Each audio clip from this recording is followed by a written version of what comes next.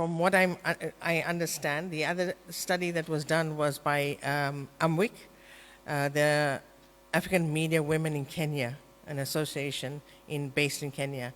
Nompilo, who actually attended a feminist-based workshop last week, she may be aware of other surveys, and she's welcome to input into that.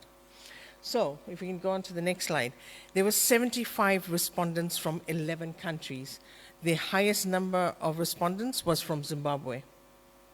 But before I go into the thing, right, let me give you some context.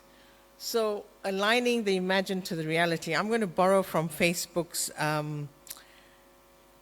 whistleblower, Frances Hogan, when she gave testimony to the House of Congress, because I do believe that that's the foundation we should set this on. She said, I believe that social media has the potential to enrich our lives and our society. We can have social media we enjoy, one that brings out the best in humanity. And we see this often. The internet has enabled people around the world to receive and share information and ideas in ways never conceived before. I think we are testimony to that. And while the internet has the power to connect an increasingly globalized society, without careful and responsible development, the internet can harm as much as it helps. Next slide. What are we tackling? Online violence is the new frontline in journalism safety. And in the Chilling, the survey I was talking about that was launched on November 9, women journalists sit at the epicenter of risk. Networked misogyny and gaslighting intersect with racism, religious bigotry, homophobia, and other forms of discrimination to threaten, in particular, women journalists, severely and disproportionately. So, as we're talking, let's be aware that male journalists and women journalists are both attacked online, but the way in which they're attacked are very, very different.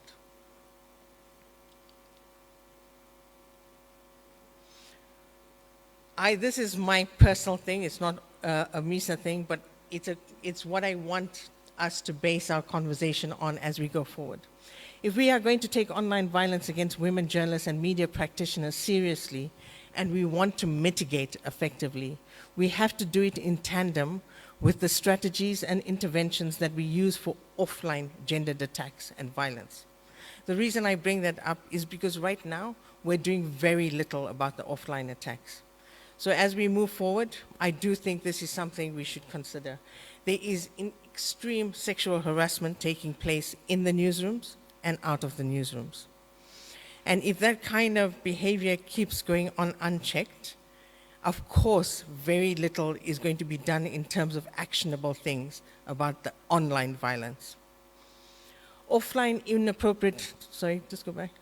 inappropriate behavior continues unchecked, and that type of impunity creates an enabling environment that facilitates and it fuels abuse into other spheres. In turn, online abuse emboldens the perpetrators who again take it offline, the cycle that I was talking about. Right, let's go into our survey. There were 75 respondents from 11 countries. As I said, Zimbabwe was the highest with 32 people. I think MISA tried very hard to put it out into the space, yeah? But I'm not sure if there's a reluctance to process the kind of online violence that's taking place. So despite a lot of pushing, we managed to get only 75 respondents. But I'm sure as we go on, this will grow. Of the respondents, 52 were female and 22 were male. If we can just change the slide, thanks.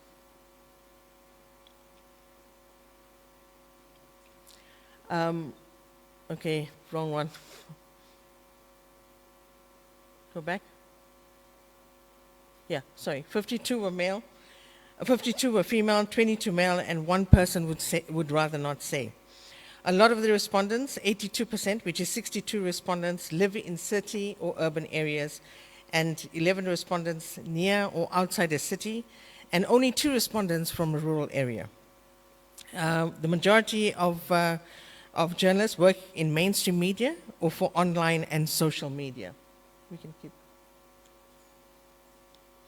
They were freelance journalists. I think there were 21 freelance, not I think, there were 21 freelance journalists, and 6 of them were interns or student journalists. How often did people use the internet? 35 respondents said several times a day. 39 said every day. But that is 52%, over half. How often? I think we can change, if we can just keep an eye on that and keep changing it. How often do you use the internet to access social media platforms? 36 respondents every day, 36 several times a day, and 3 respondents. So there's a lot of usage from the respondents, who answered to the survey. Which of the following devices do you use most often? You can tell, well, I think, I'm thinking this, it was very difficult. We didn't ask them for their ages. 63 of the respondents said they use their mobile phone. To me, that indicates, these are probably fairly young people. Others use their laptop, desktop, tablet, and one person used all of the above. Where most did people use the internet? It was at work. 25 people, that's 33%, 1/3 of the respondents use it at home. Then, of course, there was school and at home and work. To what extent, if we can just change the slide, yeah. So this is, to what extent are you aware of the following behaviors being used to target women online? And you'll see where the high figures are. Someone sharing or threatening to share private information, yeah. 33, that's 1/3. Sending someone or posting messages to undermine an individual's self-esteem or reputation. And you can see everywhere where there's direct sort of impact, the numbers are very high. It was somewhat often and very often. So those respondents, you could tell that they had quite strong connection to that online violence. Yeah. Next slide. How often do you believe female journalists are targeted online through the following behaviors? Again, you can see the incredible, numbers, at least 1/3. So someone sending or posting messages, it was 30 respondents who said it very often. Someone stealing an individual's password, that was also quite high, 23, very often. Someone using sexist or hateful language towards an individual online, 31 of the respondents said it's targeted towards female. So this kind of empirical evidence is what we have been looking for, and obviously we need to continue doing this kind of research. Next slide.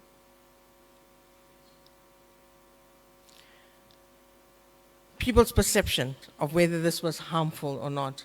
And you can see that, yes, most of the respondents thought that very often it was harmful when someone was using an individual's online account, someone was using sexist or hateful language, spreading false information, or creating a large negative campaign. You can tell that, there is that perception in the public, we hope, if this is an indication of how people see that it is very harmful. Next slide, please. This, I think, is quite a telling one. In the last 12 months, to what extent have you personally experienced and or witnessed the following behaviors used to target female journalists? And if you look, have personally experienced it, the numbers were quite high. That's the blue shading. So, someone sharing or threatening to share private information, 12 respondents. Someone stealing an individual's password, that's 13. And these are all types of online, you've got people stealing your identity, people threatening you online, the whole thing. And please, let's stop using the word revenge porn, because these women are not involved in porn. This is non-consensual sharing of intimate images. Yeah? Using hateful language. They have witnessed it happening online. You can see the number 35 of the respondents. That's over a third. Thanks, and Nkosi, next one. In the last 12 months, on what types of online platforms did you most often experience or see these kinds of behaviors being used to target? And here again, it's Facebook and it's mostly Twitter. And this corresponds with the big chilling, which is the November 9 report, because it also actually bolsters that information, and they are saying that even in that survey of 901 respondents, they found that Twitter and Facebook is where women were being attacked online. And the reason we're talking to these, we're looking at platforms, is because these huge, platforms, while they give us room to be able to express ourselves, to go out and use them, at the same time, they are not, the big techs are not, these big platforms are not finding ways in which they can play a part in mitigating against this online violence, okay?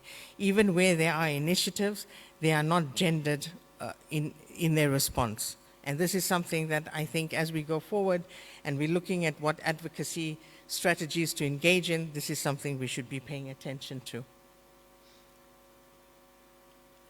So Facebook was the most frequently used. Social media companies, as I said, lack gender-sensitive, human-focused solutions to online attacks on women journalists.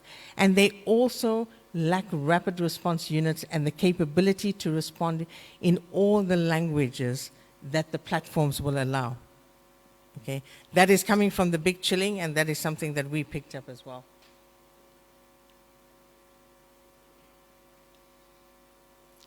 This indicates the kind of relationship that people had with the people targeted, and gives you the indication. Now, this last question was the very interesting one. What were the most significant impacts, if any? Before I even interpret that, let me just read from, two journalists who speak about the online violence that they had to go through. So this is from, I'll name the person.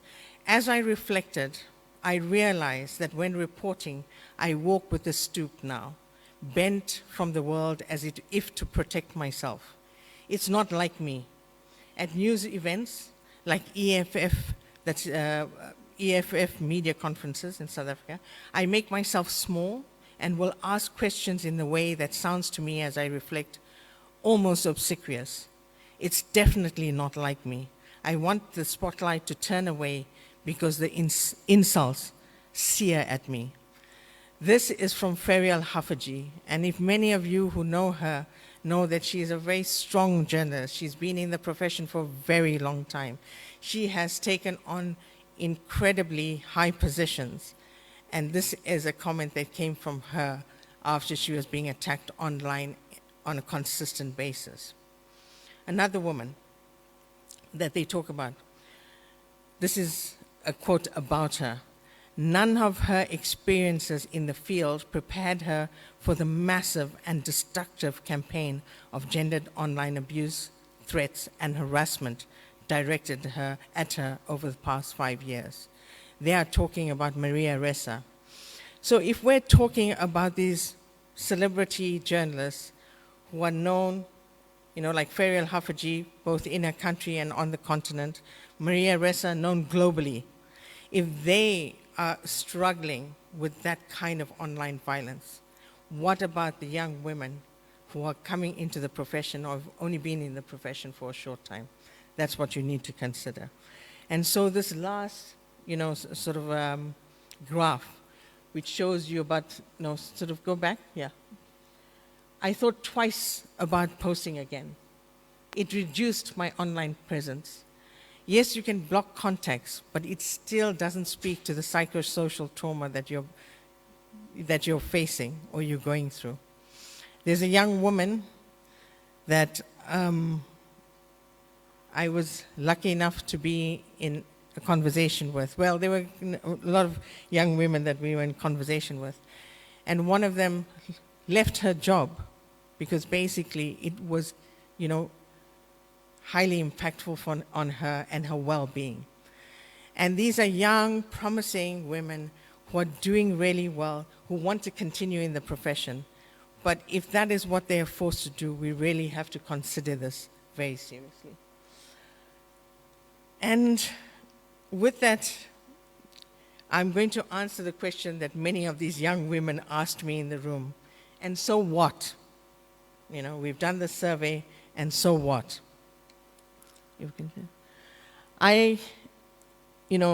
So that's the impact, yeah? So let's talk about it. It's effectively censoring women, not just with their words, but the way they live and the way they think. Because one of the strategies is, you try and have a minimal social online presence. But why should that be? Unfortunately, that is what we have to live with for now. It is also taking away an additional dimension of news reporting and information sharing that comes with those who have a gendered approach to work. It doesn't mean, it's not necessary that if a woman is reporting, she'll report differently. But often, women bring that gendered approach in most cases. It is also paving the way for male-dominated industry to thrive without change.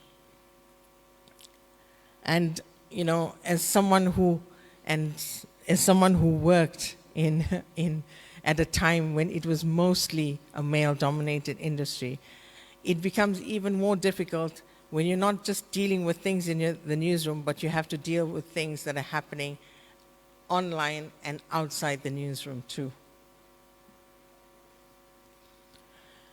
For me, I feel that we should embrace the contents of the ACHPR Resolution 522.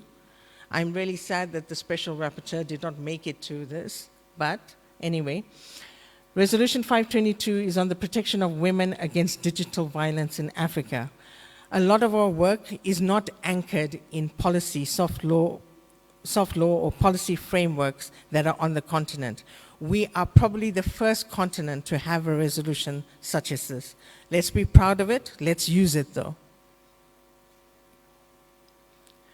Resolution 522, I won't go into detail, but I'll just throw some things out. It actually talks about research, education, and capacity building. And it talks about research on online violence trends. And I think MISA have responded to that with this online survey. So you note the crime, and we call it a crime. Let's call it a crime. Statistics on digital violence against women, and identify legislative and non-legislative needs. A lot of the legal frameworks in our countries are not being used to protect women. They're being used to harass and intimidate journalists and silence them.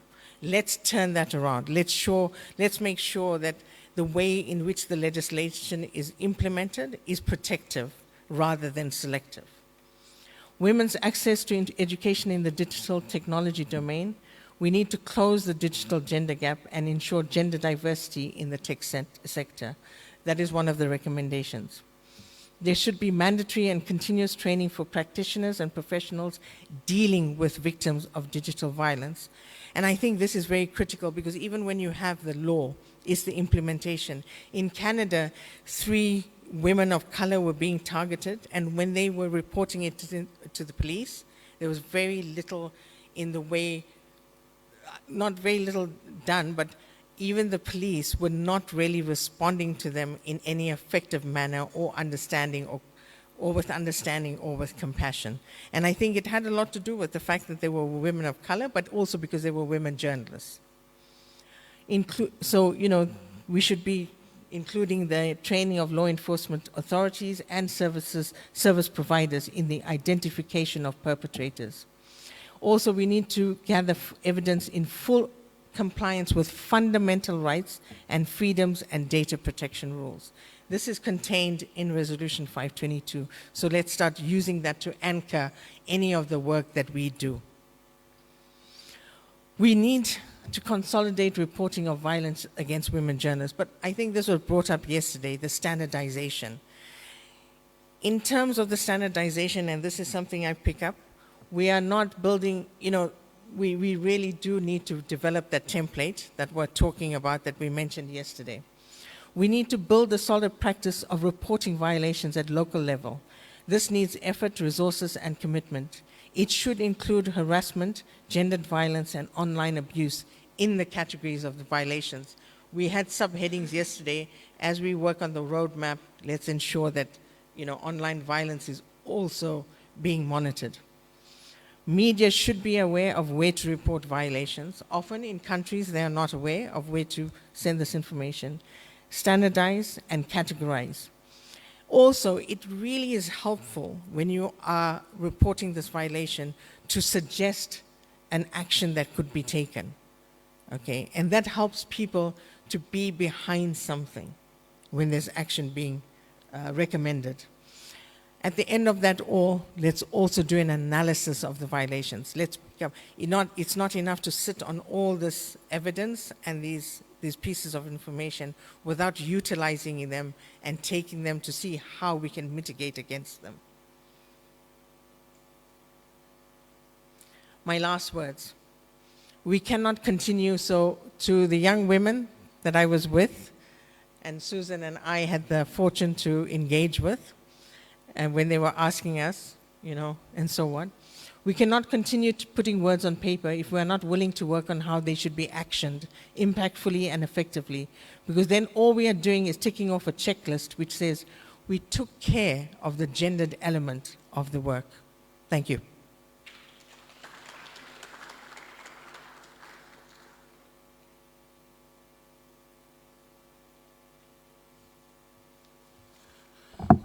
Thank you very much, Rihanna, and your last words there definitely capture the substance of the survey, that we need to move from just being aspirational. We've got these frameworks. We need to now move towards how we can get to implement them. Because it's one thing to have progressive legislation. And I like how you also, distinguish that there's legislative, but there are also non-legislative mechanisms that we ought to implement. It begins with our attitude, with our behavior, and how we respond, such that we can be able to have safe online spaces for women, and in this particular context, female journalists. We want to get into a panel and plenary discussion.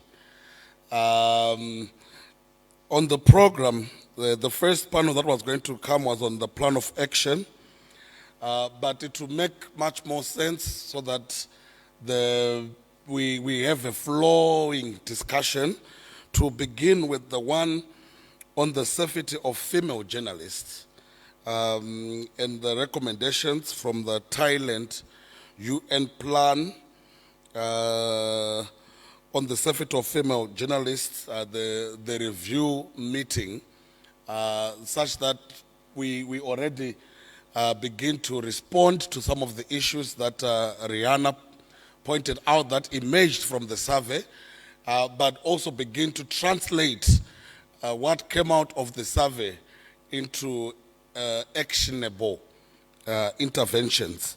So I'm going to ask the representative of the Association of Progressive Communications, who is going to lead this panel and plenary discussion,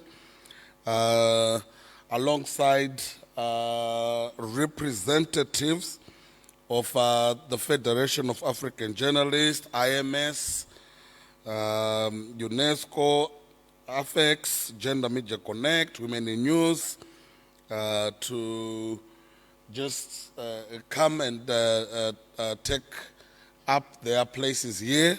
And we have a panel discussion to specifically discuss safety of female journalists, as we are emerging from the discussion by Rihanna. So may those representatives that are in the room kindly come to the podium and to the table for that particular discussion. Then we'll have a quick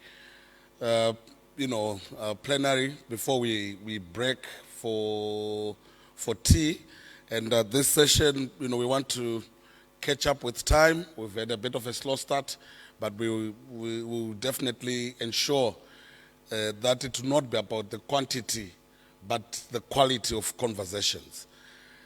So may those that I have called out kindly make it to the podium. And who is representing the Association of Progressive Communication, APC?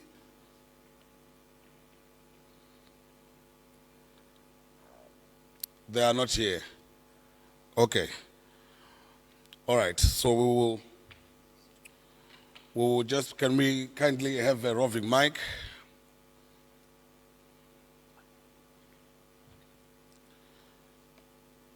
So of the colleagues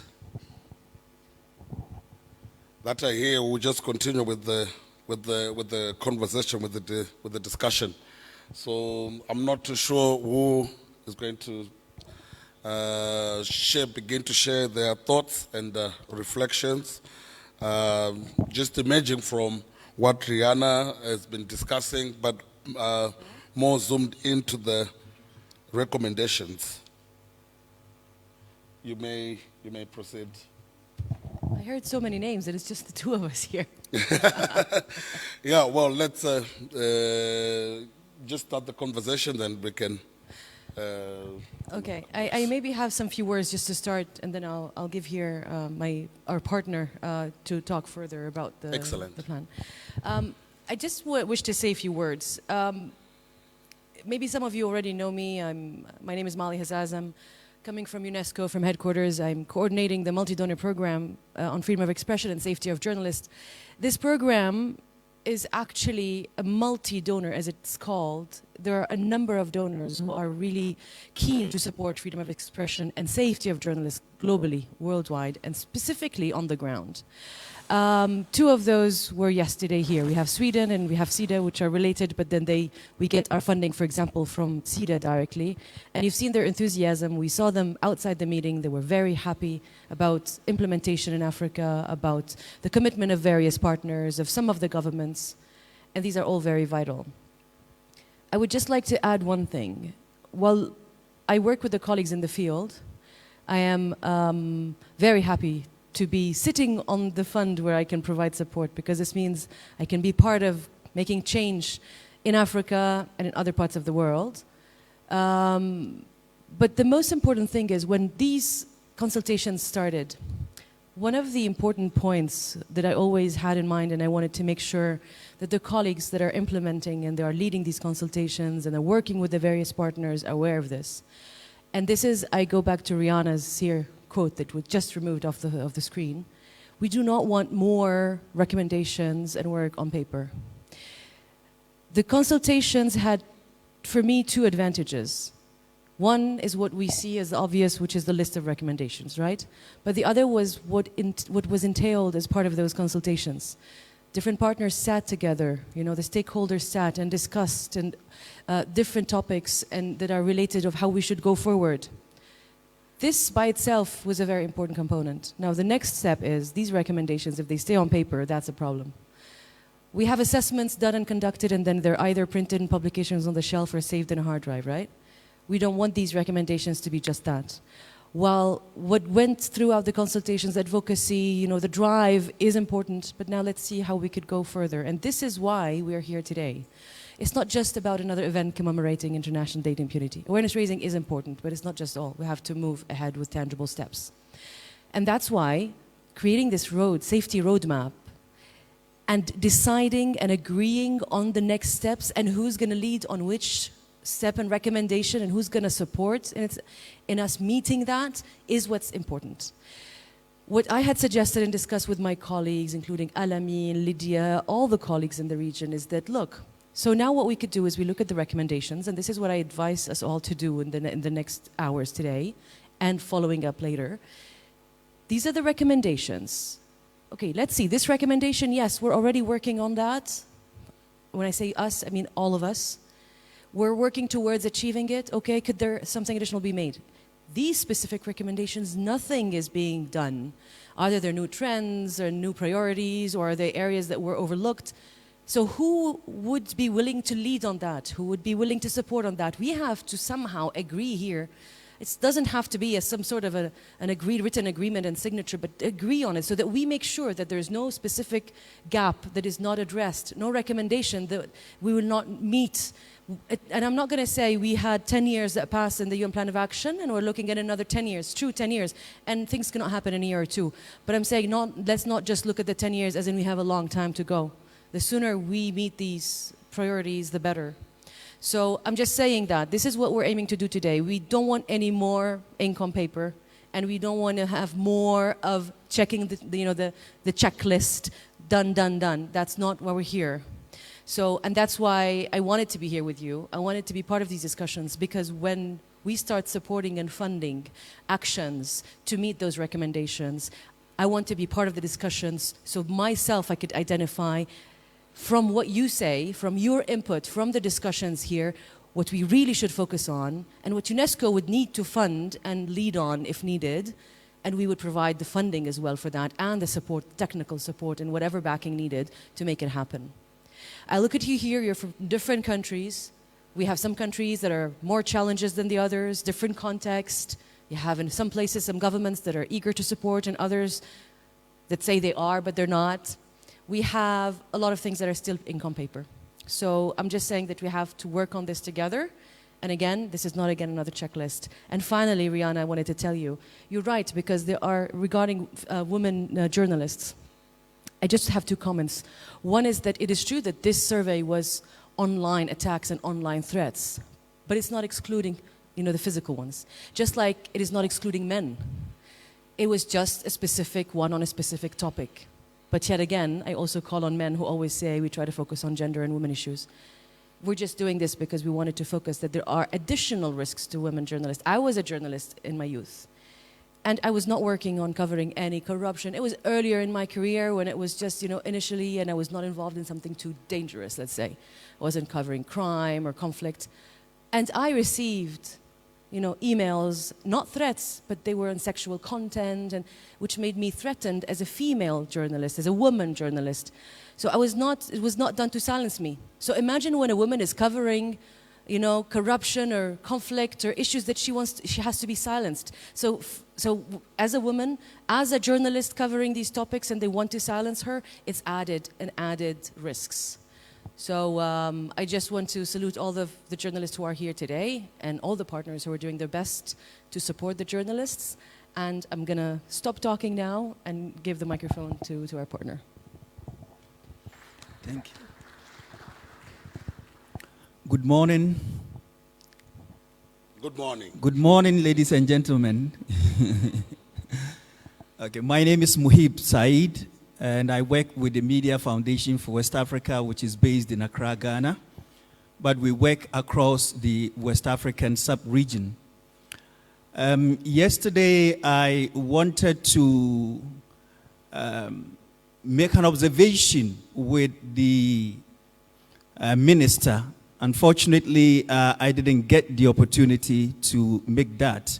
I would first of all take this opportunity. She's not here, but I'm sure that it is important I make that observation, which is very critical. The backstops with government commitment to ensuring the safety of journalists.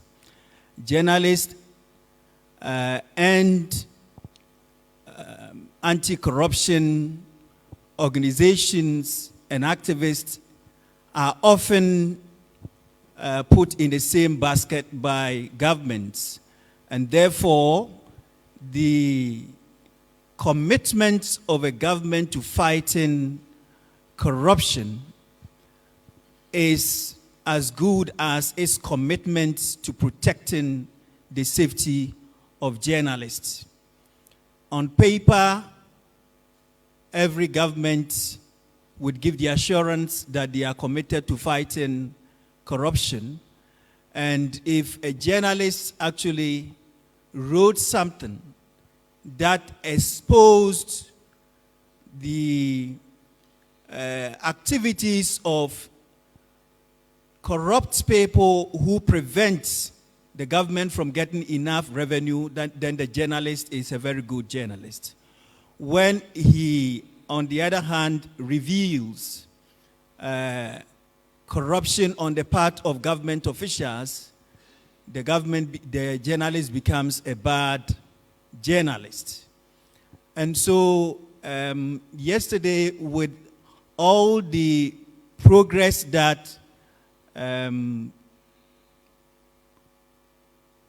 the progress that this country has made or is touted to has made in terms of making the environment for journalists less repressive, and the body language of the minister and the assurances that she was given, I realized and put that in context with what is happening in Ghana.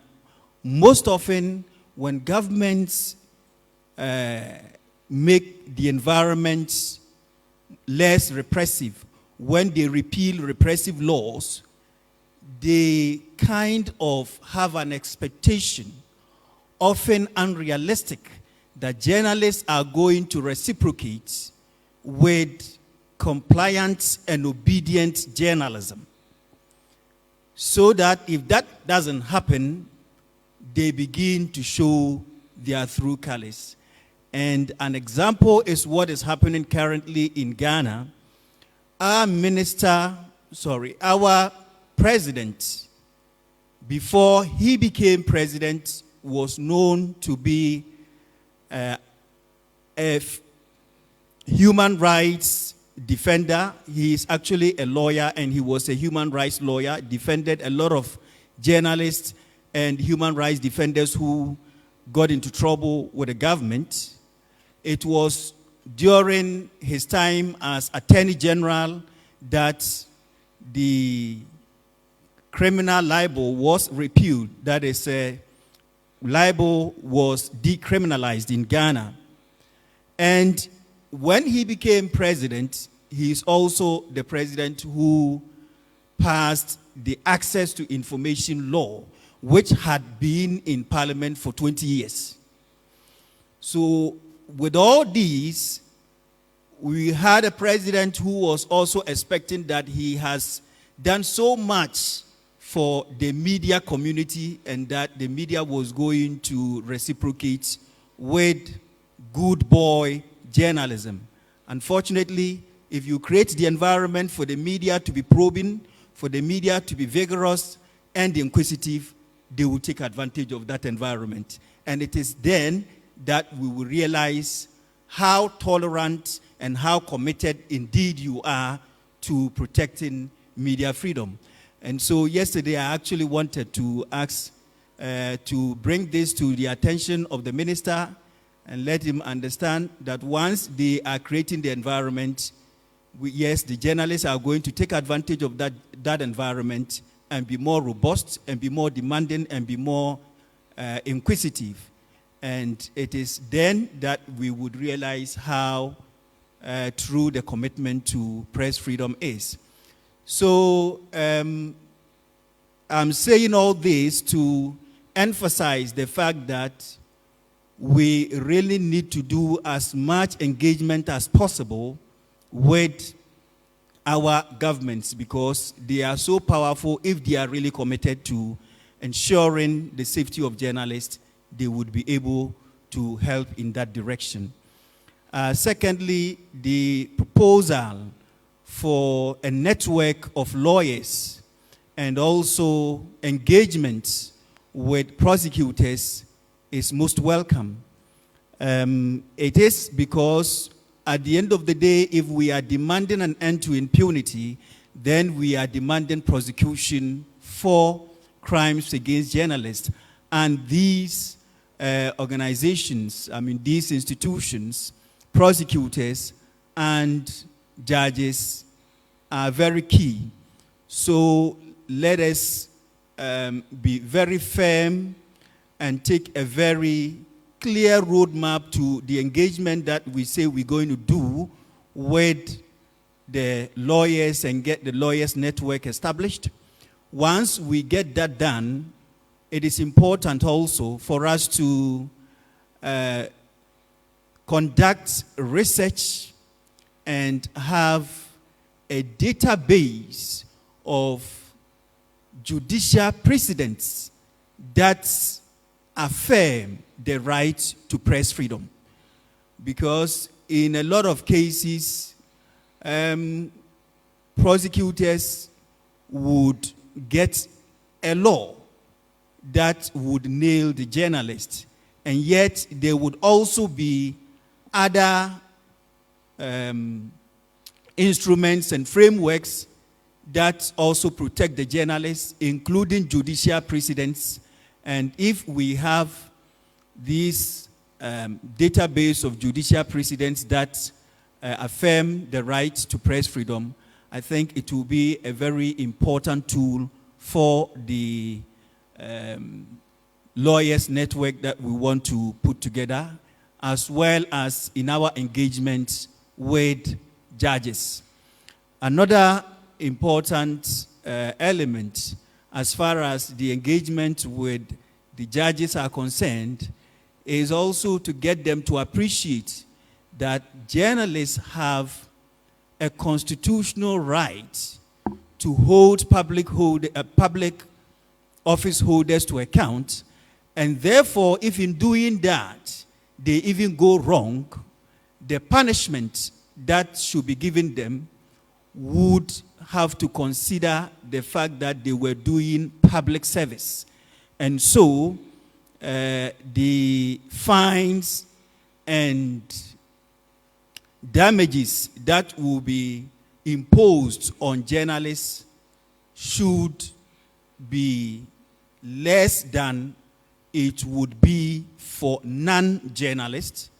And if it is also a publication about a public officer, it should also attract less fines and less damages than if it is a publication about a private person. I think these are very key elements that we can share with the judges, that in our engagement with the judges. And finally, before I end, we've also observed increasing cases of SLAPP suits against journalists.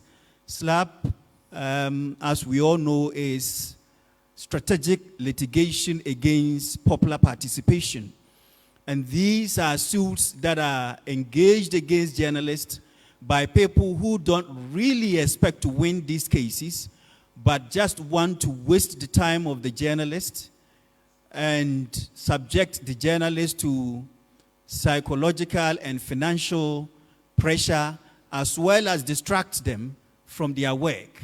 And so these are cases that will be dragging for 2, 3, 5 years. The same case will be dragging in the courts.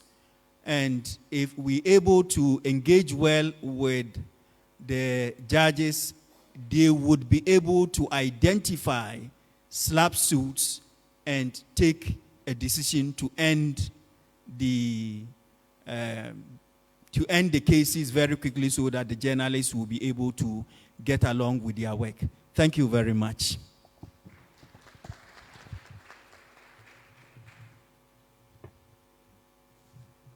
Okay, thank you very much for those interventions. Quite insightful. It's about partnerships, indeed, lessons sharing, networking. It's also about leadership. The who does what into actioning, because if it's just a recommendation without the driving force and the driving factor, it will not work.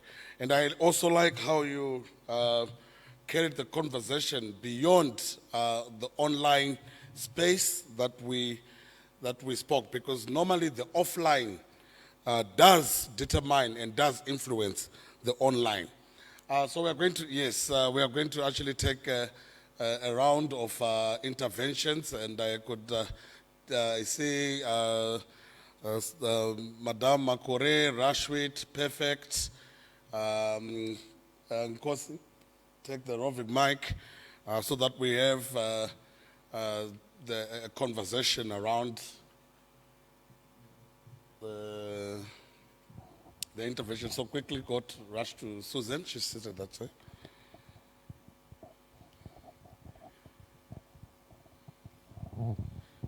Thank you.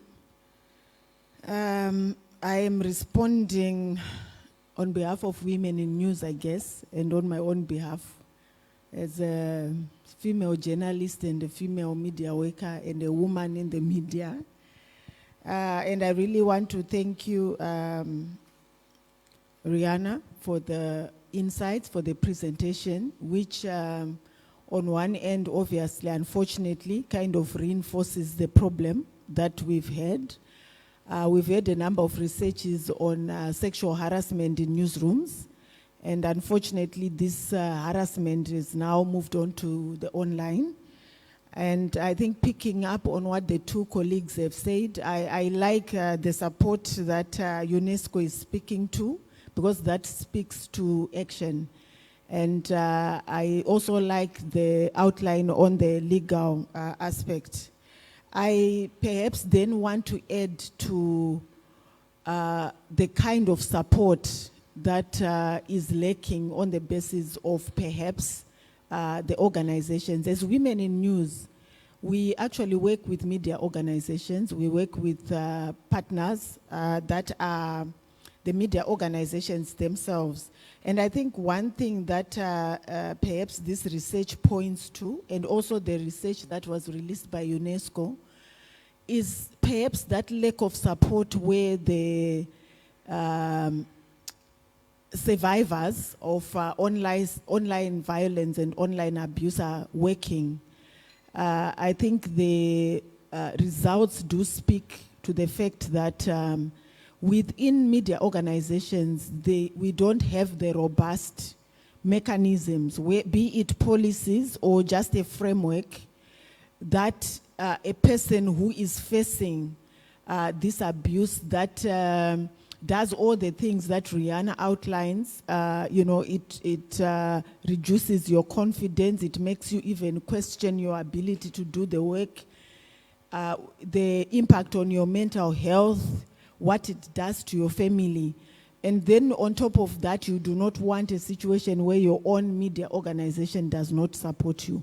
And the research findings are quite glaring, especially in the UNESCO report, where I think the worrying element is that even some employers will ask you, what did you do to bring this attention on yourself? So I think in terms of the practical steps, we need to work more with our media organizations to come up with systems and policies that speaks to protection, that speak to support. I think what has happened in the past 5 years or so is media organizations that have come up with social media policies. So most organizations now have social media policies, but unfortunately those policies speak to how you as a journalist should operate online so that you don't put your media organization into disrepute. So it really speaks to how it will come out and protect you and support you if you are being trolled, if you are being body shamed. So I think that's a practical area where we need to do more. And obviously, as Women in News, we are quite happy to do more in terms of that area, because as it is, we've actually added to our training, sensitization training on sexual harassment, in managing sexual harassment, gender balance in content and in organizations, to also start looking at safety and security of journalists on digital platforms. Thank you. Thank you. And you note a very important practical step, the commitment to funding support, because any action is going to require resources. Yes, Rashid, you can proceed. Thank you, Nigel. And to thank and appreciate Rihanna for the summary of the research findings.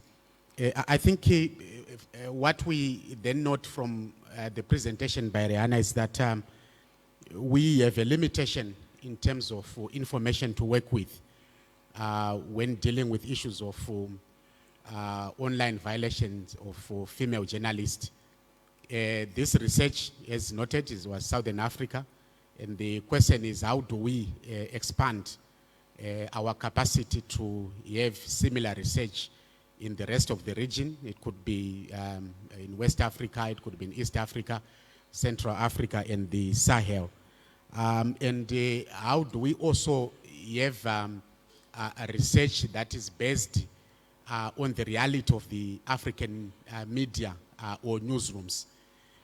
Most of the approaches, and be it theoretical or research tools, are largely developed in the West, and sometimes they do not speak to the reality of female journalists that are working in our newsrooms. So we may need, I think, to strengthen our capacity to develop our own research tools, but also ensure that when we do carry out such research, there is coordination, and maybe this will be a recommendation that there be coordination across the sub-Saharan Africa region, and we then develop interventions that are all inclusive of our various regions. The other issue is that when we talk of violation of the rights of female journalists, online or otherwise, we also need to think around resilience and awareness. Online violations are a new phenomenon, and how do we create awareness within female journalists that when this happens online, it is actually a violation? Most of our documentation and monitoring of violations is on physical issues. You are arrested, you are beaten up, you have been threatened, kicked out of a press conference or such similar physical threat. But how do we deepen our understanding and awareness on online violations, which, as the report that Rihanna presented shows, that are more psychological and social. So someone who is being harmed online as a female journalist may not show any physical traits, but they will withdraw, as she said. They will start looking for a new job. I think we have a case in South Africa where the former president, Jacob Zuma, out of all the thousands of journalists in South Africa who reported on his many court cases, he has decided to just target one female journalist on her report on information that was public. And that in itself means so much in terms of the political weight that the former president and the clout that he has, and the threat that this poses to this female journalist. So our experiences as IMS and working with our partners is that the social cycle impact on female journalists is something that we may not fully understand. And if you are a media monitoring organization, be it Media Foundation of West Africa, be it MISA in Southern Africa, be it the East Africa Editors Society or any other player, do we have the skills to then engage with victims so that we understand their stories better? Because we are also trained to just say a journalist has been arrested, has been beaten up, but we may not have the skills to deepen our research and understanding of the impact of online violations on female journalists. Then, of course, the other issue is that we simply lack, as a region, capacity at a country, in many of our countries, to actually monitor these violations. And here we are talking of monitoring of violations, even that are physical. So many of our countries, apart from those that have established the media advocacy groups, associations, and networks, lack the capacity to monitor these issues. So in this room, you will see that it's a few countries that have this capacity. And how do we start working at a continental level to build internal capacity of our partners to be able to monitor these issues. And as IMS, I think our approach has always been that gender inclusivity, including issues of rights violations, monitoring has to be a cross-cutting issue. It has to be built in all our interventions. Then, of course, when we talk of interventions to support these victims, what are we talking of? I think it relates to my earlier statements on do we even have the skills and support capacity to offer social psycho support. Most of the time, of course, we want to send a lawyer when someone has been arrested, but what do you do if someone is facing this kind of violations? My last point, Nigel, is this is no longer a media issue. It's now a societal challenge. Yeah. In that most of the perpetrators of these violations are no longer your government officials. They are not journalists. They are citizens. So we need to build in, I think, elements of media literacy. It may not change how people perceive their relations with female journalists, how they attack them or not, but then we also need to build resilience within the female journalist that when these things happen, someone should, wake up tomorrow and go on with their life and with their work. And how do we start building that awareness within society around issues of hate speech and all those kind of things? So this is no longer a sort of a media exclusive issue, but it's now a broader societal challenge that we are facing. Thanks. Absolutely. And what makes it worse is you don't even know, you can't locate that citizen. Some are trolls and so forth. But indeed, context matters, skills matters. All right, let's see the hand so that the mic can move. Okay, so just move it by row. Yes, we are coming to you. Everyone who have a bite of the chair, we will all take leadership. Okay, my name is Yvonne. I'm a correspondent with the BBC and the New York Times. In 2012, I was trolled after writing an article for a newspaper that I was then working for. It was called Botswana Guardian. I worked in Botswana for 10 years, 2010 until 2020. So most of my work was mostly investigative journalism, land, corruption, your embezzlement of funds type of stories. So when that happened, the newspaper that has sent me to do this article kept quiet. And then fast forward, 2018, I still remember this vividly because I was coming from the Victoria Falls, from this very hotel. We're having another workshop. I woke up to the very, very sad news that I was being trolled again after an article that I had published, which was on the front page, which had sold the newspaper like hot potatoes. So back home, I was being trolled like crazy. And still, the company that I was working for kept quiet. And Suzanne Makore, I respect you so much for the work you are doing and Women in News, especially that a lot of times you send me out to represent women to share my story. But I think I have to be very honest, especially after this gentleman shared that we really don't know our stories. So when I was going through this trolling and cyberbullying in 2018, my company was quiet, even Women in News was quiet, And painfully, Women in News had that very month delegated me to train female journalist students at Limco Queen on issues of online and sexual harassment. And sadly, I was going through this pain. No one was there from my employer and the Women in News organization. I had to be on my own. When I say on my own, I mean it. Other than my family and my church mates and, people from outside, my professional setup, I lacked support from my colleagues, to be honest. And, I left my job because I felt disempowered, It took me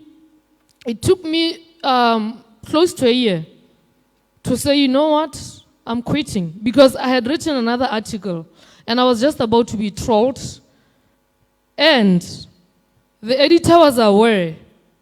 And then he said, this is going to be another incident, but you just have to be strong. He said, he called me into the office, Yvonne, you have to be strong. We're going to put it on the front page. I said, no, no, no, no, no. If you're going to say that, please don't publish that. Because I could see it had the potential to get me trolled. And then he removed the article. And then I just decided I'm quitting this job because I feel unsafe as a female journalist. I feel unappreciated. Despite the awards that I have won in Botswana, the awards that I've won in the region, I feel Africa, for the longest time, has not stood up for female journalists. As women, generally we fight patriarchy in the bedrooms. And as female journalists, we have to face and tackle it also in the newsrooms. It's very sad. If whatever we are doing here could bear fruit, we should move from just talking and academics and implement, because there are young people who are females, and they want to pursue this thing. They want to be journalists, and they don't want to be pursuing, writing about artists or, reviewing food and CDs. They want to go into investigative news. But if we are not going to stand up for them, then we are going to lose them out. We are not going to have enough female journalists investigating and doing very, very robust stories. Thank you. Thank you. Thank you. Move on with the mic. As you're moving on, the hotel staff is looking for Abuka Mohammed. It's apparently urgent. If you're in here, kindly just attend. Thanks, YV, for giving things into perspective and sharing your experiences. All right. Thank you very much. I'm Brooke.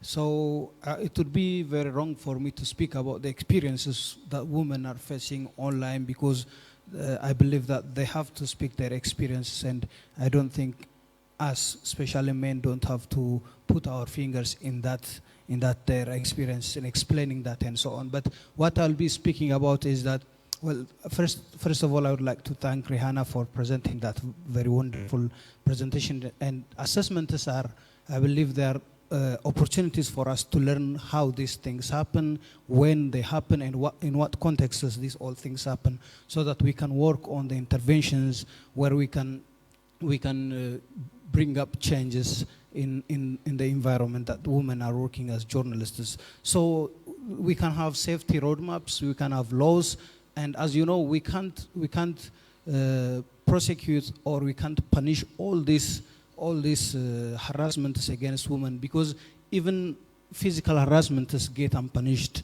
So we know that there are many crimes that do not get justice. So I believe that what we can do is to create awareness especially amongst the younger generation.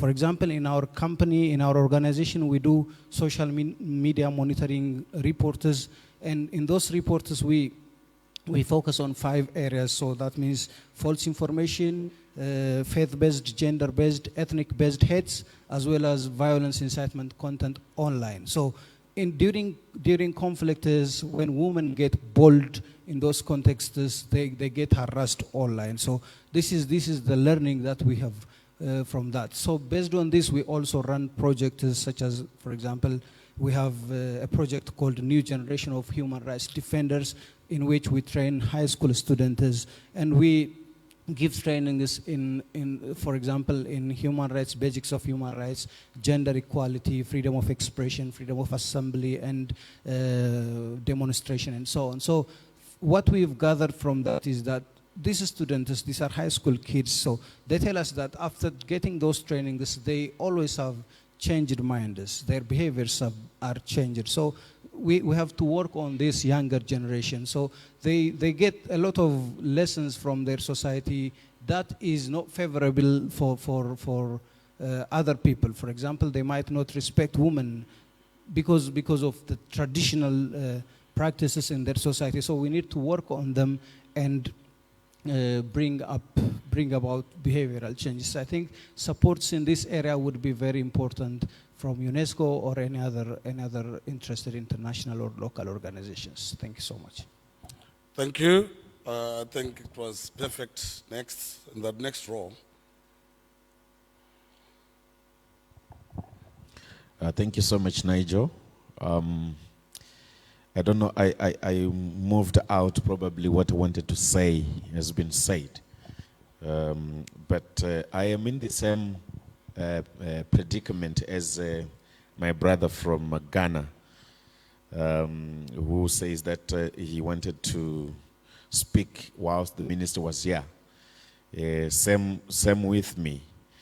When I listened to the presentations and all, there was an issue of commitment that my brother there raised, that it is important that authorities commit to ending harassment, ending violations, ending crimes against journalists. And what really troubles me is that at the end of the day, these things continue to be commitments, but we have a disconnect where we do not see action. And we think that when you listen to them, authorities speak at rallies, when you listen to them, public fora, they make a passionate commitment to say we are going to end this. But at the end of the day, you see that the crimes continue to be perpetuated, they continue to be perpetrated, and nothing really happens, especially when you look at the other P, which is most critical for us, prosecution of those who perpetrate violence. It doesn't happen. You find that people do so with impunity, and nothing happens because probably they are in bed with authorities, as it were. As a union that represents journalists, the Zimbabwe Union for Journalists, we yearn for a day where we are going to see all these solutions that are being put forward coming to life, where we are going to see violence against journalists ending. So I wanted to say, what is it that we can do as stakeholders to ensure that when a commitment is made, we then take those who make that commitment, hold them to their word, to say, when you make a commitment, you need to follow it through. What is it that can be done to ensure that those commitments are brought to life? Thank you. Okay, definitely a monitoring mechanism. So, because we're going to give our panelists a last bite, we want to close this session, let me just see who has to, okay, so we move to this side, 1, 2, 3, 4. And then we give back to our panelists and wrap up this particular session. Thank you very much, Mr. Facilitator, and the incisive and insightful presentation on this topic, which I think it needs to be debated.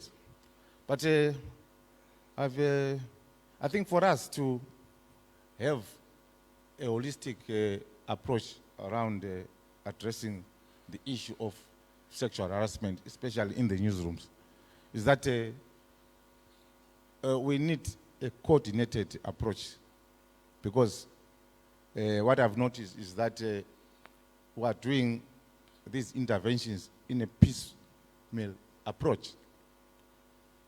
You find that, for instance, I'll use women in the newsrooms, for instance. They will come into a newsroom to do an intervention around sexual harassment without the involvement of the editor. The moment you come in there with your intervention, you have sidelined the people that are in charge of. So what I'm saying, let's have a holistic intervention that involves everyone. So what we need is a coordinated approach.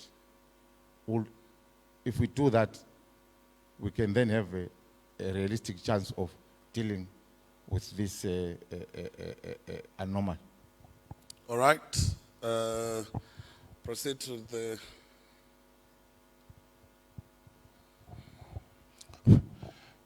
Thank you, Mr. Moderator. I do agree with most of the suggestions that have been made, especially around awareness creation across a variety of stakeholders, and perhaps also putting in place policies in newsrooms to deal with these sort of issues.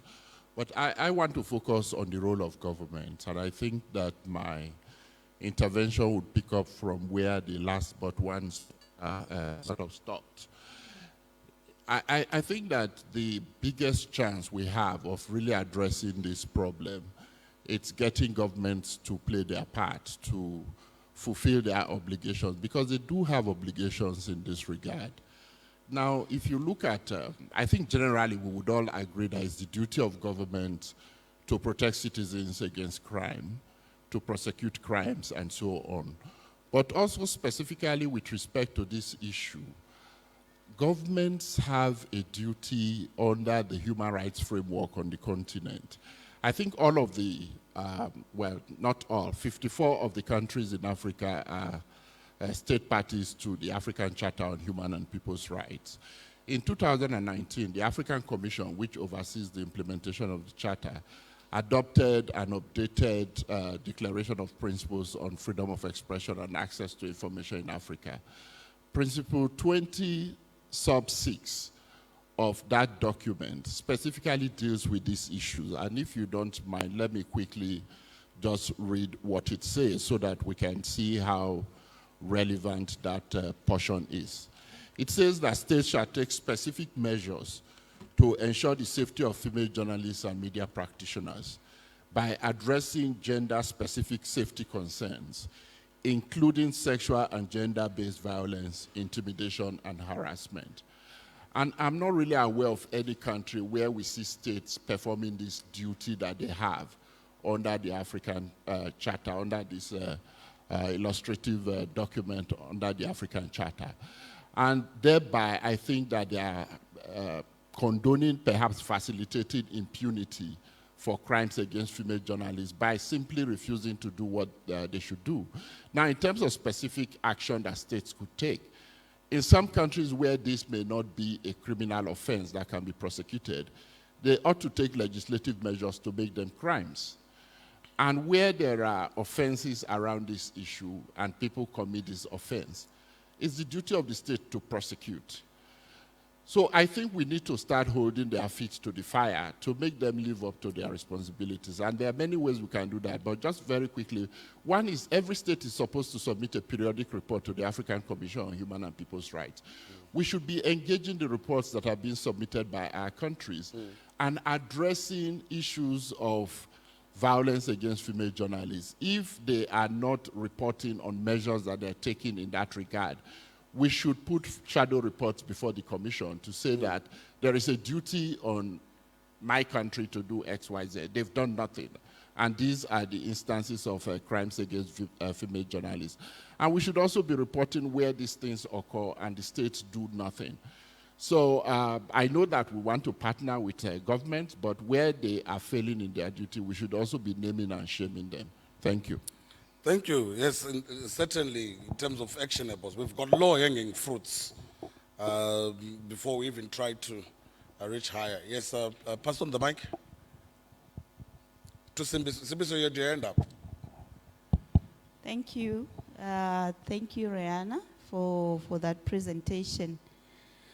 And I think, like Susan, I really got a bit concerned that the picture that we get from that report is showing that there is no change happening, and that we keep seeing a reinforcement of violence against women within the newsroom and outside the newsroom. And it's a double-edged sword for women.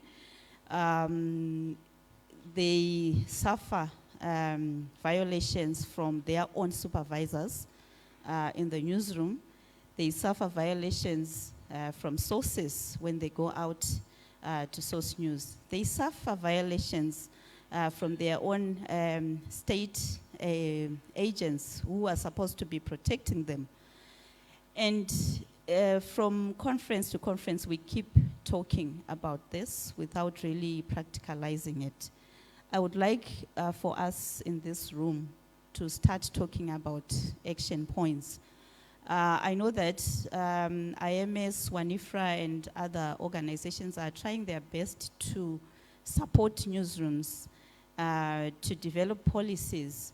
But what we see in terms of trends, especially on reporting mechanisms, is that even in newsrooms or media houses that have policies in place or even mechanisms in place, victims are not confident in those. They still cannot feel safe even when those are in place. So what is working? What is not working? And I would like to hear from this room. I know there could even be perpetrators here. Tell us what can happen for you to stop harassing women in newsroom. Yes, I think we have to confront it that way. Tell us what we should do to ensure that female journalists are safe, at least at home in their newsrooms, before they go out to face the bigger challenges out there. We are talking here about prevention, prosecution, and partnerships, protection even. But let's talk now about how do we put protection measures in place. Which ones are working right now? Which ones are not working? From where I sit, I have come to a point where I think we need to sanction media houses that have cases reported to us on sexual harassment. Sanction them in terms of funding, stopping funding to those media houses until they get serious about it. We have been discussing, I think WANIFRA and others, we've been discussing a sexual harassment law, because we cannot prosecute sexual harassment, especially here in Zimbabwe, because it is not treated as a crime. So we are already talking about a law, but should we over-regulate like that? Should we over-police ourselves as a sector? Should we even get to that? Why can't we self-regulate and make sure that we have practical measures that are effective to address violence against women within the sector and violence against women outside of the sector? I think Rihanna mentioned that if we are not able to address these rampant cases of sexual harassment, it will be very difficult to address the other threats to journalist safety. It will be very difficult because we are not being true to ourselves. Thank you. Thank you very much. I think there was a last hand before we take it back to the to our panelists. We want to catch up on time, and that we only have 7 minutes left for this session. So the last hand at the back. Oh, okay. You were covered. Okay, all right. So start with Rihanna, and then Rihanna is just there.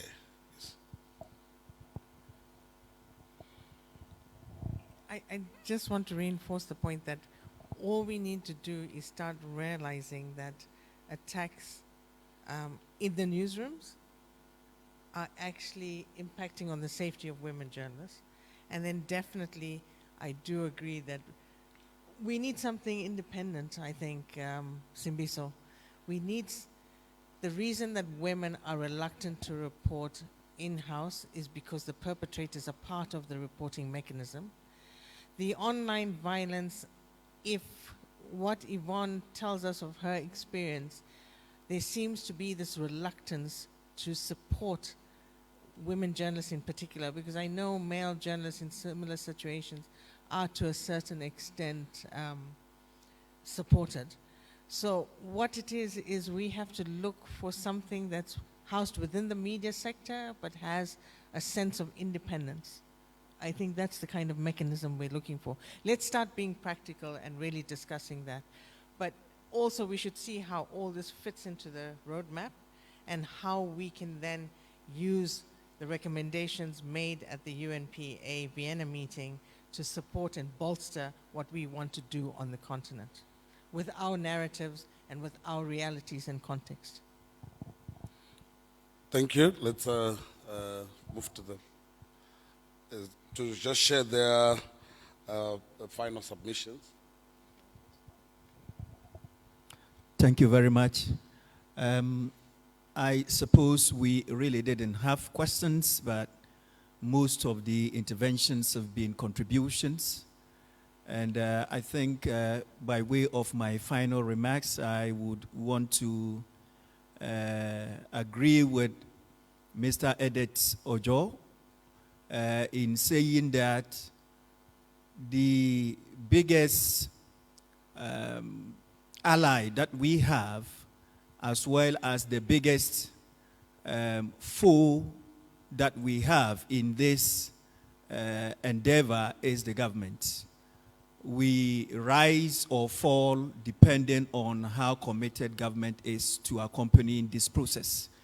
And so we should consult all the legal frameworks, all the international commitments that our governments have made, and the reporting mechanisms, so that we would be in that space to really hold them to account.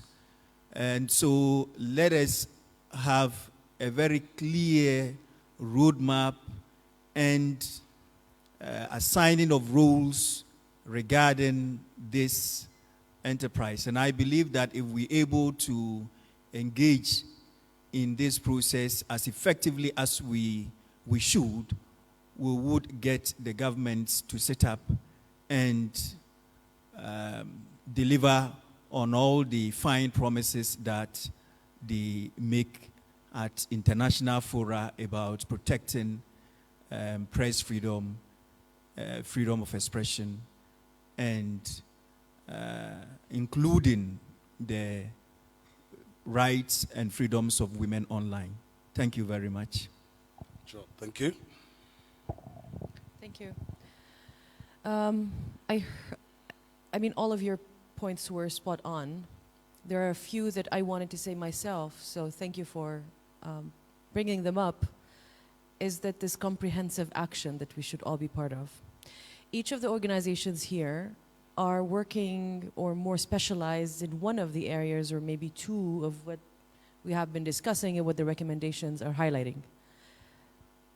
Some are cross-cutting, of course, but then what I see and what I hear from some partners, and I'm not just referring to the region, but generally on the ground, a partner would be involved, and I'm talking here not just because I'm from UNESCO saying that UNESCO is leading on it, because all of you are leading on these different thematics, but I'm saying it from our side when we want to work with the stakeholders. We work with a certain stakeholder on a certain area. We work with another on another area. We want to make sure that both and all stakeholders are actually aware of the bigger action that they're part of. So they're not only working on this and this is what UNESCO is doing. It is actually how all of us are pieces of that puzzle, and all of us are working together. And if this is not happening, we're not going to reach anywhere. And if you see this not happening in one of your countries by us, please let us know. Now, I believe what is important today, and that's why initially when you started to talk, I wanted to say something, not because I wanted to stop you, but because I wanted to tell you that what you're saying has to start feeding into this roadmap that we are aiming to adopt today. So you don't just say it and then it's gone. It should be already included in what we want to follow in the years to come. So what I'm suggesting, and I was just also communicating with my colleagues, is that we have the recommendations on the screen, and not just a static screen to look at. But let me bring you one of the few things that work at headquarters, because I know that sometimes at global level, a lot of things are bureaucratic. I'm not just talking about UNESCO in general, but I'm saying that one of the things that really, really work is when we have a live document. I suggest we have the recommendations, all of them, that resulted from the region consultations and agreed upon in the region as the recommendations to move ahead after the first 10 years of the UN Plan of Action. And then have the recommendations with a column on the side where what we say, go through them one by one and say, this recommendation, who's working on it, who's planning to work on it, would UNESCO be able to support, how could we support, put even the names of the organizations that say, this is our area of work, or this is where we want to make sure that we follow up on, or we're already working and having progress, and put our organizations' names there. We can look at them and see all the recommendations and where are the gaps, and then us deciding that we want to make sure to fill the gaps and who would do that. And then accordingly, the thematics, and when I'm saying thematics like when we work on the safety of journalists, on the policy level, on the capacity building level, specific women journalist threats, I mean the different components so that we can go in more, delve into more detail, creating this consultation group or this group of us, all of us here, and if you want to add others who could not attend, perfect. And then we can have some sub-meetings and so we have some group meetings because that is the important thing, to bring all of our efforts together and see how we progress. And we report to each other. We say, look, I've been working on this. My role was to provide training for, I'm just saying, judges. And you're working on this with whomever group. So we're done this part. We want to make sure that this group is involved in whatever follow-up action.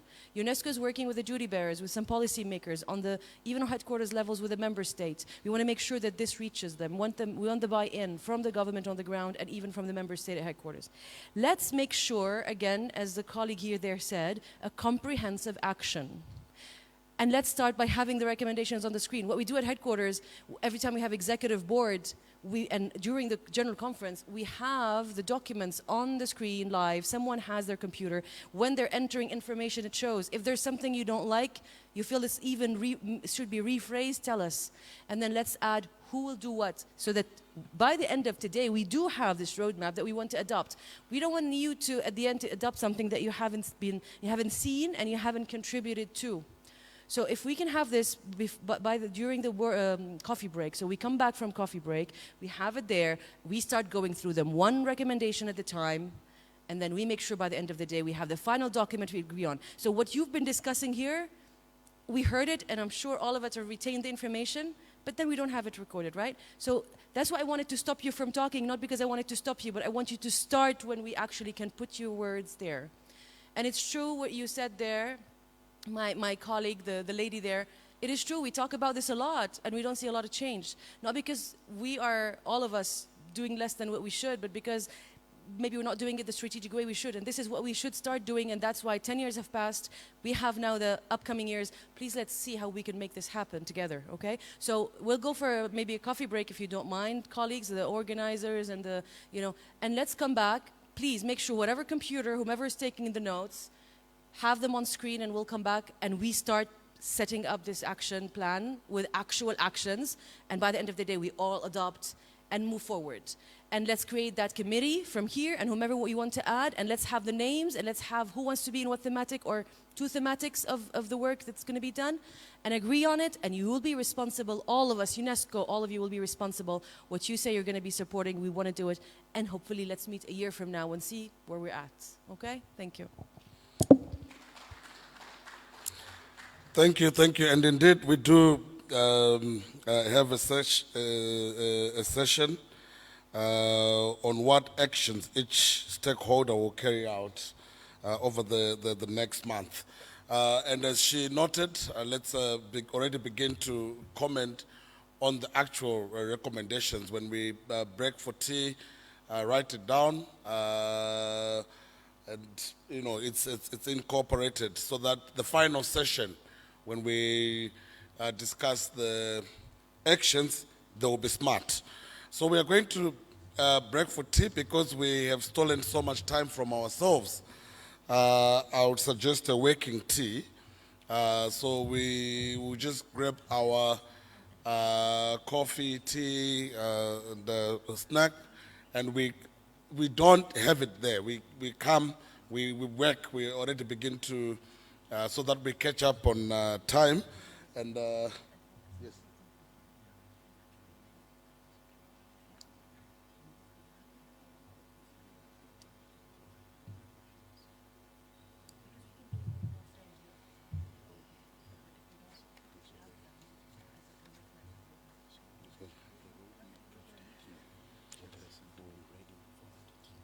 Okay. All right. I'm actually just being advised that the roadmap drafting team chairperson to already also be ready in light of the intervention that was also put in. So we go grab our teas and come back into the room. Zoe will just lead a quick panel as the roadmap drafting chairperson gets ready for us to get practical. Let's quickly grab our teas and come back. It's allowed to just clap your hands as you stand.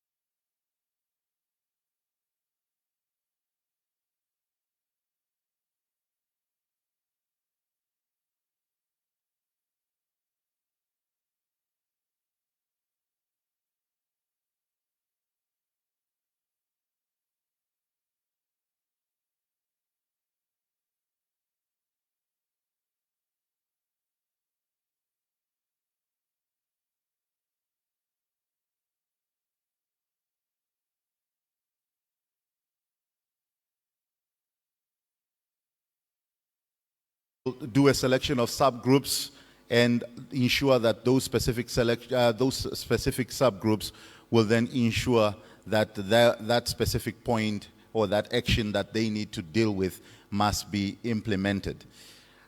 We will have a lead in terms of the subgroups, and I will hand over to Zoe Titus, the Executive Director of the Namibia Media Trust, to lead this process. We've got a projection of the recommendations, and Wakabi will be handling some of the points on the actions that need to be taken. If there is anything else that you would like to add on to that, and whatever it is that you would like to add, I would allow Zoe to deal with those issues at this point in time. Ladies and gentlemen, please do put your hands together for Zoe Titus. Good morning, everyone. So our program has taken a slight turn, but I do welcome this turn because, I mean, this is the reason why we are here, to walk out of here ideally with a framework for an action plan for Africa that we will, as African partners, implement together. So this is an action-oriented plan. Thank you, Lydia, also yesterday for giving us feedback on the broad strokes of what was agreed in Vienna.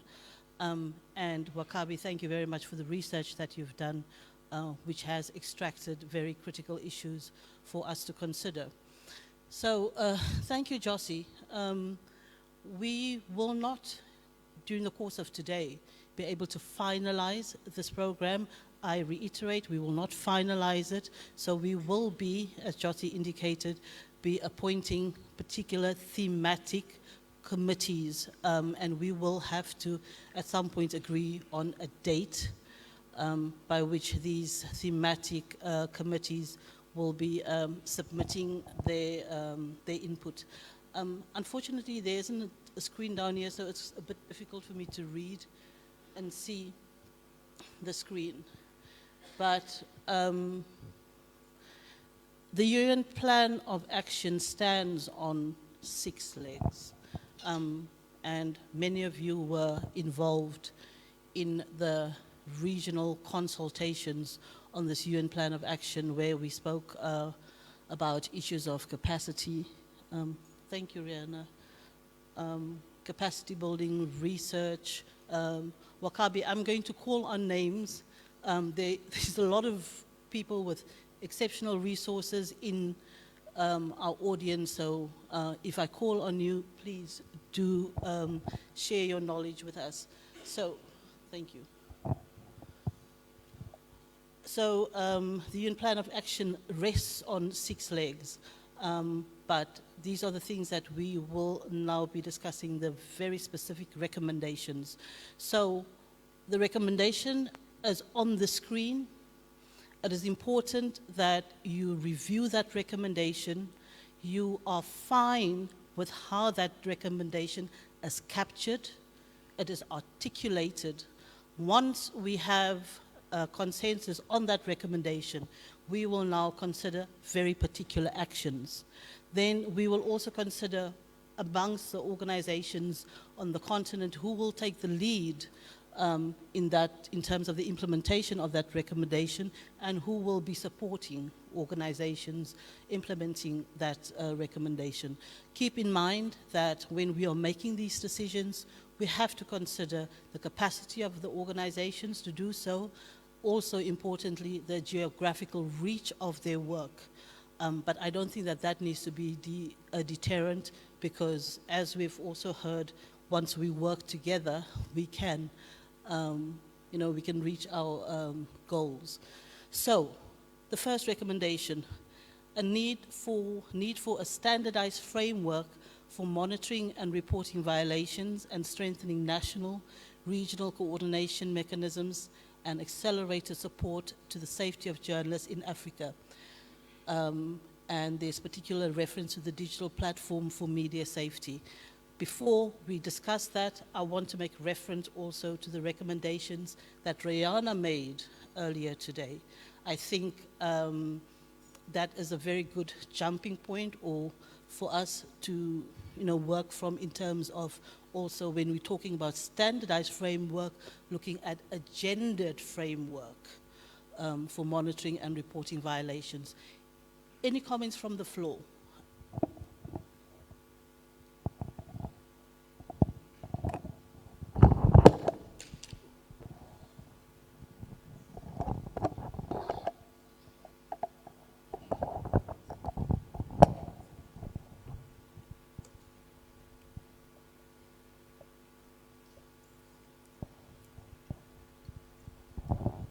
Thanks, Zoe. I largely agree with the formulation. My only addition would be digital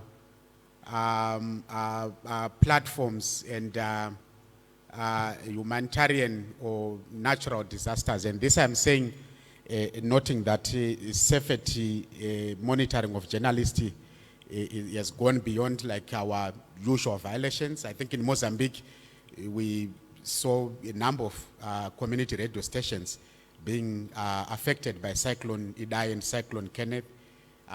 In COVID-19 affected a number of our journalists, which is also a safety issue. So how do we incorporate that in our standardized monitoring tools and platforms? Thanks. Thank you. Thanks, Rashid. That noted. Edit.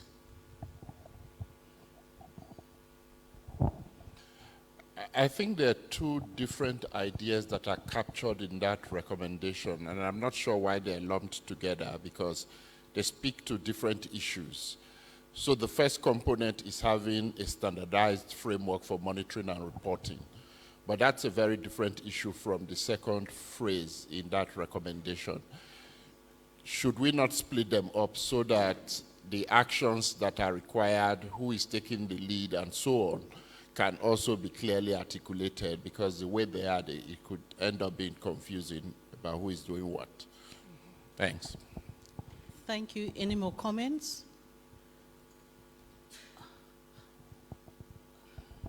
At the back, please.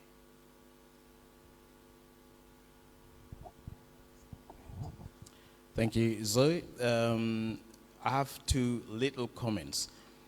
The first one is I expect the presenters, including Wakabi and Brianna, to be up there, and they would act as the leads per se on the areas of their presentations. That will provide a very smart and indeed topical, if not thematic, because I believe the whole thing is thematic already. So it will provide a topical way of making recommendations. The second one is that I suggest that we just go one topic after the other and make recommendations out of which we could pick 2 or 3. And then your drafting team, your secretariat, will then fish out from those 2 or 3, and then when we come back, that will then form what is called presentation of roadmap. Thank you.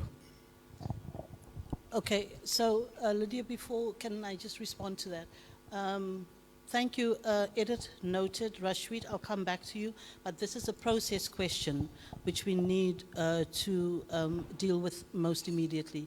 These recommendations that are on the projector, that are being projected, did not fly or land out of the sky. These are recommendations from the research that was conducted, recommendations from the sub-regional consultations, and this is how they have now been put together. And this is our opportunity to further refine it.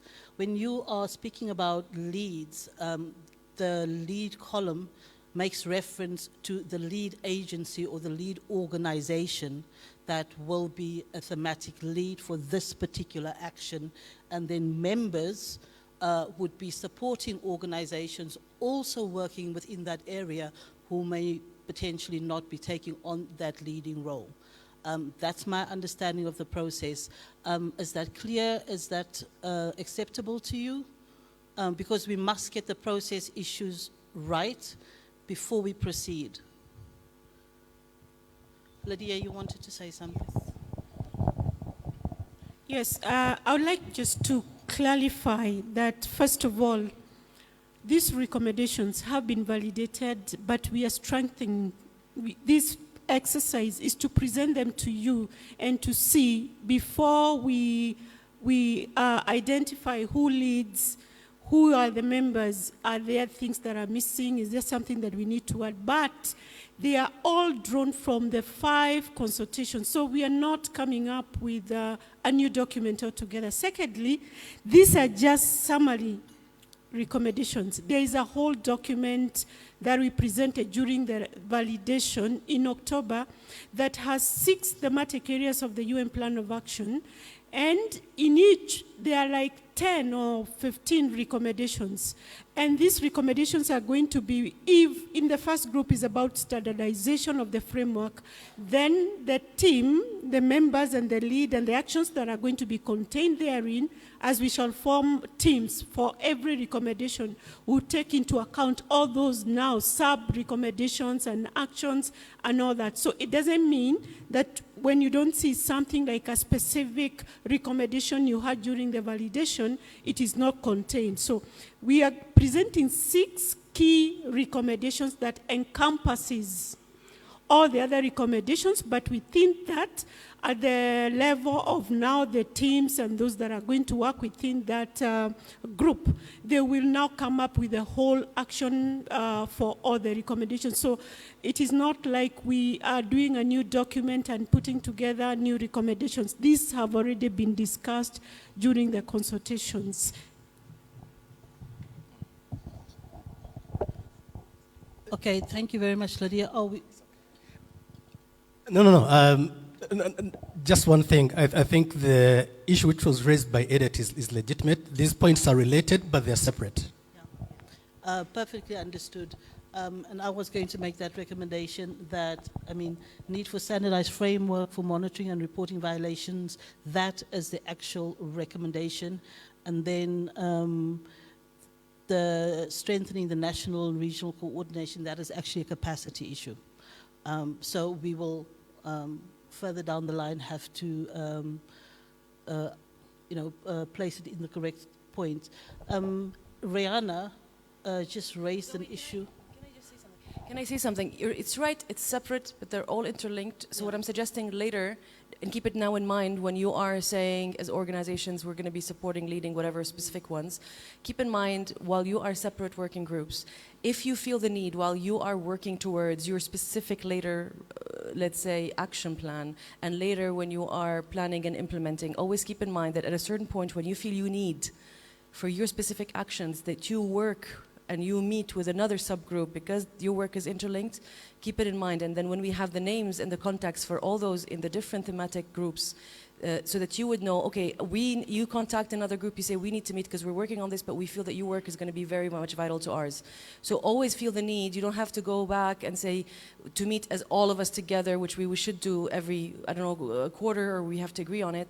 But at the same time, feel free to directly contact the other groups in between each other if you need more support, more information, more collaboration. So again, we work each specifically on our thematics, let's say as different groups, but at the same time, we have to always interact with each other so that we make sure that what we're doing is part of, I don't know if this is clear.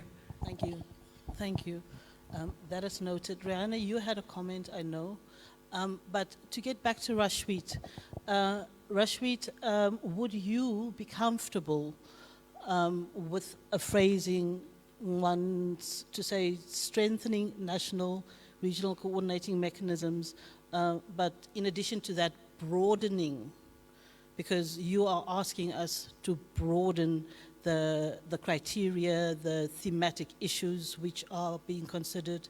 But I think that one of the things that you are particularly also interested in is early warning mechanisms, I think, and trends analysis. So you are happy with that phrasing. Thank you.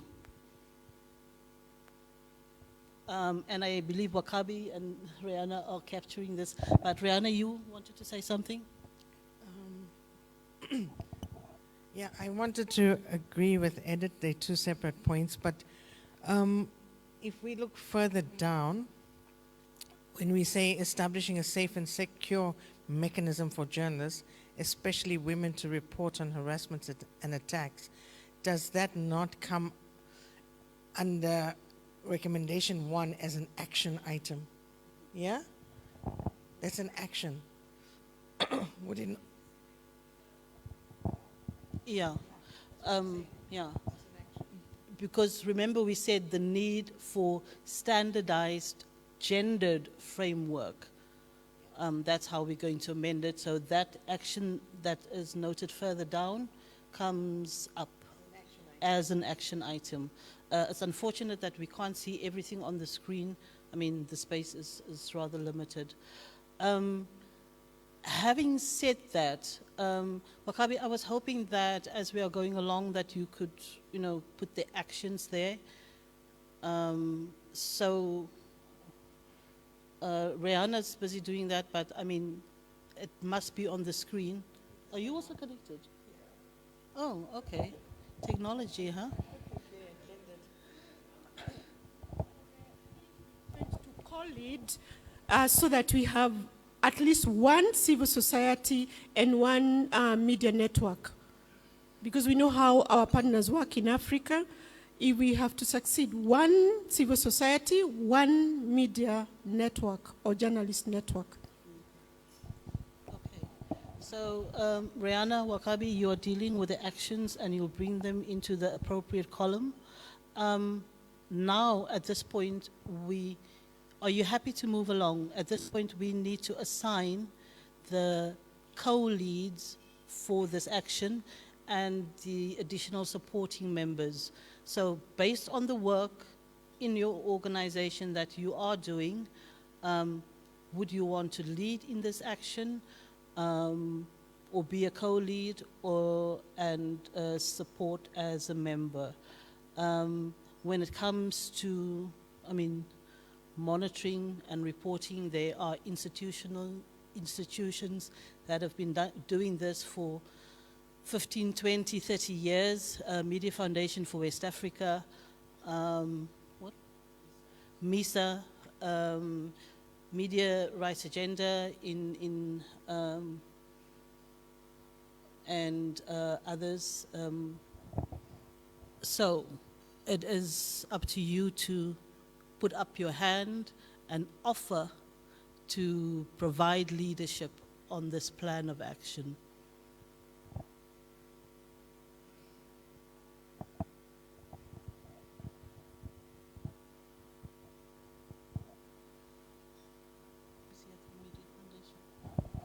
It's also allowed for someone to nominate other entities if you believe they have the capacity to do this.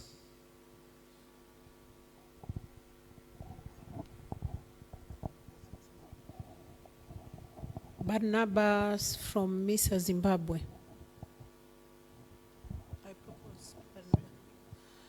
I propose Barnabas from MISA Zimbabwe. That's noted, thank you.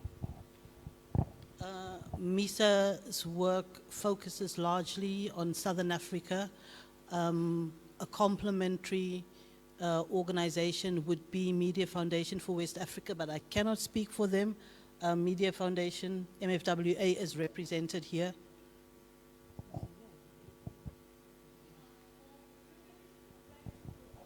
African Editors Forum, because they are the ones that are leading on the digital platform, and they already have some mechanisms that needs to be strengthened. Of course, they are doing monitoring and reporting and posting on the digital platform. So to co-lead, whether we choose MISA, which is a civil society, or Media Foundation for West Africa, they can co-lead with Africa Editors Forum. the Africa Editors Forum. Let's have that discussion here in this room, because it is this room that is making the recommendation. Are you happy with the Africa Editors Forum being that co-lead, along with MISA and hopefully Media Foundation for West Africa? And the one thing that I also wanted to put on the table is that the digital platform for media safety is not where it should be right now in terms of its representation of the issues in the region. Personally, my best reference on a monthly basis is the IFEX Africa Brief, which is comprehensive. So that already is also a database of data. And then there is the iSpeak platform that is also documenting this information. So let's be clear what we are adopting as this platform. Edit.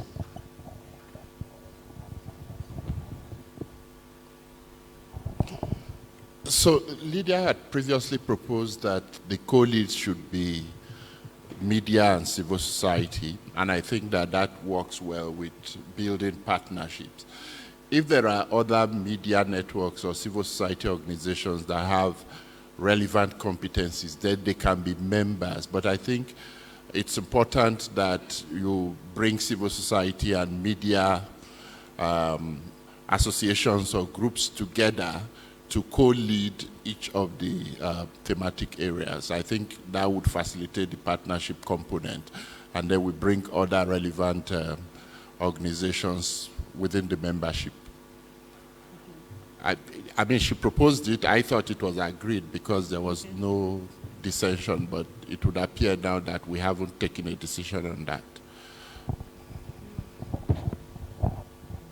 Is there anyone else? Sorry. Lydia, can I just understand one thing? The need for a standardized gendered framework for monitoring and reporting violations, that we're looking at,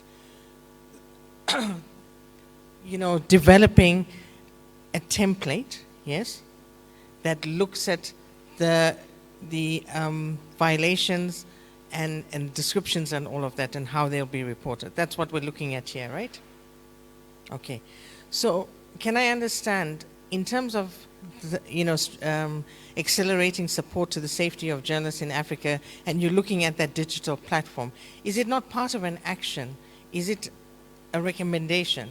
Wouldn't the action be that all these violations that are being reported in the different parts of the continent will feed into the digital platform? So that's more an action item, is it not? Or am I not understanding this too well?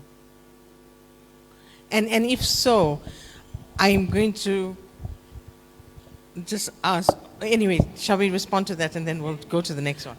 We said that we build on what partners are already doing. We are not reinventing the wheel.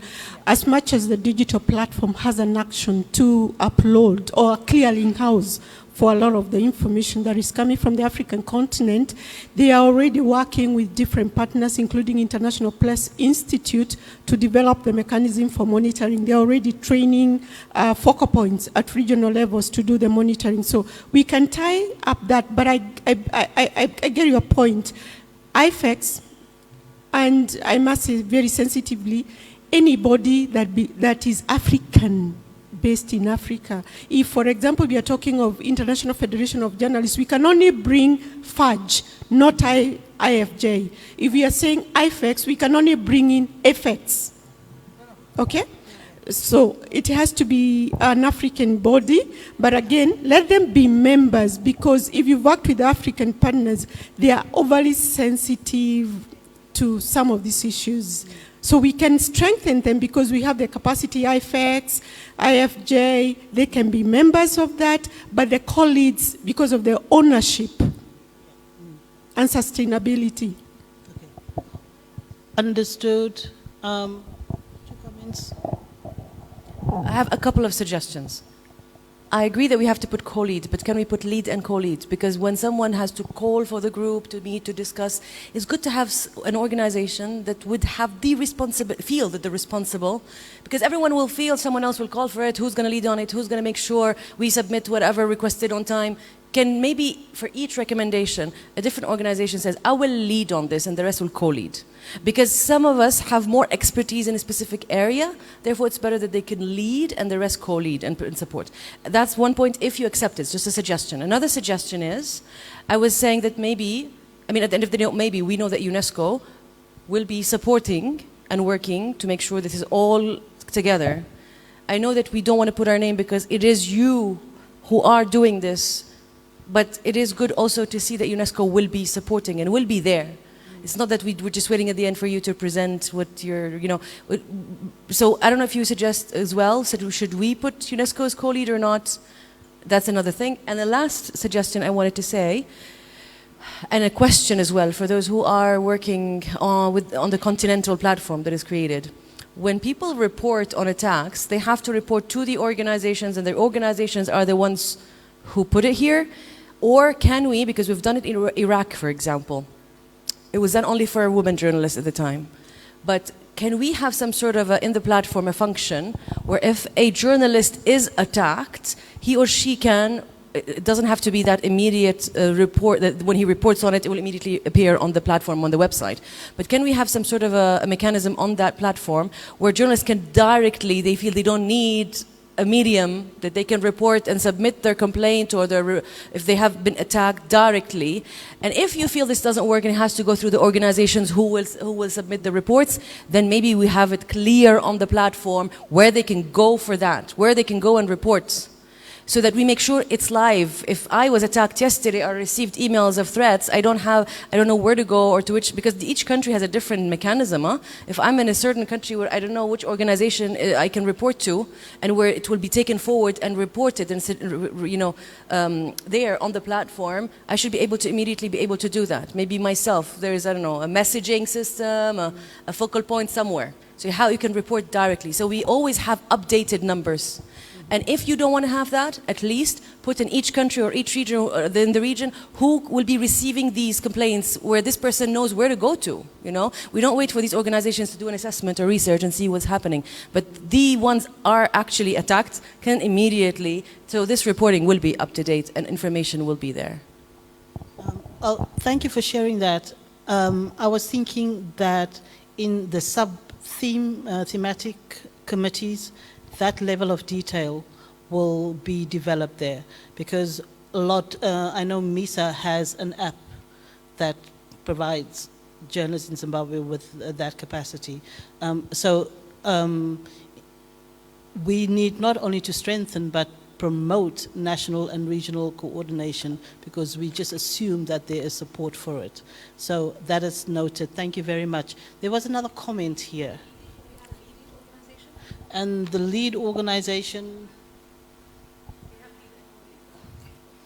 yeah, MISA and TAIF, and who would be the lead? I don't know. I cannot speak for any of them. I would suggest TAIF.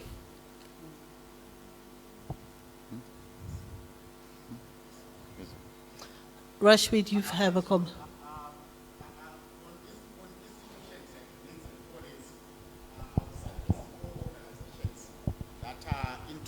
Media monitoring. That is the Media Foundation of West Africa. It could be MISA and TAIF, because they all do carry out media violations monitoring. So they have a direct interest in the process that this recommendation is aiming at. Okay, can we move Media Foundation for West Africa to the co-leads? I mean, these are the organizations that have been doing this monitoring traditionally for over 20, 30 years. So we need to acknowledge that. So I don't know, where are you placing these? Sorry, thank you, Zoe. Again, just adding on to what Mali said, and not to really push on the whole UNESCO issue, but I feel like for this issue of having the standardized framework, it comes very strongly in our normative support to member states and the work that we do as well with all media networks and associations specifically related to safety of journalists. I feel like it's important either we're in the lead or co-lead, where it's clear in terms of the support that we continue to give in that capacity for this specific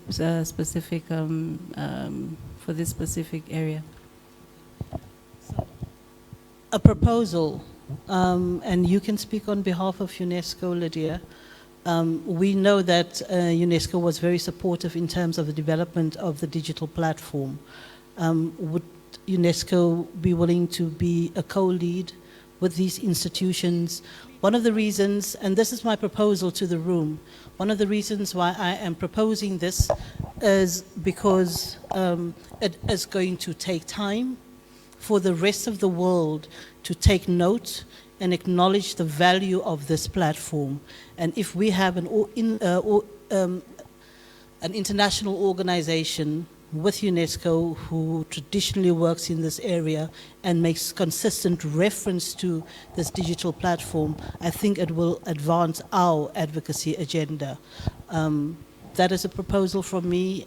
What do you feel about that? As UNESCO, we are willing to co-lead, and I've consulted my colleagues, and of course, because Male coordinates the media, the multi-donor development, multi-donor program that supports this whole process, and she's here, that if we are in the co-lead, it will be very easy, I would say, to get the funding that we need also to support the actions. Thank you.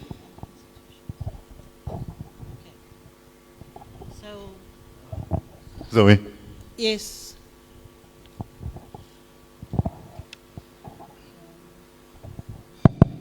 Thank you. I would also like to recommend that in the membership, every national associations who are specifically working on the safety of journalists should be included. For my part, I'm not representing them, but I have a confidence that I can convince them. So the Ethiopian Media Women Association will be interested in this membership or co-lead or lead. Okay. I would be happy to assist them. Yeah, I think Rihanna's captured it now, and now we are dealing with the issue of members. And thank you very much for noting that. I think there are a lot of organizations at a national level that do national monitoring and who would be then liaising with the institutional leads and co-leads. There's a need for a lead between those three on top. The others can be co-leads. So that we need to select a lead out of those three. Can you just at the highlight? top. I think this room has already agreed that Taif would be the lead. Can you just highlight Taif? Yeah. Okay.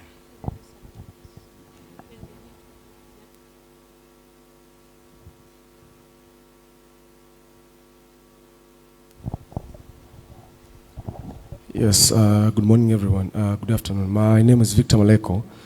I work for the Union of Tanzania Press Clubs. Looking at the framework for monitoring and reporting violations, we as the union, we've been doing this work of monitoring media violations. So I think with the network that we have, the 28 press clubs in Tanzania, all over Tanzania, I think we have the capacity to be the co-leader to help this, the initiative reporting these issues. So I think we can do the best because we're already doing this job and we already produced a report on media violations, media violations. So I think we can be the member or the co-lead at the UTPC. Edith? Madam Chair, I support that. They can be very good members of the team, but let me suggest that we also look at the other areas of work. Yeah. Then that can give us even better ideas in terms of how we may be able to move some of the institutions that are now suggested as co-leads we should be able to find where they can actually call it so that we don't have 4 entities where we have them now. Can we let us just systematically go through? We can always make amendments because we only have one item on the board right now, and we're trying to conclude that, and we can always make amendments as we go along. Edith, you had a comment and in front? Okay, so looking at the fact that we are also looking at the safety of journalists, where I come from, when it comes to women, we have what we call ZAMWA.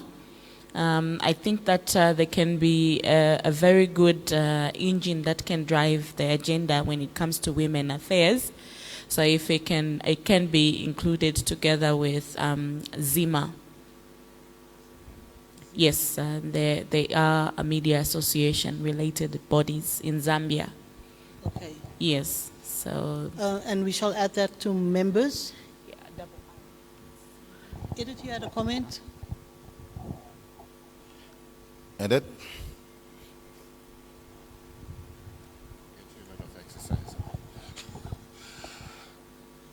This is a broad question. I'm wondering whether the template requires another column for timeline or time frame.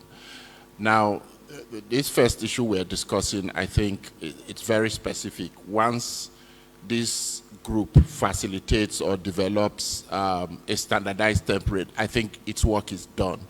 But there will be others that will be ongoing, and I think this needs to happen before the monitoring can actually, proceed. So do we want to include timelines so that the urgency required for either developing or facilitating a standardized template is then factored into that?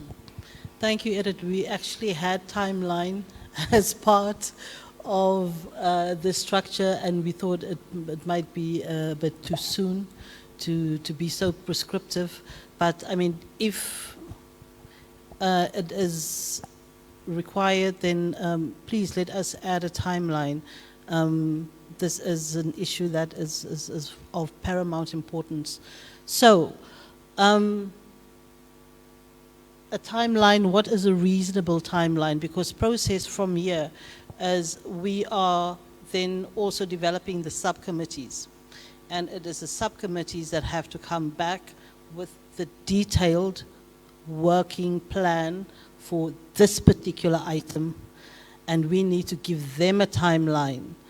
And once they have had their discussions, then they will probably internally be deciding on the timeline for the actual delivery of this activity.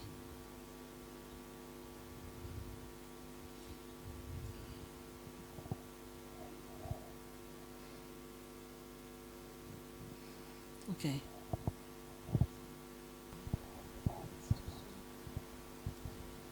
Okay. My proposal is that the subcommittee meets by the very latest at the end of January, and subsequent to that, by mid-February, share with everyone here the timeline for the delivery of this particular item, and that can then be endorsed by this reference group. Is that acceptable?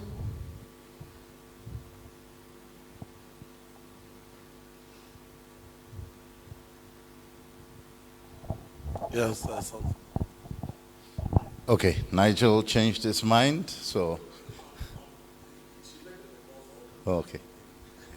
Okay, Zoe, maybe you can just repeat that timeline again. Okay, the timeline is that the thematic committee that will be appointed by this group today must meet before end January 2023, and by mid-February come back and share with us a detailed timeline for the delivery of this action, so that we, by that time, have a kind of work plan, a plan of action for the implementation of this particular action. So can we endorse this? Are you happy with the institutions, leads and co-leads, and the members? I don't have a hammer. Can I have one more? Okay. Just one more. One last comment. Yeah. I was just waiting you to speak, then I didn't want to disrupt you. I'm from Somalia, and when it comes to strengthening national level, Somalia is one of the countries that journalists have a lot of problems, and I'm from IMS. We supported a safety mechanism there, and they are doing a lot of good work now. So I thought if we can add in the list so that through the experience with the other groups there, they can strengthen locally. So if you can add SMSJ, Somalia Mechanism for the Safety of the Journalists, and in this room, 5 of their members are sitting here. So it will make sense. SMSJ, Safety Mechanism for the Somali Journalists. Thank you. Okay, we have our final comments on this. Thank you very much. Can we move? Sorry,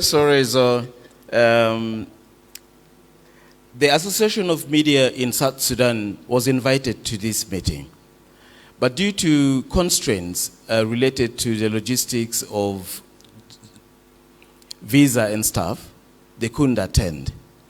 Somalia has just expressed and indicated or even shown to you that that is one of the countries indeed in Africa where impunity of crimes against journalists is probably highest, and the things that are reported are only those that are seen, but there are many more that go under.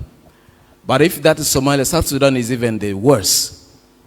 And I will want to invite all of you, courtesy of UNESCO, Lydia being here, to come to South Sudan and organize this meeting in South Sudan for you to see whether such a meeting can take place at all. And so it's easier for you to go to softer areas, but avoid hard and tough places like South Sudan. For this reason, I strongly recommend AMDIS to be part of this team, and the monitoring of which even UNESCO Juba knows and does, together with the civil society, on media landscape of impunity, crimes, and stuff like that, is lacking a lot of support. South Sudan appears to be a country within a different kind of Africa. It's not the Africa you people come from. We are in a different Africa. And so for South Sudan to feel that it's part of Africa, I'll strongly recommend AMDIS, AMDISS, which does that. Thank you very much. Noted, already added, and I fully agree with you.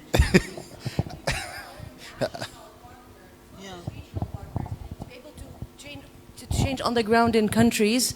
I do agree that we should not put just regional, or when we talk about UNESCO International, I really suggest that we should identify some strong national partners. But my fear, if we are the ones suggesting it on their behalf, would they accept? But if we can, and we know that they would, at least as members, yes, I suggest that we include some national strong partners, and then we can complement later. But if something comes up now that you know that should be included like this, please do include, and don't think it's just going to be regional suggestions that we're doing here. Yeah. Thank you very much. There's a bit of an addition of what I have seen after I've seen the establishment of safety and security mechanism for the journalists. Now, since this recommendation that deals with gender framework completely, I would suggest there's an organization, Tanzania Media Women Association in Tanzania, that is TAMWA, will go through here. So you remove UTPC as a member, then UTPC goes down for the mechanism, because we are coordinating the establishment of safety and security mechanism in Tanzania. Yeah, could be in both. Okay, nice. Yes, could be in both. But I think we will be better served as a lead organization on a safety and security mechanism established, since we've already started that process, and they already pushed some help to some of the journalists. So it's UTPC, not UTC. UTPC. Anyone can be a member in many of them, or a member in one and a co-lead in one. So please don't think if someone is in one, it's not in the other. You could be working on different thematics, and like they're linked. Okay. So I think, are we done in terms of that? Yes, Maybe let's look at the other ones, so that we are able to then be able to ensure that other players can play in other roles. So can I allow you to have an opportunity to speak once we look at the next one? I'll make sure you are first. Yeah. So we've got 6. Yeah. Yeah. Yeah. And then we can all send it across, and you can add to it. I don't want to talk. All right, Okay. Zoe. Please, Let's thank you. move And ahead. let's agree that we've got one chair here. Yes. So thank you very much for your input. We have to move on. There's always space to refine these suggestions. This is a working document, I do believe. So let us move on. The next item is African Media Lawyers Network within the framework of the what? The PALU for coordinated legal support.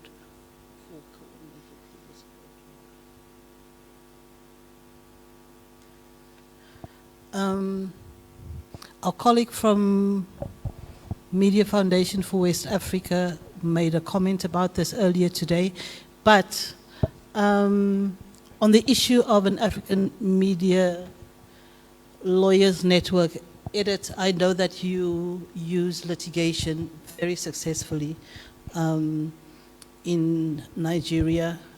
Do you have some comments on this issue? I also know that MISA Zimbabwe works very well and has for many years, along with the Zimbabwe Media Lawyers Network. Wakabi? Yeah, I just needed a quick one to explain this a bit, that the Media Lawyers Network would be in the framework of the Pan-African Lawyers Union.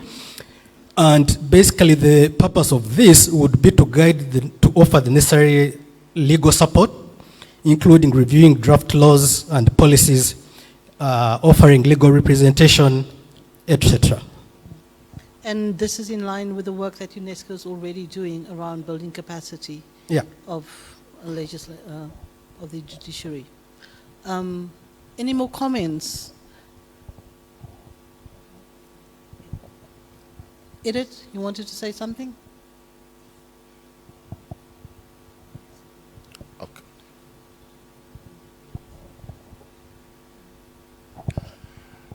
I think the role of this group would really be to explore the feasibility of this initiative, because different countries have different legal systems, and having a regional team that is able to intervene in any country would be a complex issue. I mean, the network of lawyers that we have is national, so that's fairly straightforward.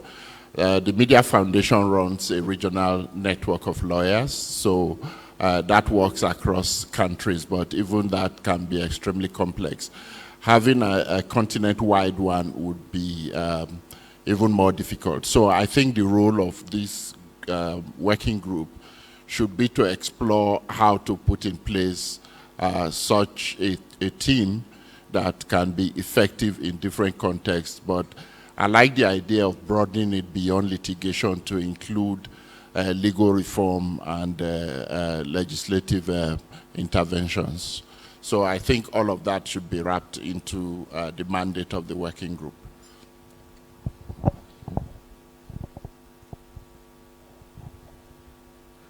So his mic is off. Is your mic on? Guys, quickly check her mic.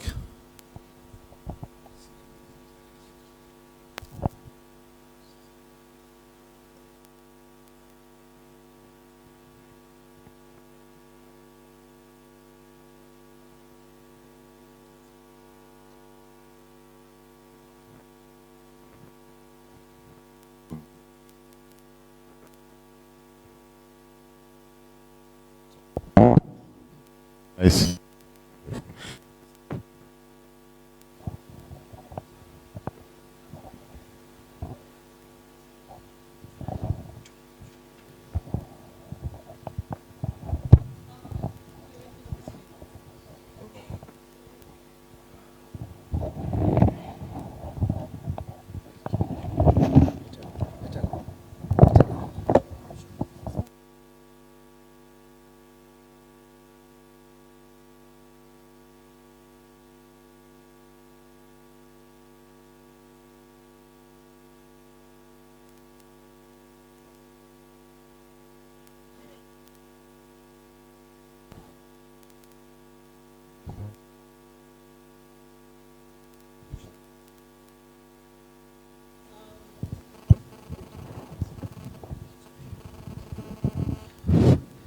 Thank you.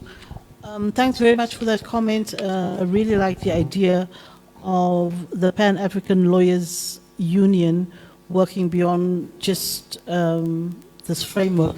I'm not familiar with African Lawyers Union does and the extent to which they can be helpful to national and regional organizations. May I say, Palu was in Vienna last week when this recommendation was made at the global level. And they did come to us and say this is a very good initiative. They'll be very happy to work with us. So we can put them here as lead and then get Media Foundation as maybe co-lead and any other partner, including us.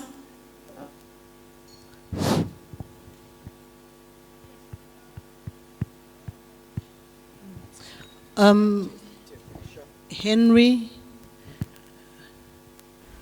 I mean, there are other organizations in Southern Africa, for example, like SALC, the Southern African Litigation Center, Alt Advisory, a number that come to mind. Article 19 has been working in this area for many, many years. Henry, I know you're not wearing an Article 19 vest anymore, but can you give us insights, please?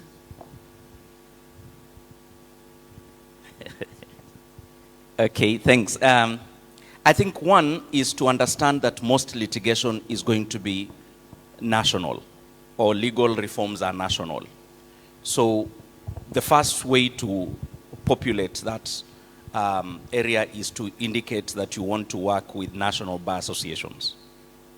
National bar associations and any other specifically litigating bodies. So you've talked about the South African Litigation Center in Southern Africa. You can talk about Katiba Institute within.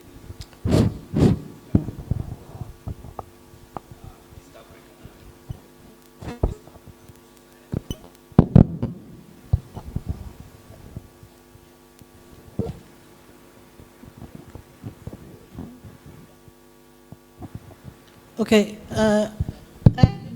because it's very important that we phrase this correctly. So the starting point is, yes, you can have PALU, but PALU draws its membership from national chapters. So PALU itself is just a secretariat. And if we understand that, then PALU may lead continental initiatives. So if you're going to have any reforms or litigations that are at, say, African court level or African commission level, then PALU may lead.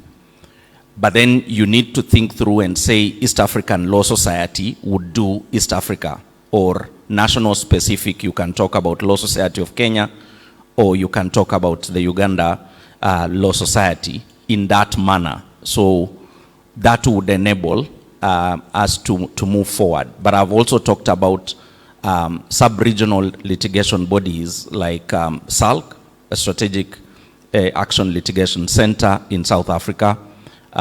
You have Katiba Institute within Eastern Africa, and we need to find what is a similar body in West Africa. Okay, so we need your insights to help us populate this. So our understanding our understanding is that Paulo would take the lead, working with the regional and national partners. The important thing for me as, let's say, if you're working at a national level, is that you have the guarantee that if something comes up, this Paulo member is going to be there to support an action on behalf of a journalist. We must have that guarantee. And Lydia, I believe that Paulo has said that it will take that on and provide the resources to national organizations and regional organizations. Is that correct? Nigel? Yes, sure. No, very quickly, you mentioned MISA, you just forgot to type it.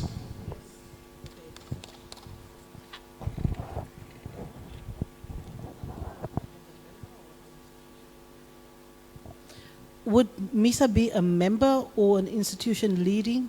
Would, wouldn't it be the Zimbabwe Lawyers for Human Rights? What? Or the Media's Lawyers Network in Zimbabwe? Please, Nigel, explain.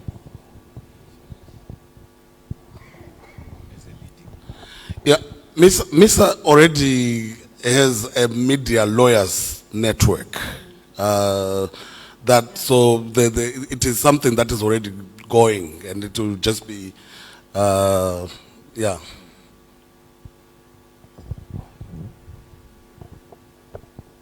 Okay, MLN, that's Media Lawyers Network. Zoe.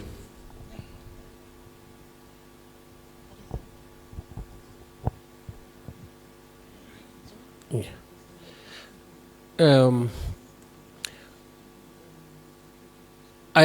I think in addition to the commitments being given by organizations represented here, I also feel that the representation here might not be inclusive enough. So there are other organizations who might not be here but would like to join this activity and support this initiative. So maybe if it is open, the membership should be open and nomination so that those institutions will be then invited by maybe the lead or co-leads, and then once they confirm it, they can contribute. I think that openness could be very essential here.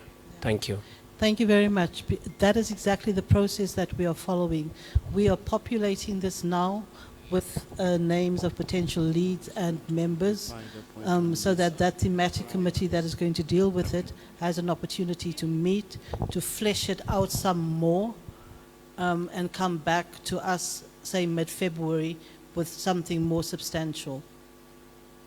Chair, I would like to suggest, because we have to be representative, we can't have two regions dominating all. We have like East African Editors Forum, we have Central Africa bodies. We need to be a bit sensitive so that there is representation from other regions. So, thank you. This is a sector I'm not very conversant with, but I'm looking at this framework. It's for Africa, isn't it? Yes. So shouldn't we be talking of the continental bodies for this particular framework, continental bodies being the lead, okay? And then I know that you might go down a step further where you are looking at sub-regional frameworks. And then you go down to national, where we are now domesticating at national level. And I was thinking that the national level would then be drawing from the leadership of the sub-regional bodies, and then those sub-regional bodies drawing from leadership of the continental bodies. Instead of, where I'm not very sure it should be, is where we are now talking of national associations at this regional, or okay, in UNESCO Africa is a region, at this continental framework. Thank you. I hope I am understood. Thank you. You are referring specifically to the national bar associations, who would understandably, based on what Henry has said, would be members of the Pan-African lawyers union, and they have to be considered as members because they will be doing the work nationally, because this is how the media fraternity operates. PALU gets its strength from its national chapter membership. Is that correct, Henry? Yeah. Edit, and then there's a comment. Thank you so much. I would like to join this activity as a human rights activist and human rights organization.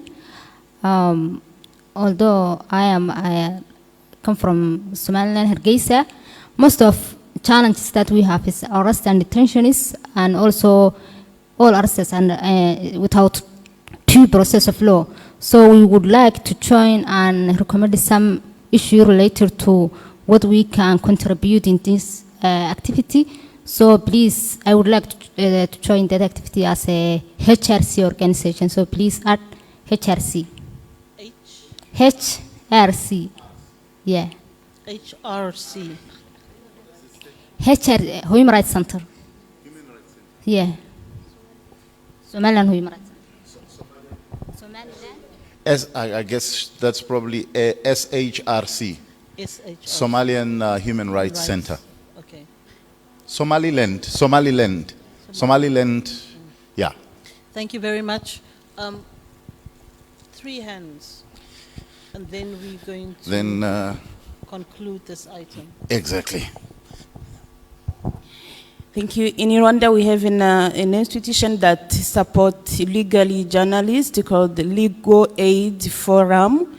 I suggest that it could be added on the committee members. Legal Aid Forum. Yeah, Rwanda. LAF, we will just shorten it to LAF. Yes.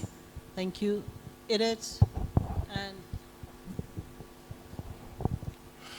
so I wanted to propose that this is an area where we require specialized skills. So it's not just, I'm interested. You have to be able to, you have to be a lawyer to be able to work in this sector. So in terms of the ultimate framework, I think that may be, as Henry noted, a lot of the litigation would happen at the national level. So we can open it up to say, let this be a network of bar associations and law societies and so on. But the mechanism we are creating here would then be a coordinating body for that effort, such that it can identify where there are needs and locate competent or available legal resources in that country or in that region to assist. But I don't think that this is something we can run centrally to be conducting litigation or even legislative advocacy in different national contexts. That would be extremely difficult. So let's open it up to any bar association, any civil society or organization of lawyers that wants to be involved, but this should be coordinated regionally. I don't know whether that is clear. I think I get what you mean. From my understanding, based on what Henry was also saying, is that at the continental level, PALU can provide strategic assistance with strategic litigation. Ideally, what PALU can also do as a service to the rest of us is to develop a database of national and regional organizations or bar associations or litigation centers who can assist in the event that a journalist finds him or herself in trouble. There's one last comment and then we are wrapping up. Oh. Yeah. Okay. I want to propose a legal human rights coalition center, LHRC in Tanzania, and we have also Human Rights Defender Coalition in Tanganyika Law Society. LHRC, We've got that. Thank you very much. Lydia? THRDC also. They are working with media.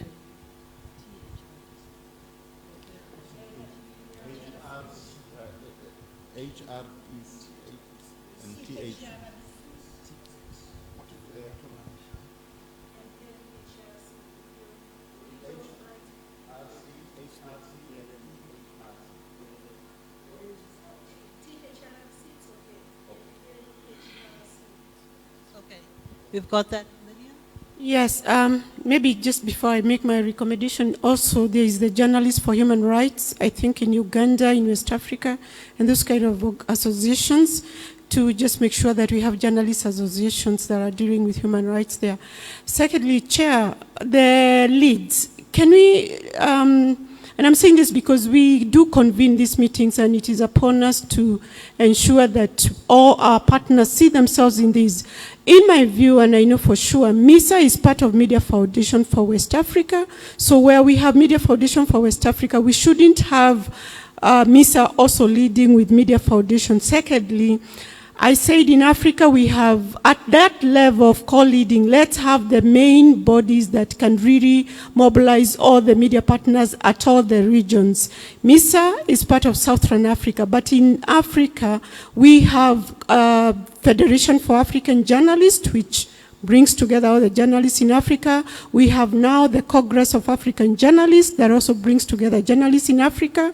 We have other sub-regional bodies in other regions. Let's have that equality at all levels. So at the co-lead and lead, let's either have a regional body or one that is able to cover the continent and mobilize all the partners, but members can be from the sub-regions if we talk of Western, Eastern, Central. Okay. Does that capture, Lydia, does that capture what you wanted to say?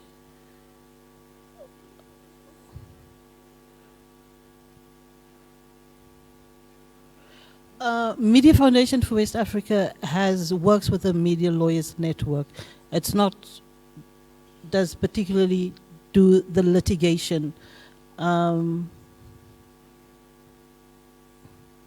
the same way that MISA works with the Media Lawyers Network, so MISA is supporting. Nigel, Maz, and Nyasha, please come in here in terms of how you see this working. My understanding is that Paolo would be there as the lead, right? And then the other organizations are all, let's say, have membership status, or are we saying that Paolo is a continental organization and that we still need the Media Foundation and MISA as co-leads? Can I have clarity so that we can move on? No, yes, you had aptly captured. Actually, because this is not like a political office, where this is, just to someone who's going to be facilitating and steering the process and conversations. When they are in those subcommittee, they can even then tweak things around. But this is just to identify at this inception stage. Thank you. So, with that said, may we move on to the next recommendation. Establishing a safe and secure complaints mechanism for journalists, especially women, to report on harassment and attacks. Shall we consider that as a separate recommendation, or do we move that to an action under the very first recommendation? Just testing the waters. Wakabi? Yes. It's actually a recommendation. I would want to, it's not a recommendation, a proposal. The East African Editors Society, they have done quite a bit of work in this area, so I think they would be appropriate as leads here.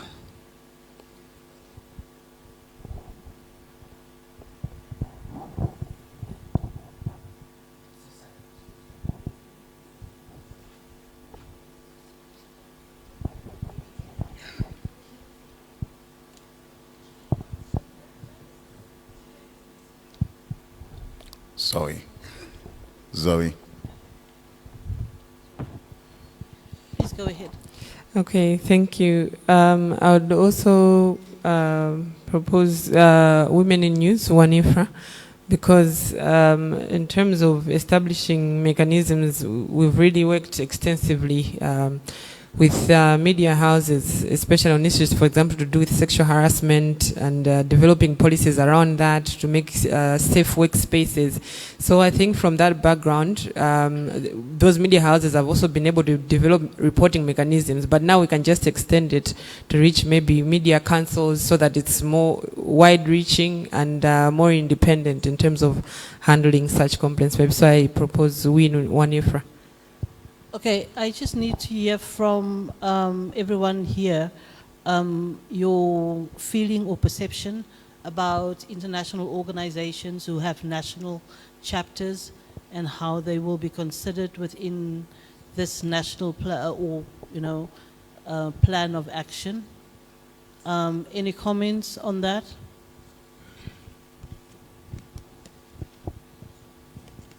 Edith?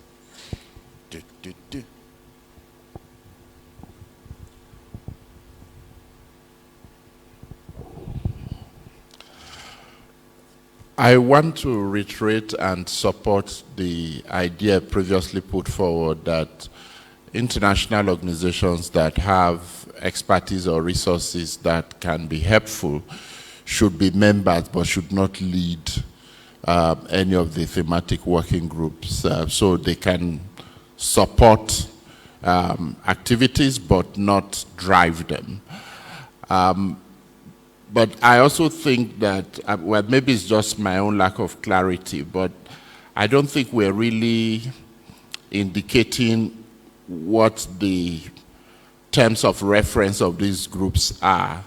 Perhaps a detailed terms of reference will be developed at a later stage, but as we identify co-leads and members, what is the task? Are they supposed to be the ones bringing this recommendation to fruition, or are they the ones that are going to be implementing the actions that are recommended? I'm not very clear on that issue.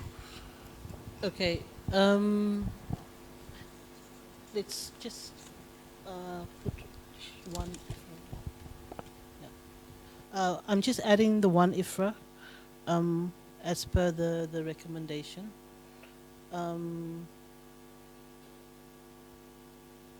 And then terms of reference, Edit, we cannot develop terms of reference here.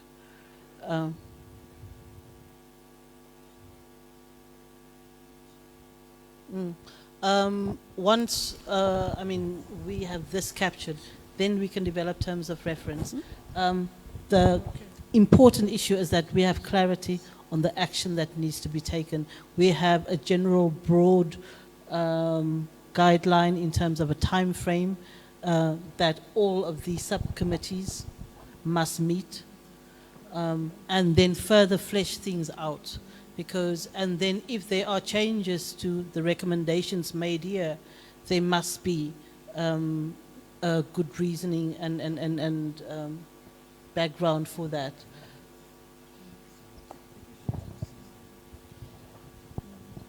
I think I understand to a certain extent what Edit might be. I hope I'm getting this right, and I'm going to agree with it. The thing is, One IFRA, Women in News, ISAF, all these organizations are doing incredible work around issues related to women and women in the media. If we haven't seen a decrease in the attacks and the harassment, then that tells me that whatever is on the ground is not actually working. So, sorry, but this is just a comment, so that we talk to the issue of, you know, what is this body going to be looking at? So when we're talking about establishing a safe and secure complaints mechanism, from my readings, from the research that's coming out, there is no independent body that women can go to and, you know, lodge a complaint or seek assistance or get psychosocial support or anything like that, or legal redress, that is not connected to the media in a way which disempowers them, is what I'm trying to say. I'm not sure if I'm getting this across. I think to a certain extent, so if I were looking at this recommendation, okay, I wasn't privy to the conversation in Vienna, but if I was looking at this, it's about organizations sitting and working out a model for which women can access either, you know, support legally, whatever the case may be, and even be able to lodge a complaint. Because right now, what's in existence is not working. For me, I see that all the time. Okay, so what you're saying is that your media ombudsman, your press ombudsman, which is the regulatory body in most instances, is definitely not that complaints mechanism. So there is need to develop a new kind of mechanism. Edith, does that answer your question to some extent? Are you happy?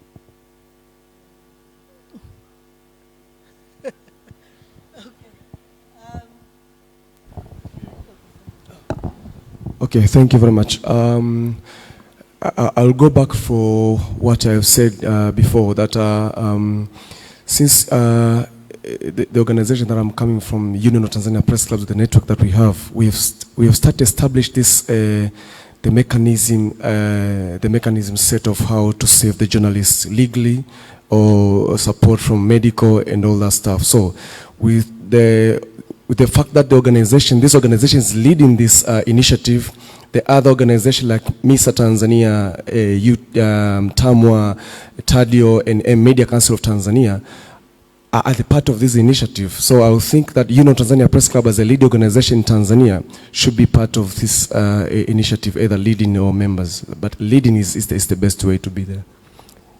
Union of Tanzania Press Clubs, UTPC.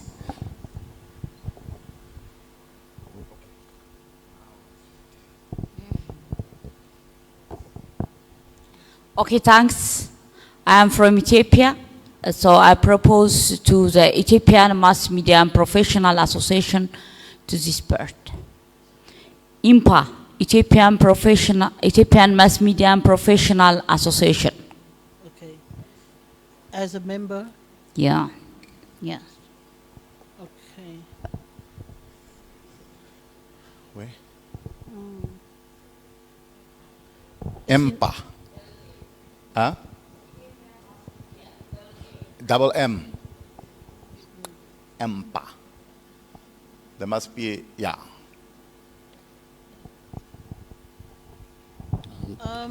The unions, ZUJ. Yeah. Does ZUJ have such mechanisms? All right. Thank you very much. I wanted to suggest Gender and Media Connect. It already has a mechanism which has been implemented already in the media rooms, where we provide a safe space for journalists, especially females, when it comes to sexual harassment. Gender and Media Connect. Yeah. Okay, so now to go back further and to talk about terms of reference, my understanding is that these organizations are working in the area and they can offer best practices, but what we want at the end of the day is a continental mechanism that all journalists, female journalists, or any journalist can go to in the event that such a complaint is necessary. That's correct? Yeah. Any more comments? Thank you. I was going to suggest that the Zimbabwe Union of Journalists be part of that, noticing that we interact directly with the journalists, those that are violated. So I think ZUJ will qualify there as a member. And I was also going to suggest GMC, which has been mentioned, because already there is work that's being done to ensure that there are mechanisms to deal with those violations. Thank you. Okay. There was another hand up, Josie.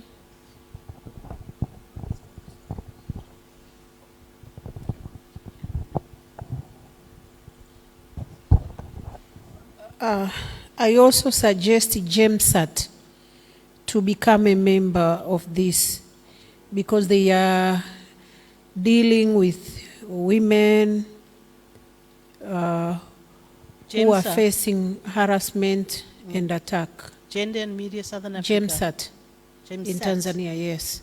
Oh, GEMSAT, is that a member Is it- of GEMSA? The Gender Links national networks? I just wanted to clarify. I'm not sure, but I know they are dealing with those harassment. GEMSAT. GEMS. Yes, there is a T Yeah. end of GEMSAT. Okay. Oh, there's a T I mean, at I the- can't yeah. speak on behalf of Gender Links, but I don't know if they, at this point in time, doing any kind of monitoring on violations against women journalists, but I think they've moved largely out of the media space. Okay. Thank you. Thank you. I would like also to suggest a Media Women Network from Somalia. They deal with women journalists issue in our country. It's a Media Women Network. Is that correctly reflected? MWN. Okay. Yeah, that's correct. So we have added a number of organizations, the names of a number of organizations that are not represented here. So there's going to be quite some work to be done to get everyone on board and to assume the responsibilities that we have allocated to them. But I'm confident we can move along. So with that said... Sorry, Lizu, in terms of leading, because we said, and the SG, the Secretary General here raised a very important point. When it comes to leading, it's very good we get a very strong body that is the lead. And in Africa, if there is one body that is doing safety and security measures and mechanisms, online and offline, is IWAT, which is a chapter of the International Association of Women in Radio and Television. The research that everyone has been quoting on female journalists and online and offline, IWAT is part of that, and they've been very active. And currently, I think I would say, because it also represents the women journalists, and they're also a strong body and doing the same, we can add them there to work with the East African Editors Forum. But for the Tanzania body, because it's a national body, we put them as members. The UTPC. So the lead, we have to decide who the lead is, because IWAT can't be a lead. It's a IWART. And they're a chapter of an international organization. A continental, but they have chapters in every country, but they also have the Africa chapter. Okay, like fudge.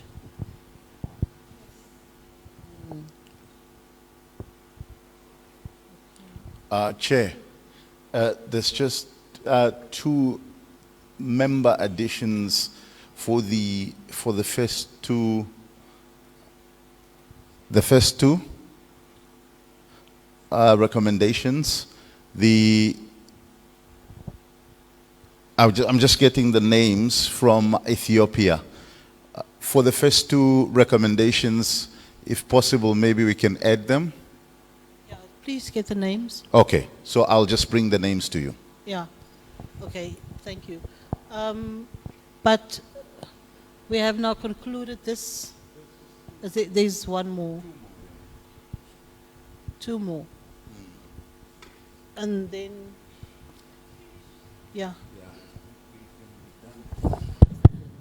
Okay, sorry, Zoe. What did we say about gender links? No, I actually asked a question. If GEMSAT which operates in Tanzania, if that is a member of the Gender Links network. And I didn't get a response to that, but then I also know that Gender Links is no longer active in the media space. But we were just given a recommendation to add GEMSAT. Oh, okay. Yeah, I wanted to ask, I think I also have a similar question to Editan about the terms of reference, because I am kind of tempted to add the Zimbabwe Gender Commission under the membership. I'm not sure what's the position on those kinds of commissions.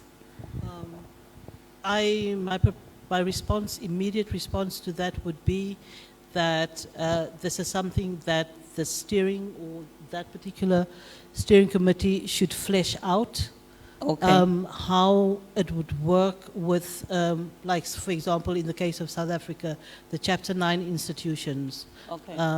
Public institutions, Okay. and the relationships that need to be built there. But this is for us and for media. Okay. Yeah. All right. Thanks.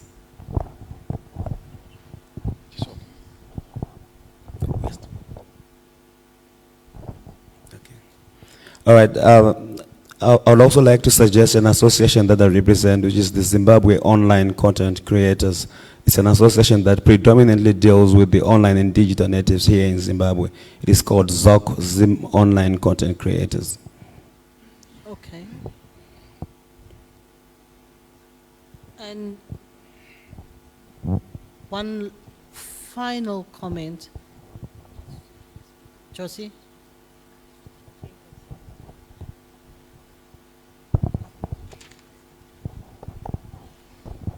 Yeah. I think all organizations that are there are important. But the discussions that we have been having is that the elephant in the newsroom are the people at the top. So if we are leaving editors there, we are not addressing the problem. Let's have the editors there be at the top, because they are the ones that have a helicopter view of what's happening in the newsrooms. We leave them out, we'll be back next year arguing the same thing. Sorry, I'm trying to understand. You say we must add the editors' forums. In every region. So Let's include SANEF, them. SAIF, Like for instance, Zimbabwe, let's have the Zimbabwe National Editors Forum.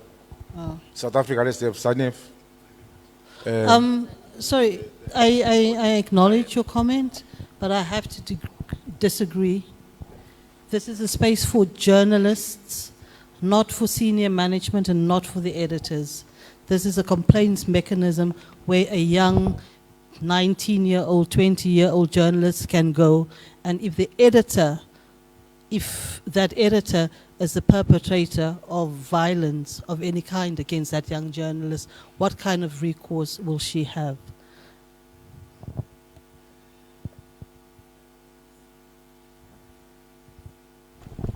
Chair, maybe just give an opportunity to the Somalis. Just an opportunity on this one.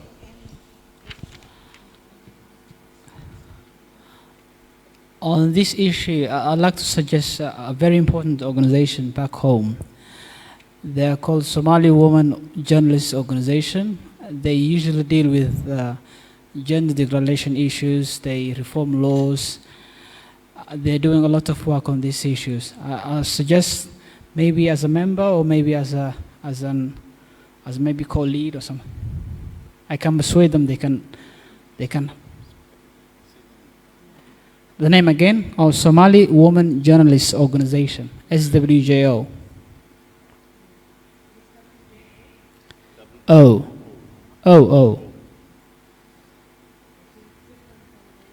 Mm.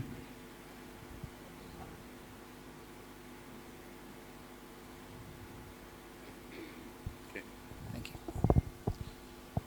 Okay. Okay.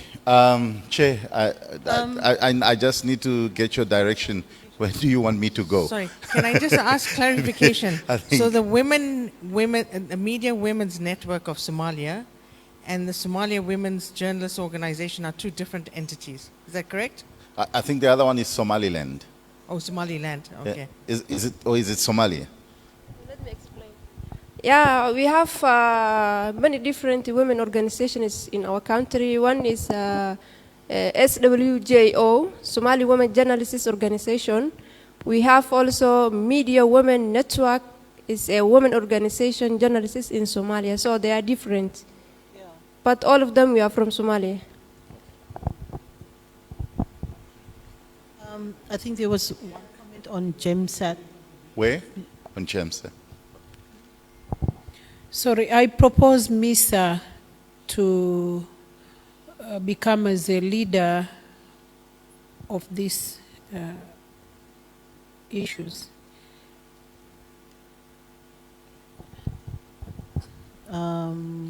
Proposal as a MISA as a lead for this specific recommendation. Okay, the motivation? But motivation? They are always dealing with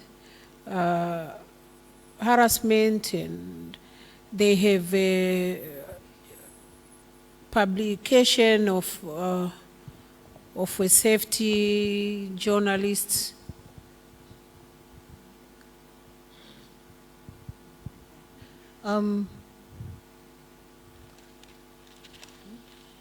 Can Calvin answer that? Okay. Respond to that? Thank you very much. I would like to reinstate what Jabulo suggested, that the Zimbabwe National Editors Forum must be included in this setup. You see, we are looking at this issue as if all editors are perpetrators. I mean, the moment we look at it that way, we may not be able to address the issues. It's important to include the editors because they are the ones that manage the newsrooms. They are the ones that manage the journalists. So I would appeal that you reinstate the request by Njabulo Ncube. All right. I guess, Chair, you want to respond, or do we give opportunities to? I thought Calvin was going to respond to the proposal that MISA be added. Shall we MISA. go ahead and add MISA? Can I say something? Yeah. I'm not so sure about MISA, though, and whether there's an overwhelm on MISA in many of these issues, and how they are going to be able to streamline themselves to be able to deal with those issues. I would want to suggest that we leave the lead as is, and MISA can play a support role in if necessary. But I'm not so sure, because we might have enough players that are in that space, and we're creating a focus on MISA alone, whereas there are other players that can play a role, and MISA can play a stronger role in other areas as well. I agree with you, Josie. I mean, MISA has done a lot of research on the issue and can play a very good support role. I know that they are very active with online violence. But I don't think that MISA fundamentally would consider this as a lead issue. But, I mean, Nyasha.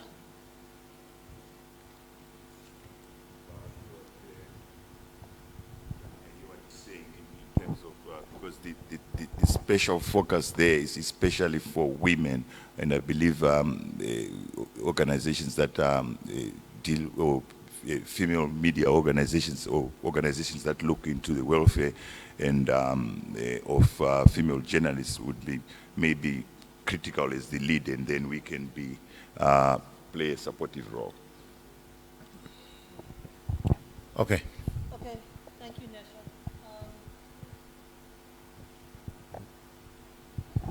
Thank you. For the RC, I'd like to suggest the Congolese Union of Women in Media. They are working with the gender equality indicators, and also they are working to protect women in media. Congolese Union of Women in Media. Thank you.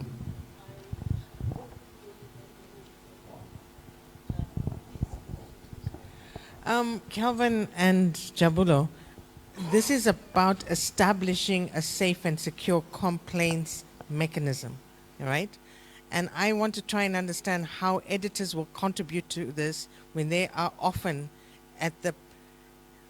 on the other end, where they are the perpetrators of aggressive, violent harassment. They are the perpetrators there, the line editors I'm talking about. Yes. Remember, this is all about power relations. So how do you feel that them being in this, in this kind of committee will contribute to ensuring that they are the ones who are going to be incriminated and reported against, and they have to act against themselves? Thank you very much. If you engage most editors, they will tell you that such issues don't come to their offices. They only know or hear them as rumors. So the moment we include them in this mechanism, we already have a buy-in from them. We leave them there in this complaints mechanism. We run the risk of not having cooperation from the gatekeeper. Let's include them there so that as this process unfolds, they are part of it, they understand what is happening. When you then come in without their involvement with your resolution, we are bound to find non-cooperation. So for us to succeed, let's include them, let's not leave them behind, so that they understand why we have sat here and proposed this mechanism.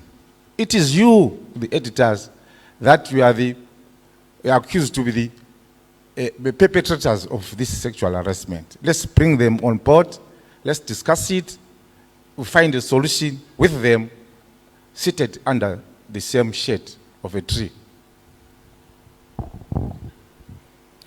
Okay, perhaps as a representative of okay, yeah, I just wanted to say, perhaps coming from the editor's perspective and representing, I think, both TAEF and SAIF at the moment, I must amplify that it wouldn't hurt to have the editors within this specific committee. Because what you would do is you will create, remember you're creating mechanisms, complaints mechanisms for journalists. So who will create the safe space if not the editors themselves? Would it be someone else creating that safe space? But if you play and if you ask them to play a role in this, they will be obligated to ensure that that safe space for complaints is enhanced within the newsrooms. Because in the absence of it, editors will be destructive, or will pose an obstruction to such a mechanism. In the absence of them being part of it, they're probably not going to, I'm just going to humanly, they are probably likely to look at it, it's their thing versus us, and not necessarily as an ownership thing to say, we own this thing in order to ensure that our journalists, female journalists, are secure within the workspace. Chair, I support the editors. First of all, the multi-stakeholder approach that we use is that we have the perpetrators in the room whether they are the government officials or editors, in every conversation to do with safety and security of journalists, the perpetrators have to be in the room, they have to be engaged, they have to actually be part of the discussion. So in fact, they should be leading in this because they'll own the process and the implementation. So let's put them. It doesn't do any harm, it adds all the benefits, I think. And this is the approach of inclusivity we've been talking about.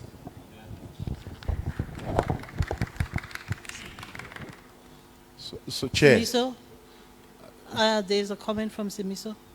Okay, Julius And had a hand up. Maybe a last comment from Julius after? Simiso? Yeah.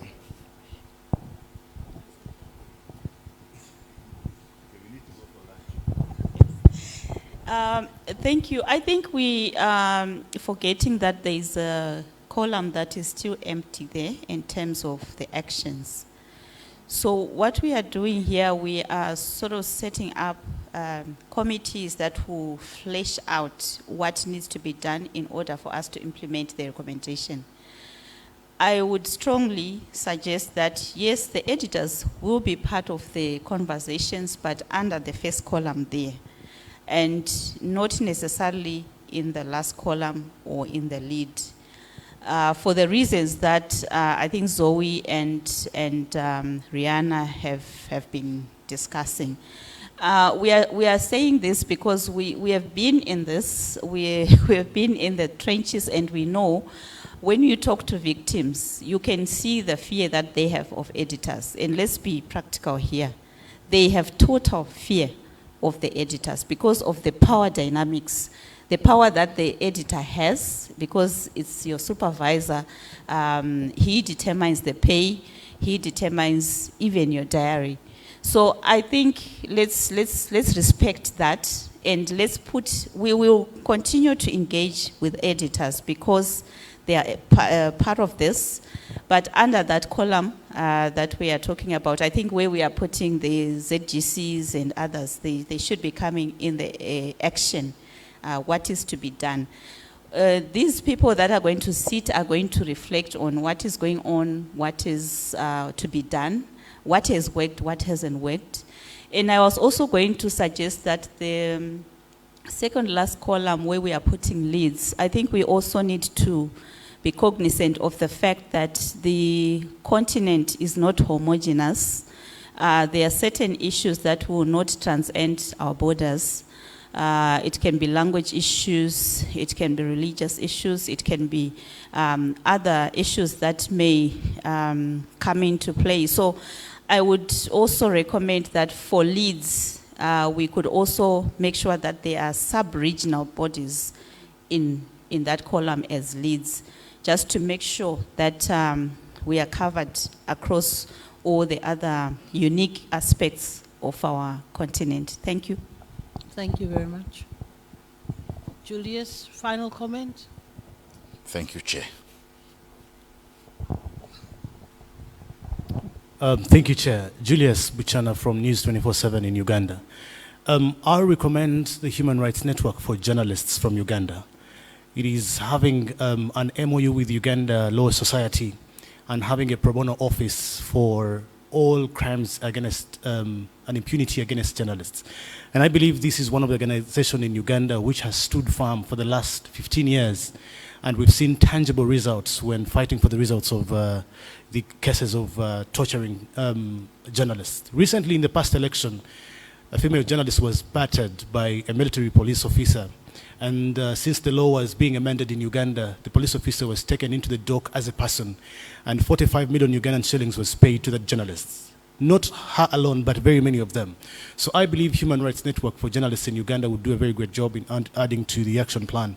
And of course, that's why I'm recommending it. But of course, the bigger elephant in the room is also, I would also stand with Lydia. I believe that we need to have editors on board. These are the people that assign journalists. The foot soldiers cannot assign themselves. If you're not a big-headed journalist, you must have assignment from your editor. So I believe without them being on board, being brought to the table, we might not know what we're talking about, because these are the people that assign us to the field, And if you do not want to be assigned, then you don't want to be in the journalism sector. So I believe the journalist is going to add a very big portion to this very cause. I thank you so much. Thank you, Julius. Noted. I just wanted to check, is that no. HRNJ, Human Rights Network, what? UHRNJ. What is it? Okay. So now a question on veto powers, right?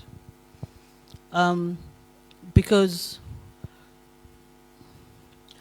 I fully agree with Sipilo's proposal, and I would suggest that the subcommittee fleshes out how it wants to deal with the issue, and then subsequently these would be the experts in our sector dealing with gender issues, and they can decide how they want to engage editors, if and how they want to engage editors.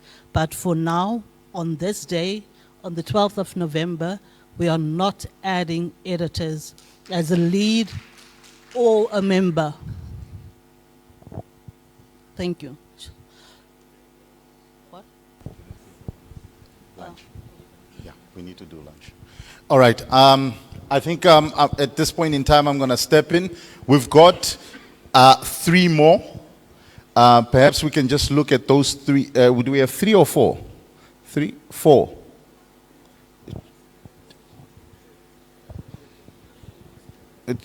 There should be 6. So, are they 6 or 7? They're 7. I think we've added one. There are 7 now. We have 7. So can I ask that we quickly pause for lunch, and then I'm also going to try and just push this lunch a little bit shorter. So can we do lunch for about 40 minutes? Can we agree to 40 minutes for lunch? Are we okay with 40 minutes? We are okay? Can I hear some voices? There are journalists in here. Yes or no? Yes. 40 minutes. So can we be back here by 2 p.m.? 2 p.m. please, Zimbabwean time. At the moment is 1:22. Let's say 2 minutes past 2, we should be back here. 2 minutes past 2, we are all back here, and we can resolve those 4 and move forward, and then we can end the session in this event. Do we agree on that? Thank you very much. Please enjoy your lunch.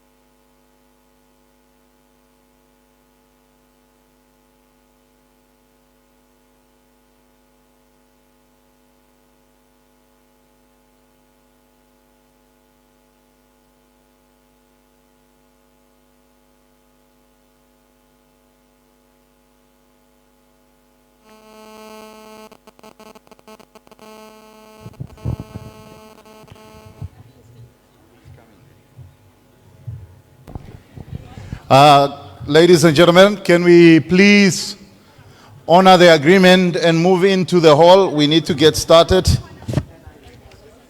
We had an agreement, so can we all move into the hall?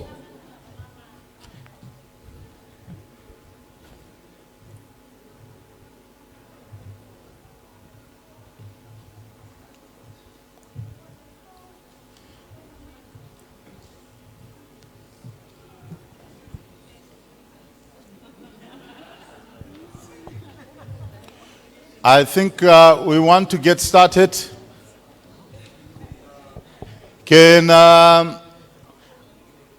I think the others can find us moving. If we are not respecting the time, then we can respect each other by starting, and then the rest can follow. I think that would be the greatest thing to do. So, ladies and gentlemen, welcome back. I will still hand over to Zoe.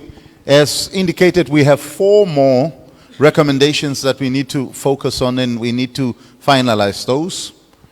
The most important thing is that we should be able to make decisions on and recommendations on who the members would be in those specific in the groups, subgroups that will handle those recommendations. In order for us to do that faster, and for some of us to go out of here, for those that have not gone to the falls and go to the falls, there are some people that want to go to Livingstone. Apparently there's a nice place there to dance and groove. They can also move out and go and groove. But in order for us to do that, we need to move faster. We need to be realistic about the contributions that we are making. Let's not take it personal. Let's be realistic about the organizations that we are proposing to be a part of the members, in order for us to really have organizations with capacity to deal with those recommendations, rather than just filling up membership in terms of those groups, those sub-committees. I will now hand over to Zoe and Wakabi. They will be leading the process. Reina has a Zoom call that she needs to handle, so she won't be joining us for this. Probably later, once she's done, she will then be joining us. So I will hand over to Wakabi, or to Zoe and Wakabi. Zoe as chairperson of these proceedings for now, and then we can get started. Zoe, it's over to you. Thank you very much, Josie. So thanks everyone for coming back. We didn't keep your time limit, Josie, but I hope that we will move through the rest of the program quite speedily. So let's get into it. The next recommendation is on research. So it says, conduct research and publish annually the state of journalism status, state of journalism status in Africa. So ideally, this is where we are looking at leading research institutions, the think tanks, those who, as their core business, engage in research. I already see a number of hands up. All right, let's get started. All right, thank you very much. Given the experience that the Center for the Advancement of Rights and Democracy has in producing knowledge and informing the public as well as policy makers in regards to the rights of journalists and so on, I would recommend having the Center for the Advancement of Rights and Democracy in here, probably as a lead. That means CART, Center for the Advancement of Rights and Democracy, that's based in Addis. Yes. Center for CART. CART. Center for Advancement of Rights and Democracy. CARD. Yeah. All right. Yes. Over here. Thank you. I believe in here the academic order should be included, to which I don't have the name yet. But I also believe that the AU body should be included in here because they do research and everything, but not included in the, in the media activities as well. So which particular AU body? I don't have a name in mind, but we should incorporate the AU body, which resides in Addis, so that they could take responsibility as well, instead of facilitating things. And are you potentially speaking of the I can African come Commission up for with Human the and name. People's Rights? Yeah, I can come up with the name. But at least we should have the continental body here. I'm not Thank so you. sure about the extent to which they do research. I know that the ACHPR works very closely with civil society organizations and campaigners to conduct research.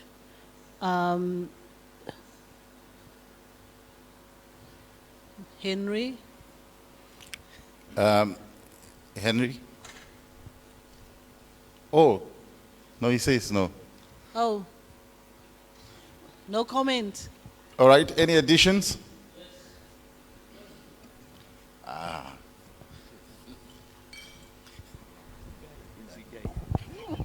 In Africa, there's no wasted time. We make use of it.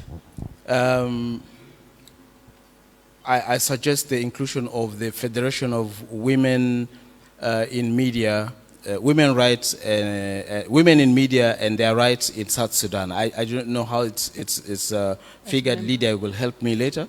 But that is a group that is fighting a discourse in South Sudan.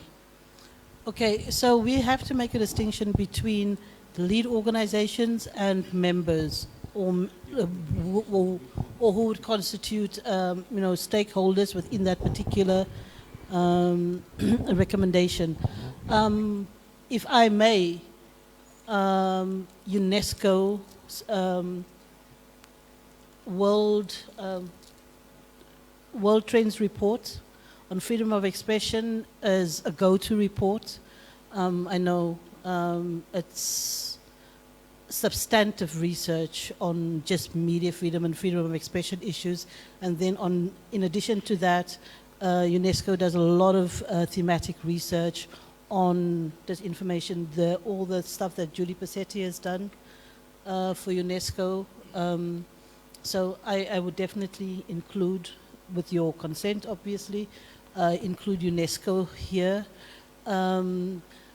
Then Media Foundation for West Africa and MISA also issue regional reports on the state of media freedom and freedom of expression in their respective regions. So they can, if you agree, potentially be co-leads on this issue. All right, thank you, Chair. I think that Uganda Human Rights Commission should be included because it has a desk in their offices for the research. And recently, I think in 2020, the 2021 report, they included research about how women in media in Uganda are performing and what challenges they're having in their jurisdiction of work. So I believe, I think also Mr. Wakabi would agree with me that if we have Uganda Human Rights Commission on board, we could be doing a very great job as well from Uganda. Yeah, thank you very much for that. We need to be specific here that this is the kind of state of the media report, the annual State of the Media report, which is normally launched around, let's say, World Press Freedom Day, which is the general trend, and this would be a continental report.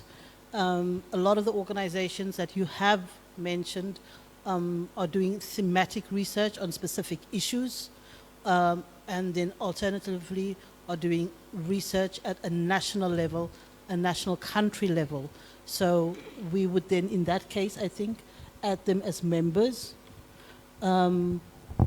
So we have to consider, importantly, the lead organizations, because they are going to pick up from the standardized, gendered monitoring mechanism and apply that to the research. Yeah? Yes, I was thinking of women in news. They conduct a lot of research when it comes to women and also on the issues of sexual harassment. So maybe they can be included to tap into some of the programs that I do have to do with women. Thank you. Right at the back, Josie. I'm not wearing this. Thank you. I think you can include media monitors as a member in this cluster based on the research that we've been doing on monitoring violations of this nature. Okay, media monitors as members. Oh, yes,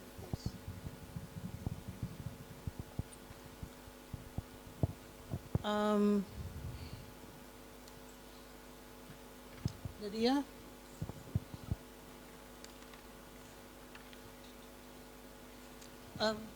Josie?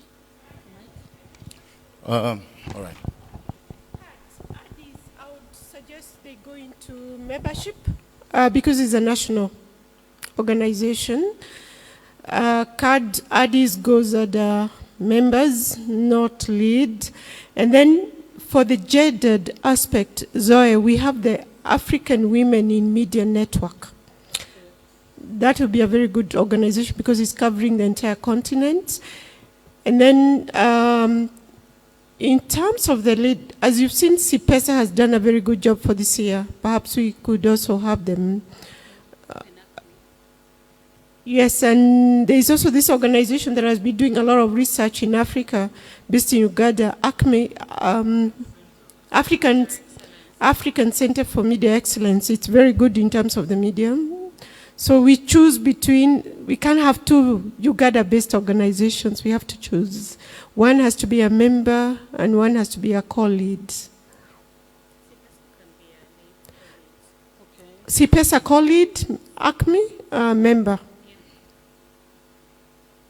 And then for regional balance, because we see we have West Africa, we have MISA, South Africa. Can we have something from Central Africa? Because when it comes to doing this regional report, what we did, we commissioned sub-regional. Yeah. Then we collate the inputs from other regions. So we need a body that represents Central Africa. I mean, who do you normally work with in Central Africa? Central Africa. Poto is here. He works in Central Africa.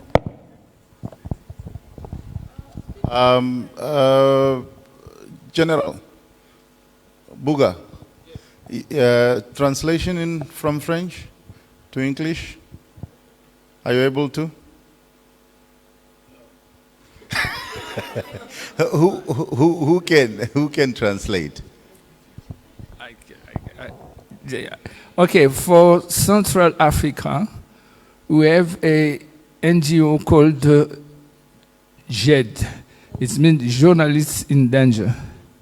And every year, they publish a report of the statement of freedom of expression in DRC, in Burundi, and also in Rwanda. And they are going to get the support for our regional office of UNESCO and other partners in order to extend the report all over the region of Central Africa. I have a copy of the report they do this year. Okay. I wanted to share it with Malia, so you can return this NGO for Central Africa. Journalist en danger. We can translate journalists in danger. Thank you very much. Thank you. So we have quite a number of organizations under the lead and co-lead. Do you want to narrow that down a bit?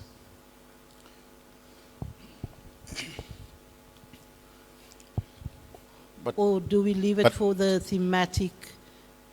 But would JED not be part of the members? Is JED not part of the members, or is it a lead? Because, you see, UNESCO is global, MISA regional, MFWA regional, CIPESA, Southern Africa, East Africa, JED, Central Africa. So, I mean, geographically. there's that spread. And the rest of the organizations on the member side are doing largely national type research. I think we are Yeah, so we just need to confirm our lead on that one, and then we can move on to the next one. Just confirmation of the lead. Would UNESCO not be, since most of them are regional entities, would Lydia, would UNESCO not be able to take the lead there?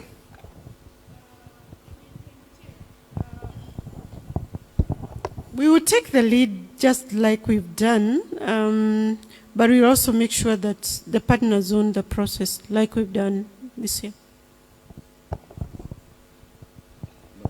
one final comment, and then we're moving ahead. Josie?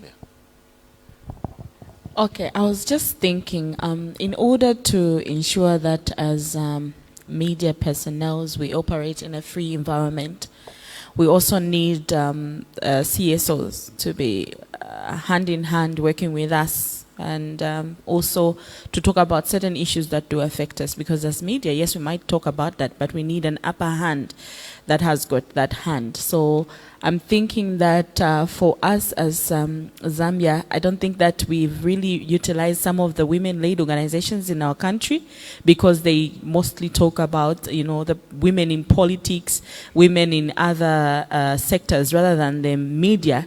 But I think it's high time that we get to utilize such kind of organizations, so that when we are planning on certain issues to do with the media, they can be the ones that can also be used to talk to government or maybe give out certain informations. For instance, I'm talking about NGOCC and Women's Lobby that have by so far been talking about women issues, but not really talking to the media and their challenges.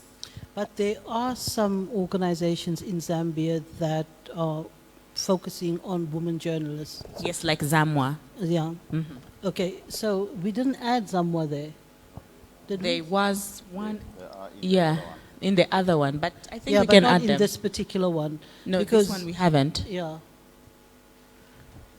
Because I mean, MISA through its network would be consulting with Zamwa and MISA Zambia for the data for the, let's say, regional report.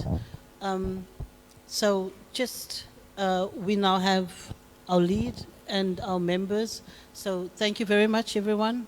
You are very agreeable after lunch. So shall we proceed? The safety of journalists surgery seminars or clinics to fast-track prosecution of crimes and follow up on government responses to violations. This is really, you know, pushing the issue of impunity along. So, who is, you know, naturally working in this area?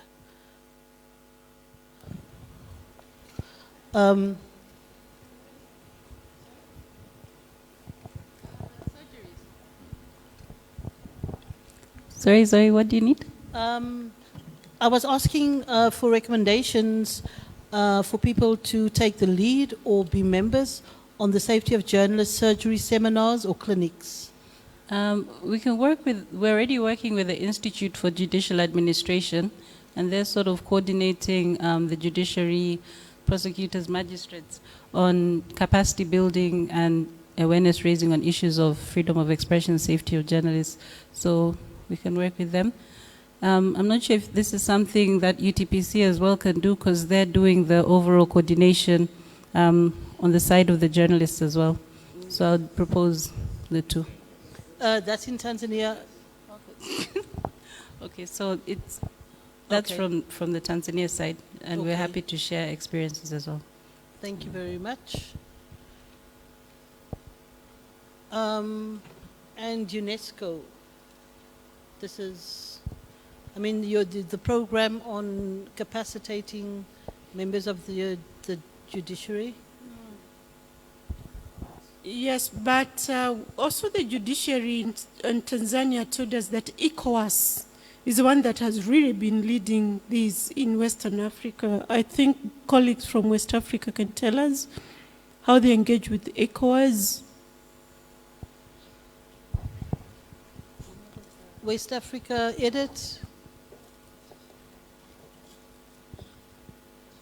The issue of the surgery, safety of journalist surgery seminars, we are told that ECOWAS is quite proactive in this instance. Are you engaging with them?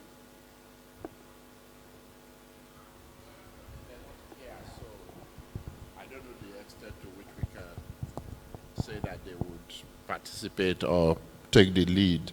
But certainly ECOWAS, apart from being active, also has a convening power that can bring a lot of stakeholders together. So it will be a good body, but they're not here to indicate their level of interest.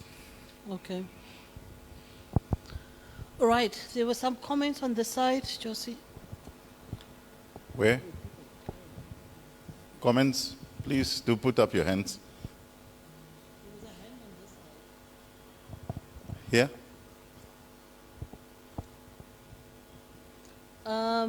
Any proposals for organizations that can act as members?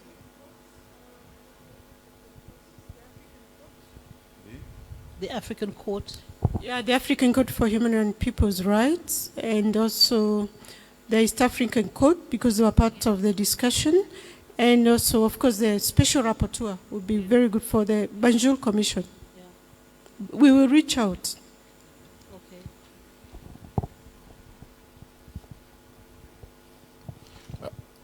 Are those members or are those leads? Members. Yeah. I think ECOWAS as well, or? So, I mean, it seems as if UNESCO is going to be the lead on this. We include FAJ there as the Federation of African Journalists, and maybe one civil society that is also active. Can I suggest the Bloggers Association of Kenya? Yeah. These things involve because they're involved in litigation, and this is really has a big component of litigating and getting various stakeholders together in order to strategize on how they can successfully litigate. So I would propose them. Thank you. In that case, we can move on to the next recommendation. Any more comments? Oh, thank you. I'm going to add, I just wanted to continue. Okay. So the next recommendation is strategic engagement of the duty bearers. So this would be about strengthening the role of duty bearers in undertaking independent investigation and prosecution of crimes against journalists and media workers.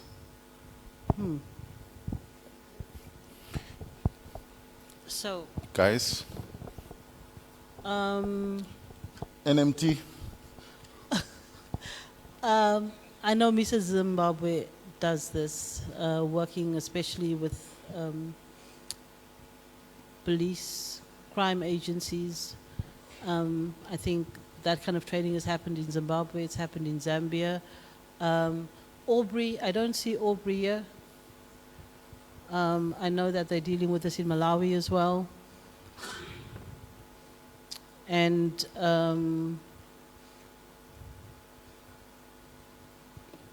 yeah. Here is a hand.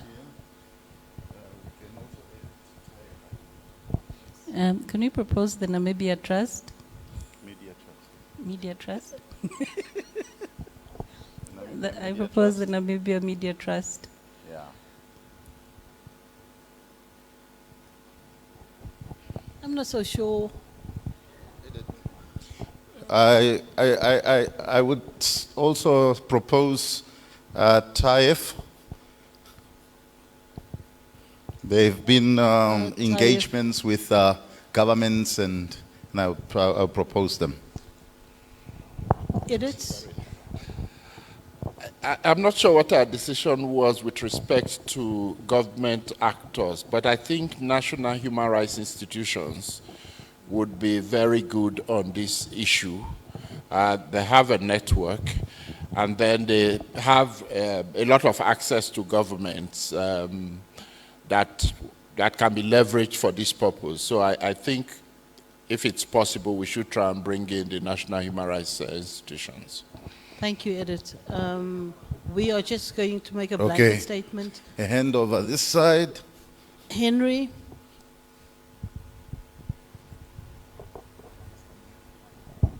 Yes, there is a body called NANRI, which is a coalition of all the national human rights institutions. It's based in Kenya, but it brings together all the national human rights institutions in Africa. NANRI. Yes, so NANHRI.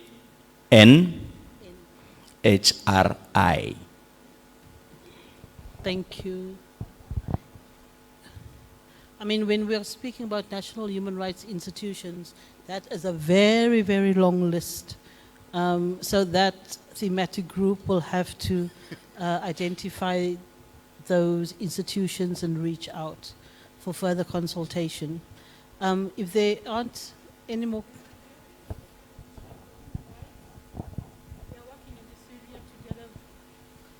Yes, the Office of the High Commissioner for Human Rights, they have a mandate globally to support.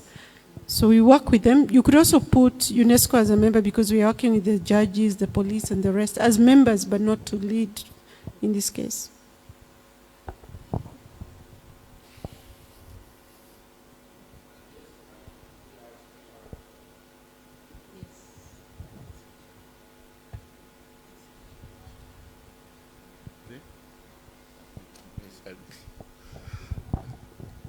So I was suggesting that we also include the special rapporteur on FOA and ATI of the African Commission. Thanks, Edith. Noted. Any more comments before we move on?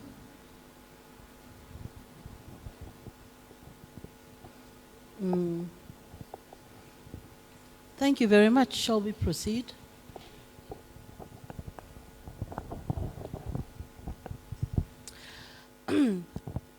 The next recommendation is that a journalism safety and impunity education curriculum be considered by stakeholders to develop the ability of journalism students, trainees, and practitioners for self-protection and capacity for resilience. Okay. Wagabi, maybe you want to emphasize on it? Just to give everybody an understanding. I think one of the findings was that contemporary curricula do not deal with issues of the safety of journalists. So the best thing would be to include that in the curriculum. The curricula, not only for tertiary institutions, but we must look also, I think, at vocational training centers I mean, organizations that offer consistent or alternatively ad hoc training, workshop-based training for journalists. But it's just that there is nothing set in a curriculum that can be used or standardized for various types of institutions.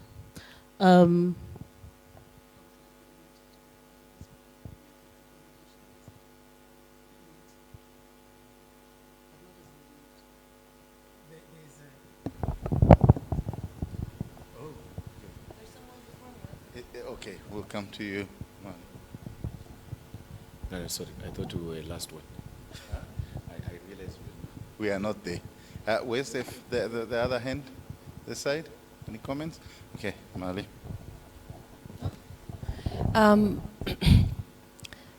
Just a thought, would the word considered be very lenient in the sense where, do you think it would be too much to say instead be integrated, be Would it be too much to ask for when we say journalism safety curricula or impunity education curricula be integrated by within I don't know. I feel considered would be like, let's think about it. I feel that since this is an action plan, maybe we can put something maybe not too, I don't know, for me considered, I feel it's a bit too unsure. Like, let's think about it, no? What do you think? I tend to agree with you. I don't think that there would be opposition to the idea in any event. Yeah. Be integrated general into acknowledgement that there is need to update curricula. I mean, tertiary institutions on a 3 to 5 year cycle must update their curricula. So this would pretty much be the next step. And then,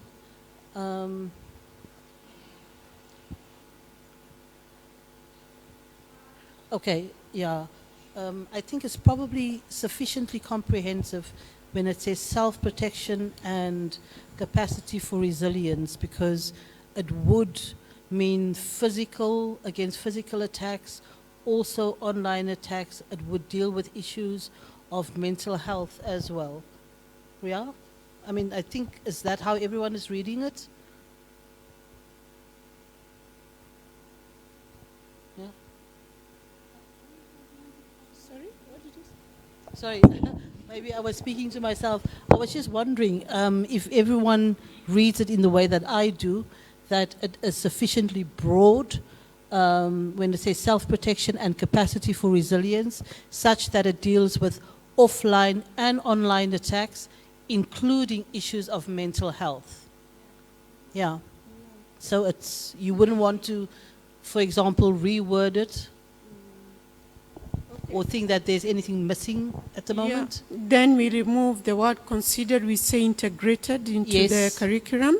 Yeah. And in terms of leadership, we are looking at, this is an academia field. We need a journalism institution. And in Africa, we don't have a network that is very active when it comes to journalism institutions. We have the Pan-African University Network, but that sits with the African Union, and it can take lead, perhaps just be a partner. But also when it comes to working with partners in Africa, the most that I've seen very active in this field is Makerere University. I'm not sure in Southern Africa. Maybe we suggest a pool of them from each region, then talk to them to take the lead. I don't know. I mean, I don't know if I can... This is also... And Netcoms? Yeah. Are they not? Are they not able to play a role as members? Yeah. Can... No, members.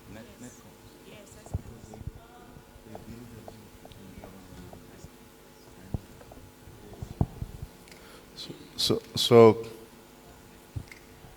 we have hands now. Yeah. Where do I start? Let me start with you. Before my comment, I have a question. Are we talking about the national level or regional, continental?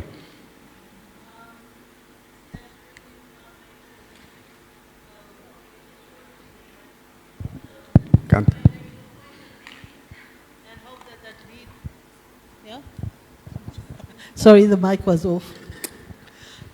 We will appoint a lead, ideally for a continental lead, and then members and co-leads, and then members who probably play a national role. So if I could just add that it's starting up, it's relatively small at the moment, but it is growing quite fast. AGEN, which is the African Journalism Education Networks. I would also not leave this purely in the hands of tertiary institutions, because a lot of journalism training does not happen only at university level. There are a lot of vocational training centers that conduct journalism training. And if I may, I would like to put the NMT there as a member. We last year launched the Handbook for Journalism Educators on Media Policy in Africa. So we would be very interested in joining this cohort. So that I Thank answer you. your question. And the experience in Somalia is when it comes to safety and impunity, mostly the academic institutions do not deal with that. We support the National University, especially the Faculty of Journalism. They don't deal with that. And we support the safety mechanism, which is a coalition of 7 organizations, including 2 trade unions, 3 media organizations, and 2 women journalists organizations who are all here. And then my suggestion is SMSJ to be part of it, because they provide a lot of safety training to the journalists in Somalia through our support. And they also produced safety protocol for the media houses and safety manual for the journalists. So these 2 documents also help the journalists a lot to avoid being soft target for the terrorists who just found them easily to make noise. So I suggest that national organizations to be put there as members, including SMSJ. SM, safety mechanism, not N. Yeah, thank you. Thank you. Yeah.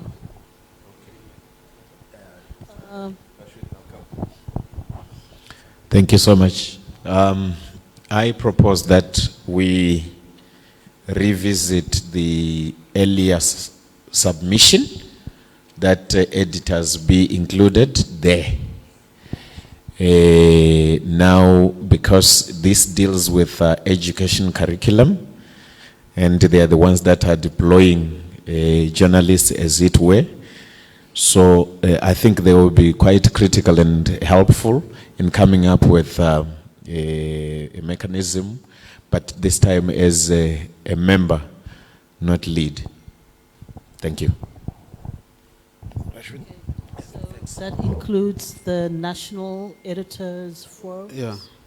And then the regional SAIF, and so forth and so on.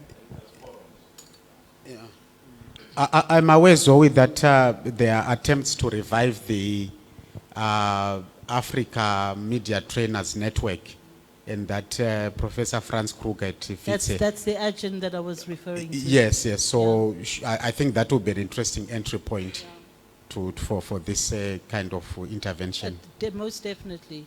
That's why I was referring to them. And they're working, I mean, moving quite expeditiously. You wanted to make Yeah, I just want to suggest ACME, African Center for Media Excellence, as one of the organizations taking part here. All right. Sorry to take you back. May I just make one more recommendation, just in terms of wording of the recommendation? I'd like to add the journalism safety and impunity education curriculum should be considered to develop the ability. How does one add multi-platform there? Because we have to consider that we're moving away from books. A lot of the training is online. So the training must be multi-platform. I hope that you can formulate it to reflect that. Some comments, Josie? All right. I think that Media Challenge Initiative from Uganda could be considered. It's one of the organizations training journalism students right from lower institutions to the university level on being a one-army journalist. So I believe the curriculum they are using could be of very much importance to this document. MCI, right? Yeah, MCI, yes. Yeah. Abbas Mpindi from Uganda. Okay, there are some hands here.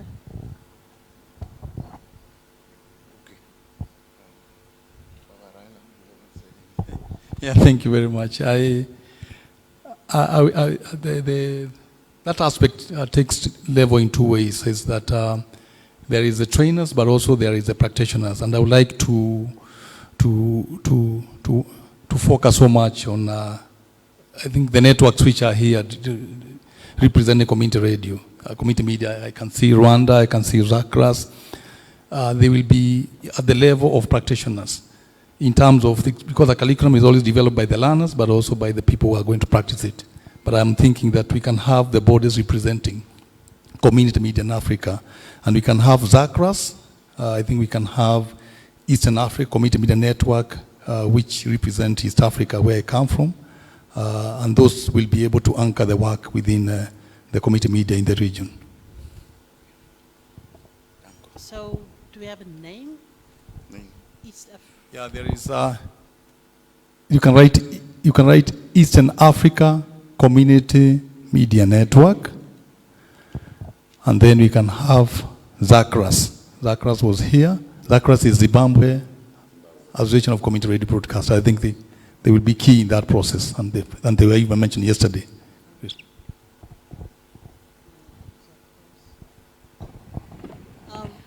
Hands on the other side. I suggest the School of Journalism and Public Relations in Tanzania, which offering journalism and public relations studies, and also Media Council of Tanzania, MCT.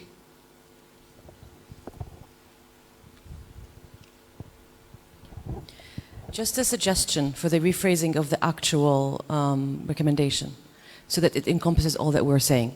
Can we say something like, journalism safety integrated into journalism schools, training, I don't know. But what I'm saying is we can start with a journalism safety integrated into curricula or into the university curricula or journalism education / training / whatever, because we have to see how we can put the safety itself to be integrated. I think it's just rephrasing, because it's correct as it is, but it's just rephrasing. And we reflect everything we're mentioning here, from trainings that are done by different organizations, through university education. But I'm saying this because we've done something similar in the Arab region. I think it is also good sometimes to see that things work somewhere to save us maybe some time, and then we can see it and adapt it to different regions. In Lebanon, it was a regional action. We created a model course on safety of journalists. And this model course was very specific to the region, so it should be adapted to the region. And then even later on national level, it was adopted and sometimes also a little bit adapted to those specific countries. But initially that course, you can use it for trainings, you can use it online training, you can use it to be integrated into the curricula of universities, you can use it for a number of purposes. Whenever there is anything that there is education and training involved for media students or for journalists. So let's see how we can maybe rephrase that. And then this model course, again, for whomever is going to be working in this area, can look at it, can adapt it accordingly, and this will be the one used later on to approach different educational institutions. And just one last point. I think the first step would be perhaps finding regional institutions and regional universities, or at least universities that are maybe a lot of students from the region would go to. And maybe we can start with them to integrate it into their curricula, and then we can work more and more on the national level. I mean, Unfortunately, UNESCO no longer has its centers of excellence, I think. But I mean, there are regionally let's say the main universities in South Africa. For journalism, it would be Witten Rhodes, probably. What about chairs? Can the chairs help us? The chairs, UNESCO chairs, can they help us, universities? Can't we maybe start by working with the UNESCO chairs at certain universities? They can help us perhaps already introduce this, and we can start integrating that course. So maybe the first step would be working on that course, and then maybe they will be even part of the production or adaptation of that course. And then we start piloting in some universities that course with the help of the chairs. Yeah. So the chairs would actually then be members, UNESCO chairs.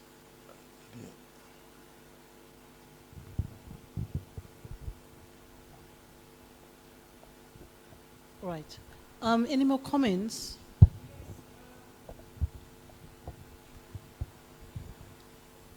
For the buy-in of the beneficiaries who are the journalists and the rest, can we have, in terms of lead, one of the journalists association that has a bit of continent-wide mandate?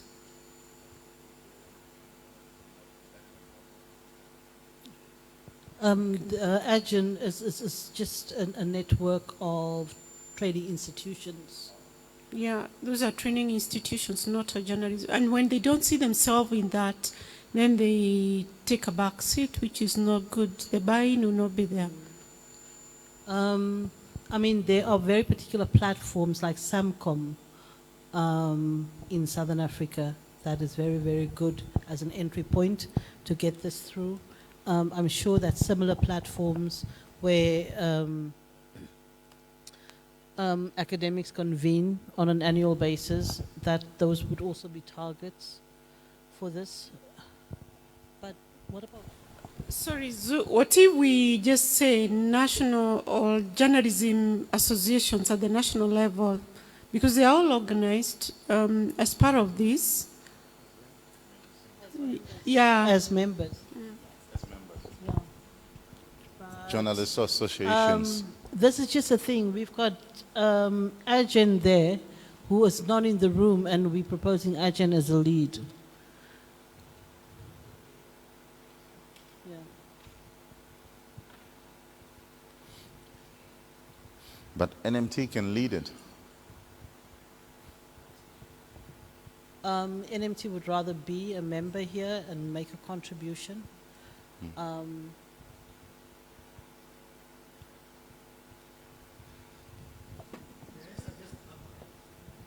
Yeah, they're here. I can suggest ACME either as a lead or a co-lead. A lead. A lead.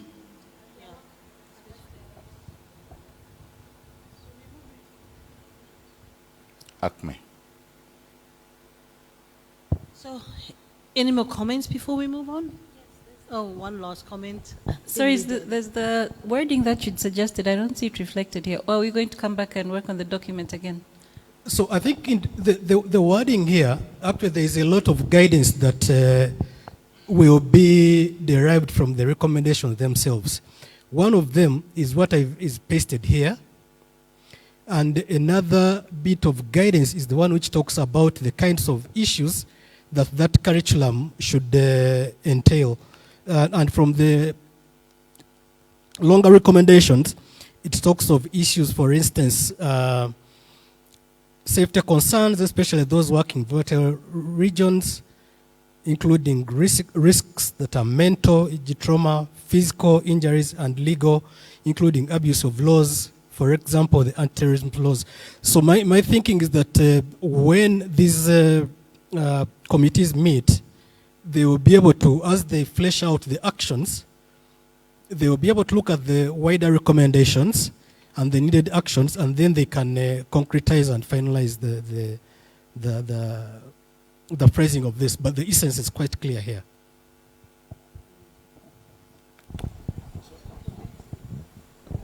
I think because since it has been raised here, it wouldn't hurt to just have it there as a note, because she literally just added what has been missed on the online and offline dimension, and also the issue of the mental health, which covers, I think, psychosocial safety and things like that.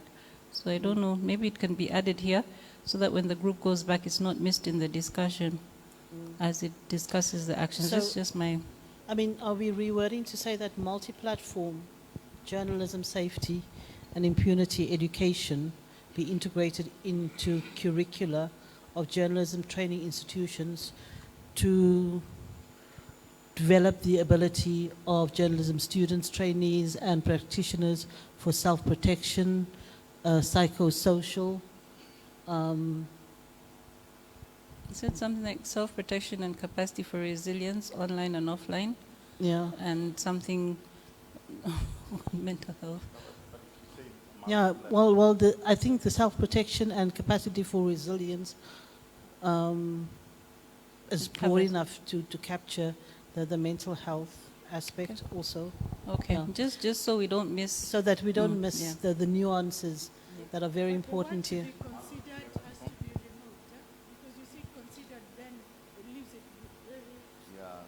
Integrated. Yeah. Oh yes. Oh yeah, and then the That- that multi-platform journalism safety. Is that what you said? Yeah, I was just considering the platforms because there's such a lot of e-learning happening now. So it's not just in the classroom face to face. And I'm actually particularly happy that here we are adding the editors forums because a lot of the training is actually going to have to be newsroom based in terms of physical safety and protective gear and that kind of thing. Okay. So are you happy to proceed? Thanks, Josie. To our final.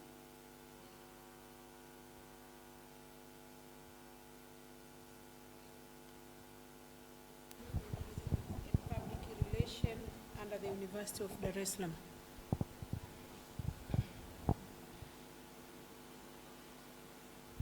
SJMC and MCT. The School of Journalism and Public Relations in Dar es Salaam. SJMC in short. SJMC.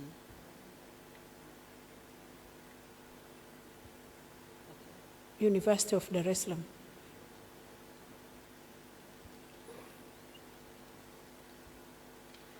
Yes, and MCT, Media Council of Tanzania. Yeah.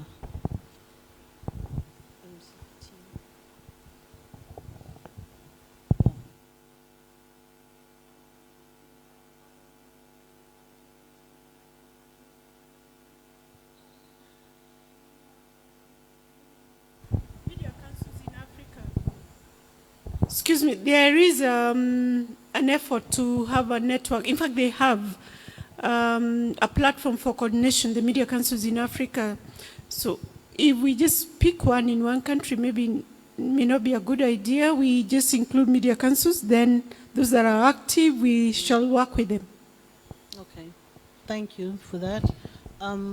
Thanks everyone. I propose we move on to our final recommendation, which is comprehensive capacity building for all stakeholders, including journalists, the judiciary, security, prosecutors, line MDAs, ministries, departments, and agencies. I would never have guessed that word.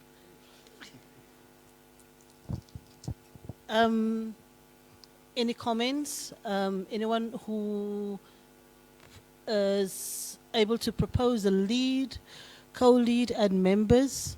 This is a huge area.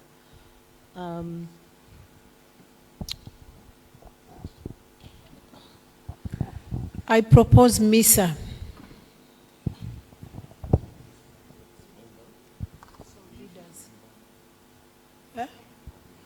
A lead.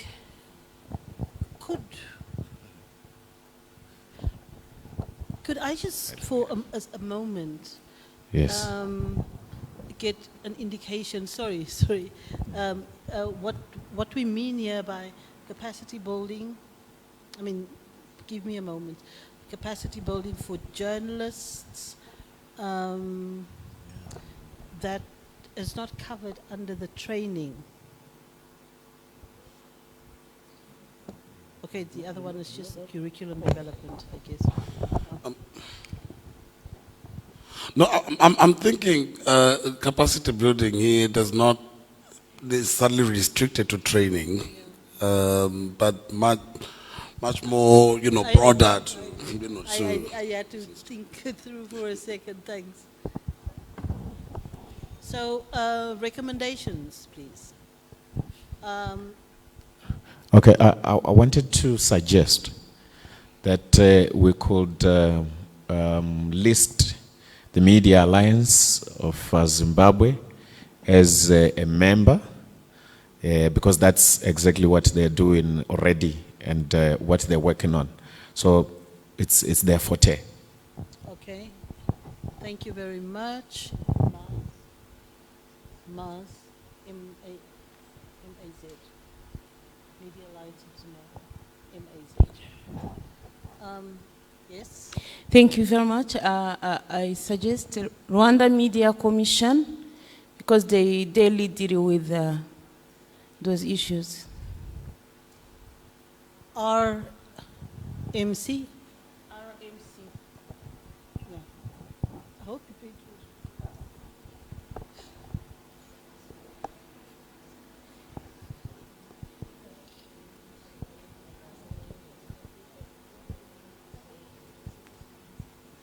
any more comments? In front, Joseph.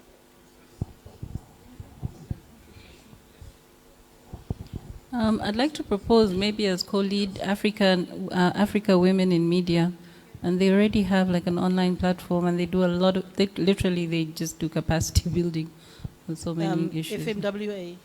AWMA, I think it's it, I don't know. I'm not sure about the acronym. African Federation of Women. It's African Federation. AWIM. African Women in Media. It's led by Dr. Yamisi, I think, you know. And IMS as well, they do a lot of.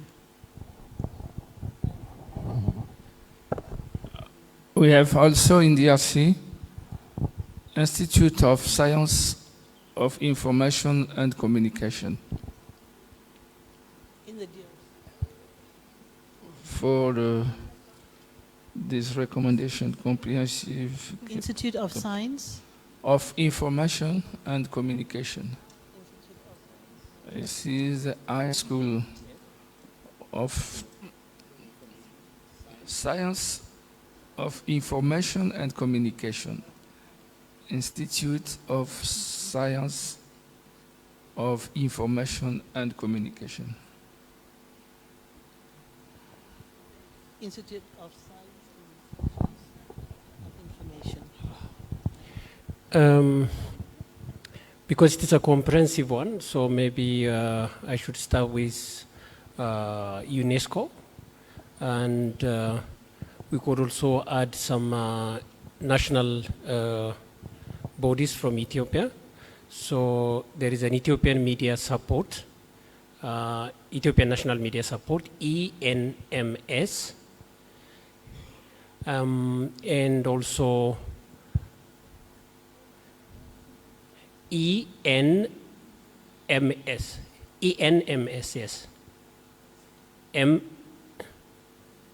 Not EMSA, but ENMS. ENMS, Ethiopian National Media Support. Yes. And the last one also, Inform Africa.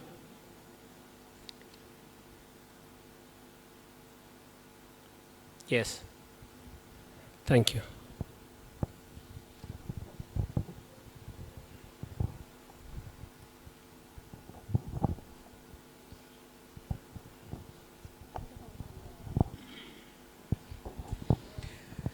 I also suggest Union of Tanzanian Press Club, UTPC, and TAMWA as a member. I think we should, as principle, approach all unions here. I mean, a large part of their mandate is also capacity building. Media unions.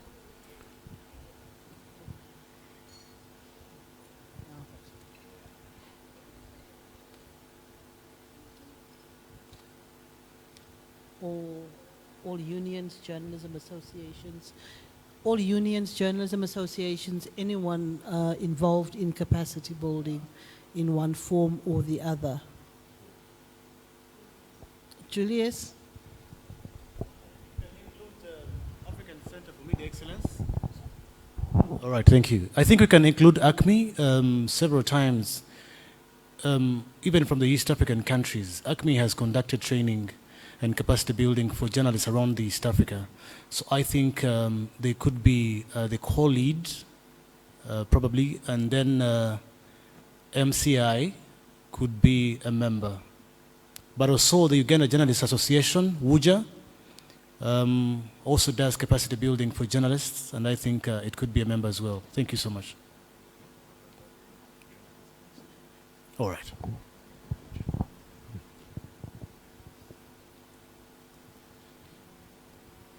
Yeah. Okay. There, Lydia? Lydia.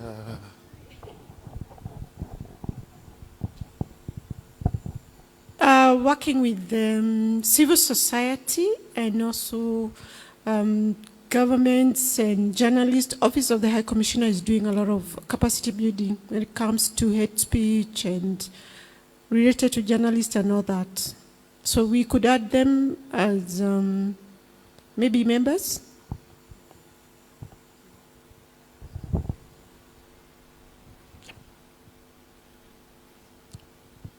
There's one hand, two. Maybe one more perhaps thing to add to the recommendation itself, because we're saying journalists, we're saying, so I'm thinking those who are practicing, the practitioners, we have the judiciary for the protection, we have the security, but can we perhaps include parliamentarians to cover the part on the policy level so that later we can start working on policy, so those who are involved would also be, you know, their skills and knowledge is already strengthened. So we just add, if possible, parliamentarians. I fully agree with that. And in certain instances, I would probably bring in the parliamentarians in other sectors as well. I mean, the African Parliament has been very progressive recently in passing, you know, a resolution on gender. I do believe that those of us that were involved in it should go back to the African Parliament resolution 2013 on the safety, on press freedom, those of you who can remember. And also, I mean, this was the work of one IFRA at the time, the Table Mountain Declaration. So parliamentarians do play, or the legislators do play a prominent role here, and we need to see where we fit them in appropriately under the relevant recommendations. Yes. Nigel. Oh, I had the mic. Oh, sorry. Sorry. Think of UJOS, Union of Journalists of South Sudan, and Association of Women in Media, South Sudan Women in Media. Thank you. They probably included in the unions. I'm just like having a flash bulb moment here.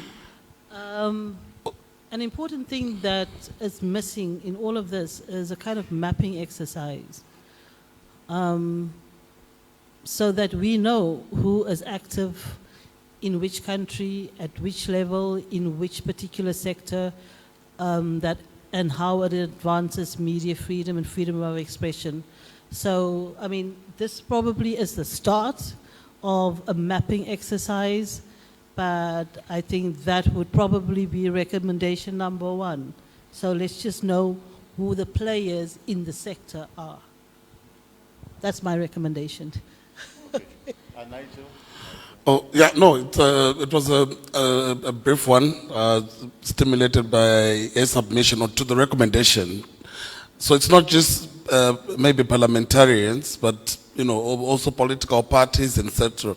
So I don't know how we can capture to just say and other such stakeholders, so that we don't really exclude whoever will be necessary to be capacitated. Thanks.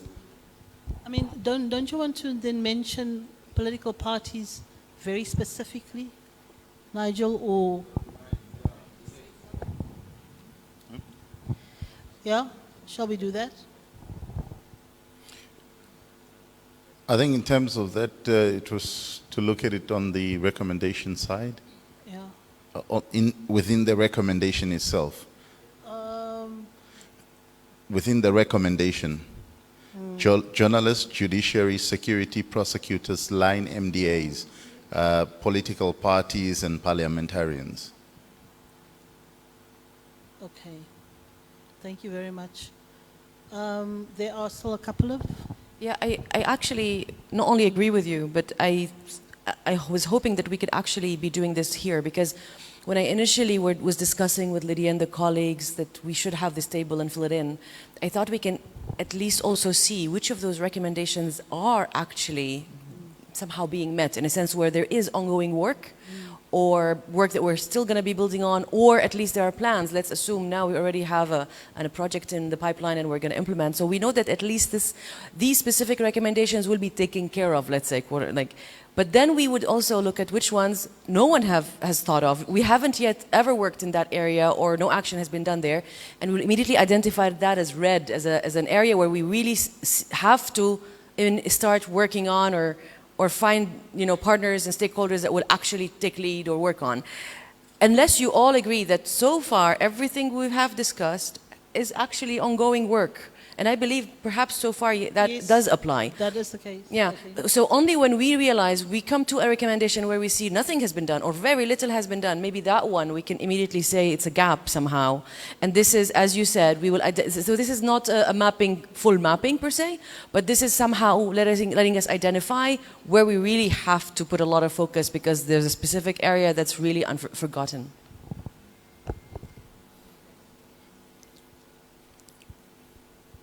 Okay. Yeah. The other thing that, all that we are saying in terms of research is about publishing an annual State of Journalism report. There are so many areas that are so seriously under-researched. So at some point, I think in terms of a recommendation, also consider extending the scope of research to, underrepresented areas. Yeah?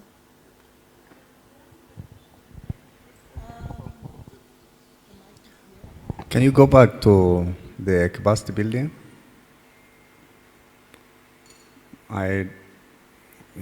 I don't have big comment, but if you can add the civil society groups, because there are times that journalists need solidarity from the civil society, and if they're not educated well, then they just step aside. Thank you. Thank you. Just to give you an idea, in Namibia, it's actually civil society organizations that 2 years ago launched a website. It's called Civic 264. Civic for civil society, and plus 264, that's the international dialing code for Namibia.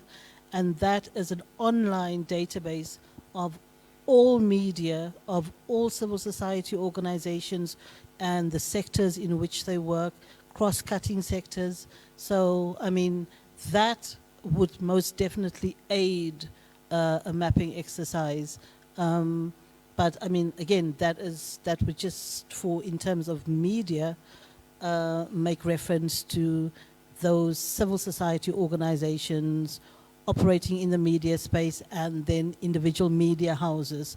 So I don't know to what extent we can perhaps expand the scope of the digital platform to form part of that mapping exercise. Any more comments? Lydia? Lydia, I know it's your turn, but just quickly, do you think we can do that just by adding under actions gap, like a word gap column, and then we put there, for example, what you mentioned on digital, we say the research digital aspect, for example. Under the one for the education, we say gap safety curricula, or safety model curricula, or something. So these things will be the things that we'll immediately notice, and we see that not to forget these when we start working, or these are areas where there is actually a gap where we haven't yet worked on, so that we will identify them under all these thematics, that these are the specific gaps that exist. Because as much as we are detailed here, somehow we're still a bit generic under each thematic. So identifying a gap, like what you said, the digital aspect, the curricula aspect, these are things that are the gaps under each of these recommendations, perhaps. I kind of do agree Maybe we should just go point by point and just really quickly identify that. Let's not make them too many. In retrospect, I'm just thinking, you know, the African Union has different organs that are doing some of the work that we are doing here. For example, the Africa Peer Review Mechanism, in their assessment tool, they have indicators on freedom of expression, safety of journalists, access to information, and they work with us. They are actually part of the digital platform for the safety of journalists in Africa. Therefore, I don't know where we include them, but we need to see them there. Again, when it comes to capacity building, the African Union Directorate of Information and Communication, they even have the Africa Media Fellows that they are training, and we are working with them on different aspects. So we need to see them on capacity building. And for the special rapporteur, I think, Zoe, we need to see this body in most of these as members, but to make them know that they are expected to be part of this, and then we can lobby. So the more we see them, the more they see themselves in it, the more perhaps they will be actively engaged. Yeah, I think we just work on assumptions. I mean, I see the special rapporteur active in every single one of these recommendations, and especially more so now that countries are required to submit reports to the Commission. Okay. So, Chair, if I may, can we go with that suggestion that we just simply look at the action points quickly and put definite action points there, and then we are done? Can we agree to that? All right. I think let's go there, and then we can then deal with the recommendations. All right. Let's start with the first recommendation. What are the immediate actions that we would want to see there? We know that committee needs to meet by the end of January and have something by mid-February. But on what is it that they need to have to Sorry, Josie, sorry to interrupt. Yeah. But I thought that we agreed on that. Okay, the subcommittee, as we are now very clear on the recommendation that has been approved here. So these subcommittees must go back and flesh them out and look at the action points and have that meeting, their meeting, in January, and report back to the rest of us by mid-February. So all that we actually need to do here is to, and we're not going to do it here today, come up with terms of reference. I think that will have to be done some way, somehow we can figure out how that is going to be done. But we must here today identify who serves on those subcommittees. Yeah. That's my recommendation. Please, your comments are most welcome. I'm happy to supplement. It is my view as well that the committees which we have named here should be the ones that should sit, take their time, study the issues a bit more, and come up with the gaps, with the areas of work. That is precisely what they are supposed to do. I do not think that in this audience here, we are really going to be able to do anything as nearly sensible or comprehensive as what those committees are going to be able to do that are specifically tasked with doing this. Okay. I think that's the suggestion that's on the table. Do we all agree with that? All right. But there are specific issues that I think we need to deal with. We need to deal with who's going to lead the process of feedback. Is that going to be UNESCO? Is that going to be MISA? Is that going to be TAIF? because overall there needs to be coordination of everybody meeting and coming back to the group, because we need to build those timelines. Who's going to deal with the terms of reference?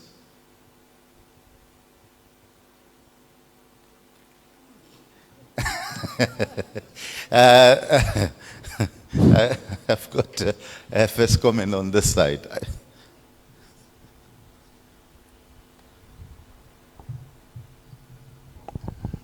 I would like to propose that the co-leads of all the working groups constitute a coordinating body alongside the conveners, and we then have that structure providing governance oversight for the entire process. I don't think we should leave it with one organization. Okay, co-leads. Do we agree with co-leads, and when do those co-leads meet? For when do they have their first meeting? Can we create a timeline for them to have their first meeting?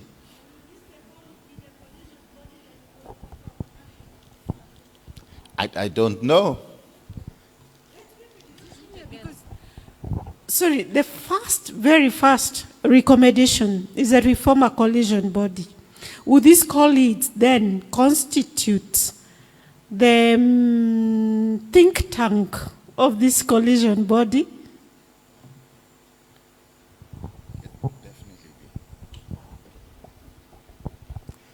That's a question posed. Think tank of the body, the coalition body. But I have to say that we need to make sure that those co-leads, they know exactly when they need to meet, because if we are talking of a timeline of January, these co-leads need to meet and map out how they're going to deal with the issue of terms of reference, because that will then ultimately drive what the rest of the subcommittees are going to do. And then when they meet end of January, they would have an idea of what else they need to do apart from just mapping out the gaps. Thanks, Josie. I do think and I understand that UNESCO will still play a prominent role in this process. You do remember that we are talking about the UN Plan of Action. So we are providing content and support to the global UN Plan of Action. The other thing is, we cannot force people to develop a coalition. A coalition has to develop organically. But what we can do at this point in time is we have identified who the leads are and the co-leads. And these are organizations that we have identified as playing a leading role, a coordinating role. So let them start this process. Let them work with UNESCO to develop the terms of reference. They know that our expectation of them is by mid-February to come back to us with something concrete. So within the scope of that, work out the terms of reference in the scope of that so that they know when they are supposed to meet and develop the deliverables, look at the gaps and whatever else needs to be done. And then we can officially say that further down the line, this is the broad continental coalition. And as I said, a coalition is going to grow organically. There are certain issues that are not going to be as amplified as others, where there are more interest, where there are greater strengths. So we are not going to force anything. This is going to work and grow organically according to the needs of African journalists. So that's my 5 cents. If there are any comments, please.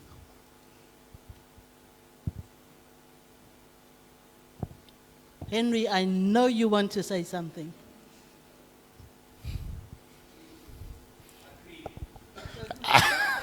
Agreed. All right.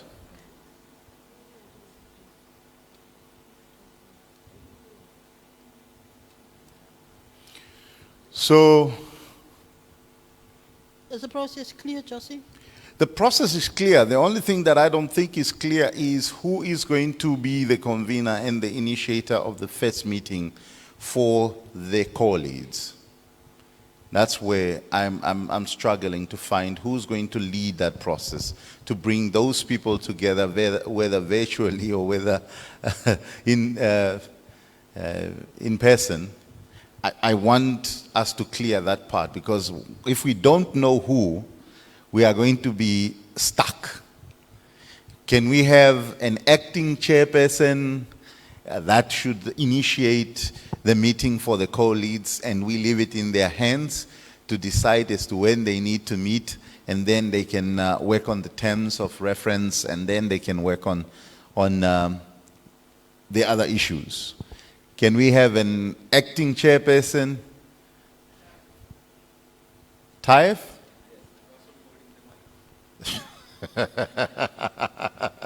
Henry? Okay, there's a suggestion for Taif. Any other suggestions? So, yeah. Okay, there's a suggestion there. I think we can go there.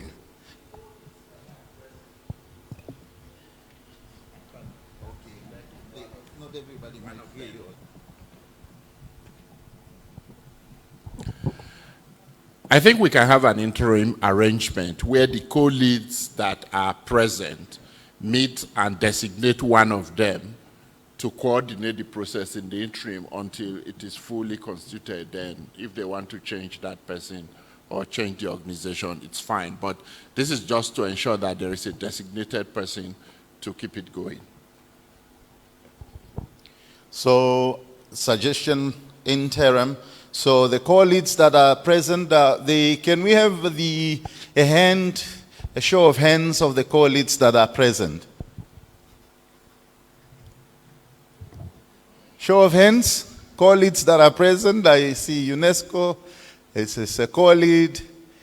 All right, Media Foundation of West Africa. We've got 1, 2. We've got 3. Misa is here as well. So we've got 4. So please, can we agree that we can meet for 5-10 minutes after this, or do we do that at another day? We have to agree. Okay, because we are going to go in circles about this, I will take the responsibility, and I will then ensure that our Secretary General is well informed of TAIF. As SAIF, we will take that responsibility to TAIF, and then we'll make sure that that meeting is convened. The rapporteurs just need to provide us with all the information in terms of emails, so that we can get in contact with everyone, so that we can start, and hopefully by the end of November, we can already have a first meeting, so that we can start engaging and understanding how we are going to work on the terms of reference. Do we agree on that? All right. Anything else? Nkaba?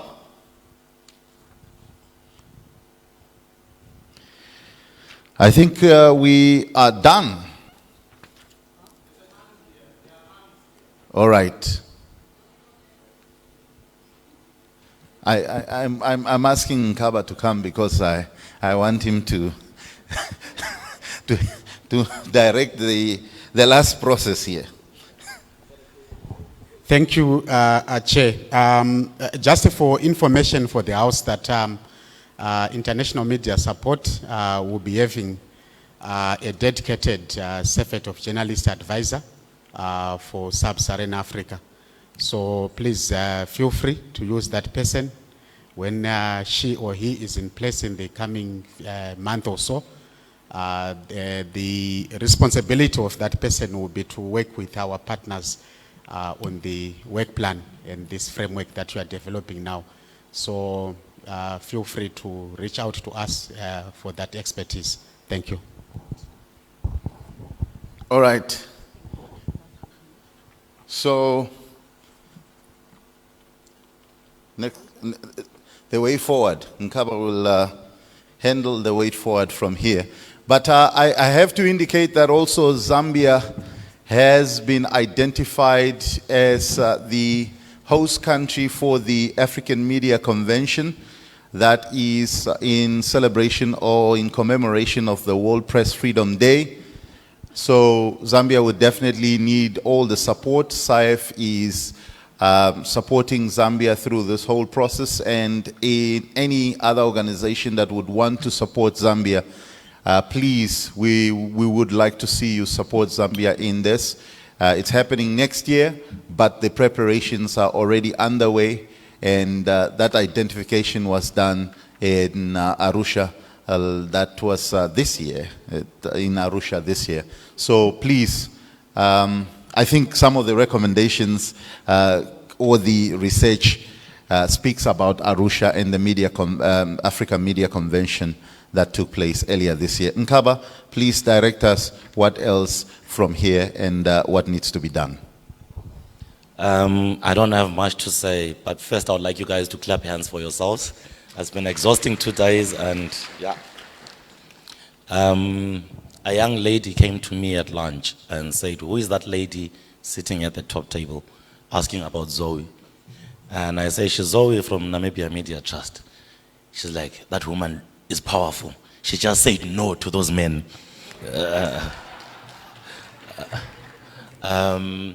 Okay, way forward. I don't have a way forward. What we're going to do is, I think you've covered most of it.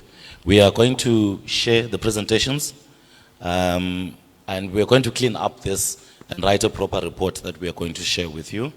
I hope we're going to share it in Google Docs so that we can edit it properly.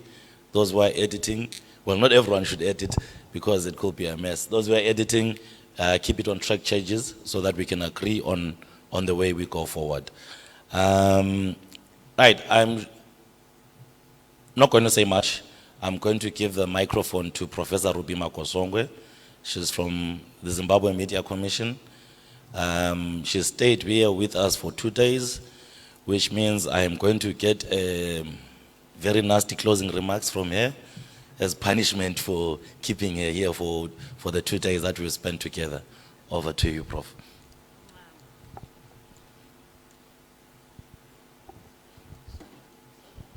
Not a problem. You said you want to give again today.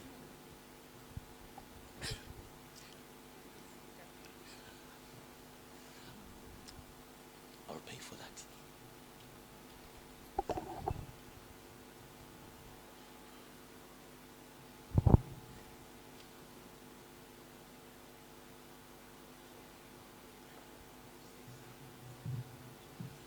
I'm sure you will. I have faith.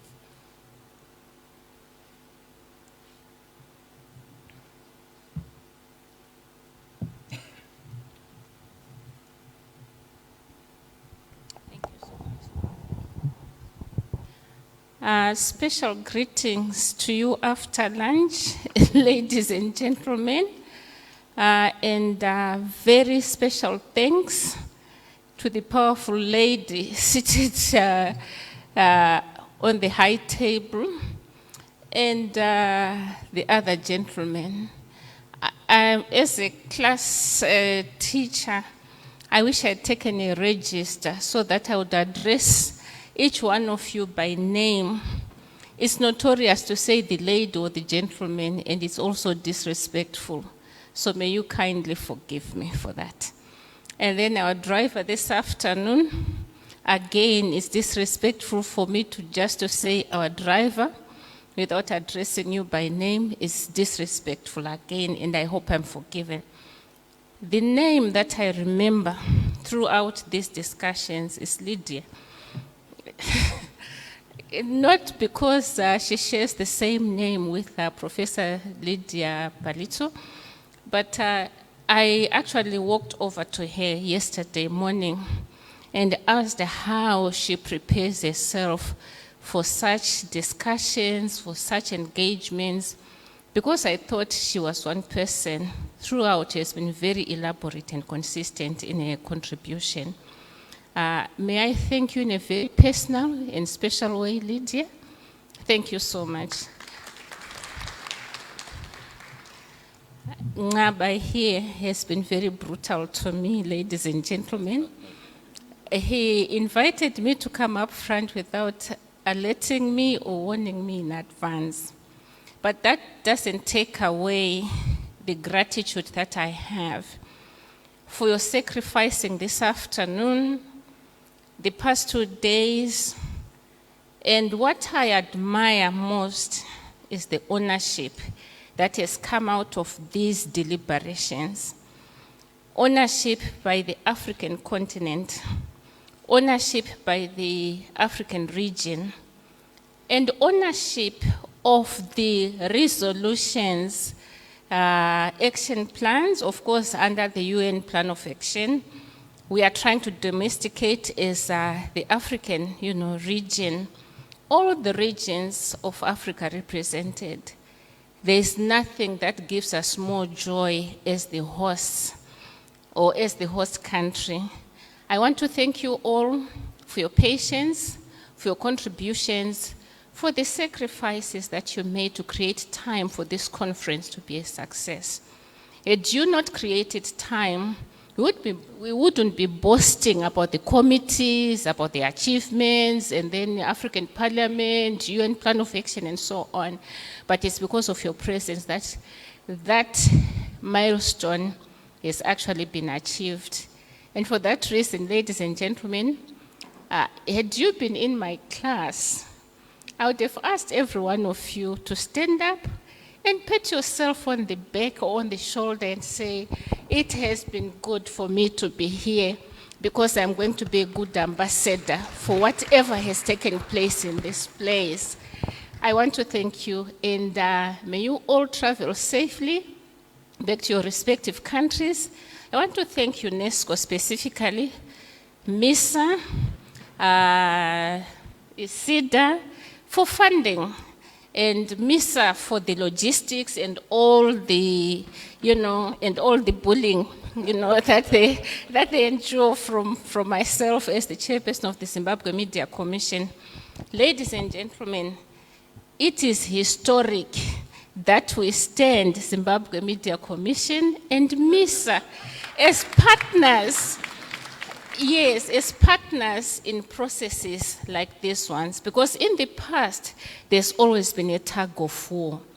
But for what reason, when our objective, our vision, our goal, our mission is destined for the common good of the journalists, for the common good of the media industry, for the common good of our respective peoples?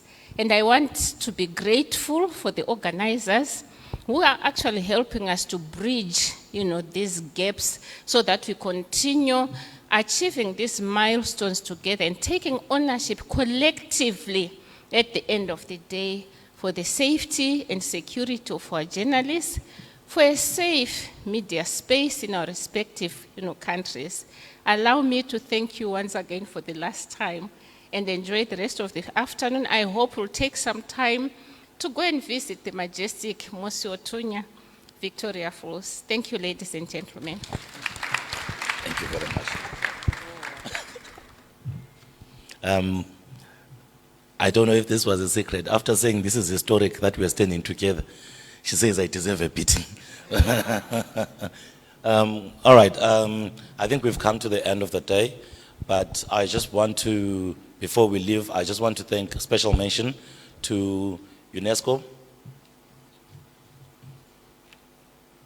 the UNESCO Liaison Office and artists. Yes. UNESCO Liaison Office in Addis. I want to thank UNESCO Regional Office for Southern Africa for the support. IMS, thank you very much. Like I said yesterday, our all were their friend, saying that we are well familiar with here in Zimbabwe. And also, I want to thank you, all of you, for coming here. It's been, I know some of you had to go through hoops just to arrive here. But thank you so much for coming, and we hope to see you soon. But before I close, I would like to hand over the microphone to UNESCO.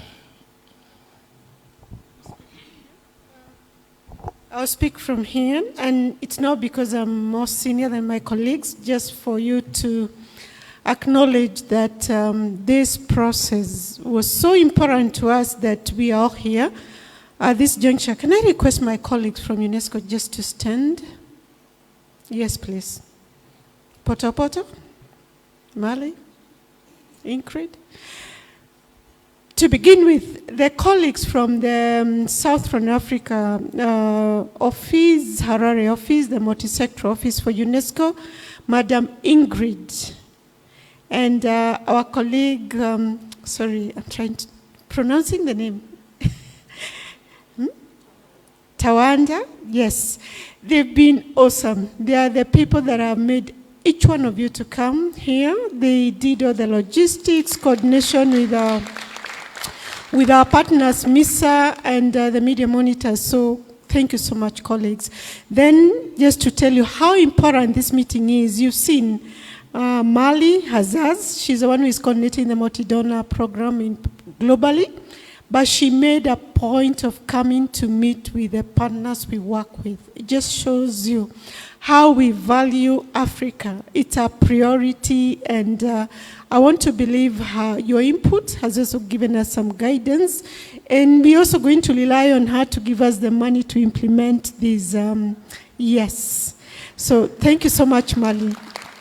Then we have our colleague from DRC, Joseph Potopoto. Thank you so much. It was a struggle actually coming here for some colleagues because of visa. As much as we had the UNLP, there's still an issue of visa. They would have been here, but we really thank you. Then my favorite colleague is my best friend, Aderao. I work with Aderao in Addis for the last 4 years. Genetu, we work in the same program. He works for Ethiopia. I work for the liaison office to the African Union and UNECA. Then my very girlfriend here, Nancy from Tanzania. We're also working together on a lot of things. The Africa Media Convention, the very first one that was held in Arusha, she was the host. So we thank you, colleagues. Oh, sorry, there's another colleague there. Who is that sitting down? Liz. Yes, Liz, sorry, working for also Harare office. Thank you so much. Namibia, sorry, my goodness, Viduk. Namibia, thank you. And she's the tallest. Oh, the prettiest, thank you. Guys, so as UNESCO, we want to say a big thank you. Without you guys, this would not have been possible, but we also want to commit. As you know, when we set our feet to doing something, we do it.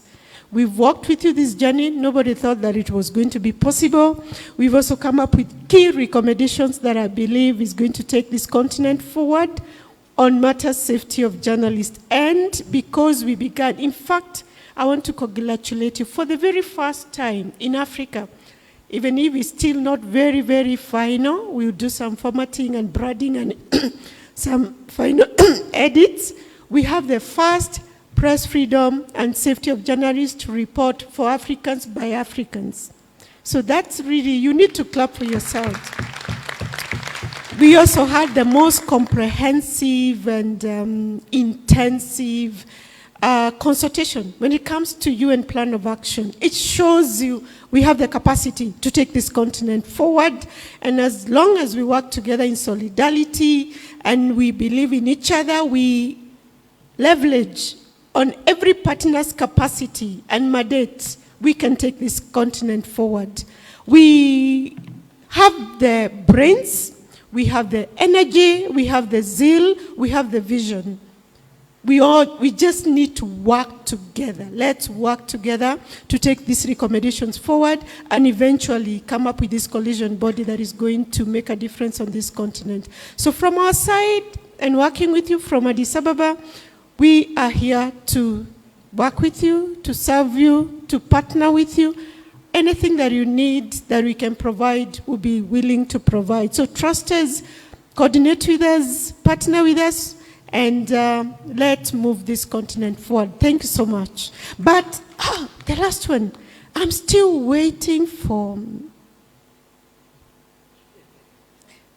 There's something Mr. promised us. Let's see. Oh, the dinner. No, he's going to say something on that. By the way, some of us were doing a very interesting sort of test and in training. So a lot of you should be ready when we call upon you.